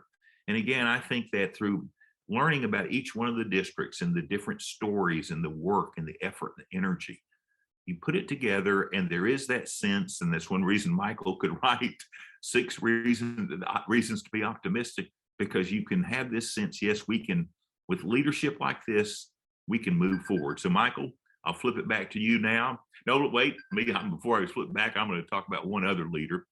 I'm going to take a swing out to the West Coast in Seattle, Washington.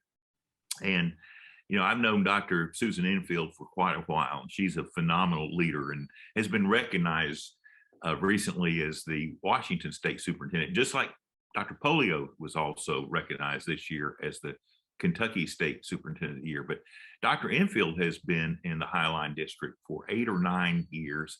And one of the things that I love about the Highline District is the Highline Promise. And when I was first talking to Susan, one of the things that she did, she said, you've got to hear about the Highline Promise. And I said, what is it? She says, real simple. We promise to know every student by name. Now, this is a fairly large district, 25,000 students or so, but know every student by name, know every student by strength, and every student by need. Now, think how powerful, how simple, but how powerful that a district would say, this is a commitment we make to every family and every student.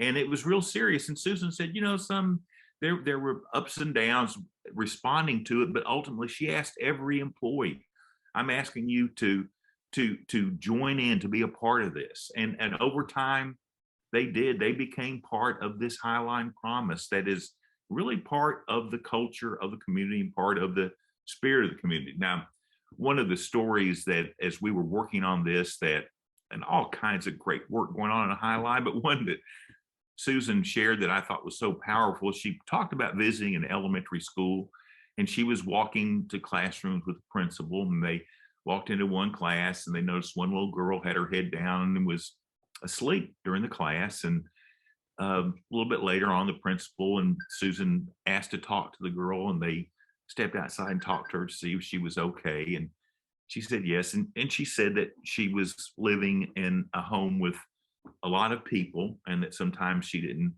sleep as well. And as time went on, Susan got to know the little girl and stayed in touch with her. In fact, she went out to have lunch with her. And Susan asked her one time, what's one of your favorite things? And she said, chicken teriyaki is one of my favorite things. So the next time that Susan went out to have lunch with her, she brought some chicken teriyaki. Now, a few months passed. This was last spring. And Susan talked to the principal, and the principal said, we've lost touch with this little girl. They've moved, they're gone. We can't find them. And Susan said, we'll track them down. We need you to we got to find out how they're doing, what's going on. So the principal did good work and found the student. She contacted Susan. They had moved out of the district. And Susan, they found out where. So Susan and the principal gathered supplies, clothing, toiletries, food, lots of stuff. And they were living, several family members were living in one hotel room in a town nearby. And Susan and the principal went to see the family. They distributed the clothes and other things, and they all brought chicken teriyaki for everyone. And Susan said, as they left that day, the little girl smiled at her and said, isn't this just a great day? Isn't this just a great day? And I think, again, when we see examples of that spirit, that sense of collaboration, that is happening all over this country in classrooms, and we need to talk about it and share it, just like we've heard throughout the day today, because that is that type of spirit infusion that lifts us up. And I'm going to flip it back to Michael, and he's going to talk about a couple other great leaders out on the West Coast. So we're just going to wrap this up in the next 5 minutes and hope to get some questions and able to follow the chat anyways afterwards. There's a couple of things from a change point of view I want to mention. One has to do with what we call specificity without imposition. Sometimes I call it precision without prescription. So you'll notice the change stories in each case. These are all successful. Is that highly specific change was accomplished and none of it was imposed. It was cultivated. It was shaped. It became the internalized and highly specific. That's how you know it's there. That's how you make it effective, because to be specific, whereas if you just say, well, love counts, it's going to count everywhere, it's too diffuse. You have to operationalize it. You have to actually do it in a way that's part of the sequence of combination to get things done. The other concept that's very interesting, because I see a lot of cases, is the role of courage. I used to think that people have, they have courage, they grow up and they say, I want to make a big impact, and they go in there courageously and do it. But it's strange in some ways that a lot of the leaders are humble, but they're so committed that as they get into deeper and deeper, they end up, and I'm going to put it this way, they end up doing courageous things that I'm going to say they wouldn't have predicted they were able to do, but they grew to courage because the stakes were so high, because they were so invested. And then I think they could be courageous the next time. So their courage is a variable, and it's just talk until you actually have it. And I don't think people go around right and left saying, I'm really courageous, watch out for me. They actually do the things that count, and the byproduct is courageous leadership that makes a difference. And then they are still humble, going to do more. So I'm just going to touch base very briefly with the final two on the West. One of them is John Malloy. So you heard him for that hour earlier. Fantastic, really interesting case. Aside from the size problem, remember he said, because I studied him in Toronto where I'm based, he went from a school district of 600 schools to one of about 30 schools. And that, and he arrived just at the early stages of COVID. So he's only been there during COVID. But he also, and this came through, because this is a really subtle change accomplishment. This was a district, is a district that was highly satisfied with his academic reputation. Most of the kids went to post-secondary in the right way, that from their point of view. There was a lot of parents that were high expectations that were met, etc. And basically, John had a discussion with them over, it doesn't take long to, we have a go slow to go fast is the change guideline here. You have to go slow to really size it up, make some relationships. But once you start going, it accelerates because it's social contagion. And what he was able to do, because they did it collectively, was to have them realize before it would be imposed on them that academic success was not going to be sufficient in the ages that we're in. That will lose its cachet. It will lose its position. In fact, we have a finding or a saying that good at learning, good at life, and you could really be good at education but still not be very successful in life. I think he put that slide up. And so in that case, it's like one of the books I read called them the wounded winners. They were good and they won the academic game, but they weren't better off in society that had a lot of other problems that they couldn't cope with in their own lives. The final one was Chula Vista, one of the 42 districts in San Diego County. And we're actually working in that county right now. I'll just tell you the short story. Do read the case of Chula Vista, because what they did, big district, is that they built up family centers in relation to clusters of schools, and were able to deal with the non-educational factors like poverty, health, safety, all kinds of things that were difficult and are difficult there, along with the academic. And through this local operationalization and development, become highly successful because they married the instructional side with the social emotional development side. In fact, the really strong development of community agencies. So that's a success. But the one I wanted the aspect I wanted to mention is now, as we've just formed a partnership in February for 2 years in San Diego County. It has 42 districts, and this is the goal they set. They have 500,000 students across the 42 districts, that they will reduce poverty, not just educational performance, but reduce poverty by 1/3 in the next 3 years. So they are going to mobilize the school capacity and district capacity knowledge that is accumulating, of which you heard a lot about today, and also the knowledge about what is the community schools relationship, what's the role of health and social work and all of the other agencies. How do you make it a cohesive combination and put yourself on the line to develop that? So I want to just conclude as we say that this whole afternoon, and I know people have a chance to review chunks of it or see it for the first time when it's disseminated by Defined Learning, which is a great service. So last point to make is this is totally precarious. From this moment on, for the next 24 months or more, but let's take 24, the world and the school systems and everything about it, you know this more than I do, that there are more reasons in some ways to leave the profession than there are to stay because of the circumstances of it. So the turning point that we want to say from the kind of work that was described today is this better be a fork in the road. This better be leading to the multiplication of things we've heard today over the next 24 months, or all will be lost. And I do mean a lot will be lost. So thank you. Over for a few questions we have, and certainly follow up. We're happy to do that. Wow. Thank you guys so much. That was inspiring in many ways and gives us hope for the future. I was wondering, in my local city where I live, they just fired the superintendent. And moving forward over the next 2 years, as we face these precarious times, school districts and school boards are having to hire superintendents. You have these leaders that have been courageous, not comfortable, done amazing things. How can school boards find people that have the qualities that will allow them to be courageous leaders, and how do they need to support them moving forward? Mark, why don't you start? Okay, well, Cindy, it's a long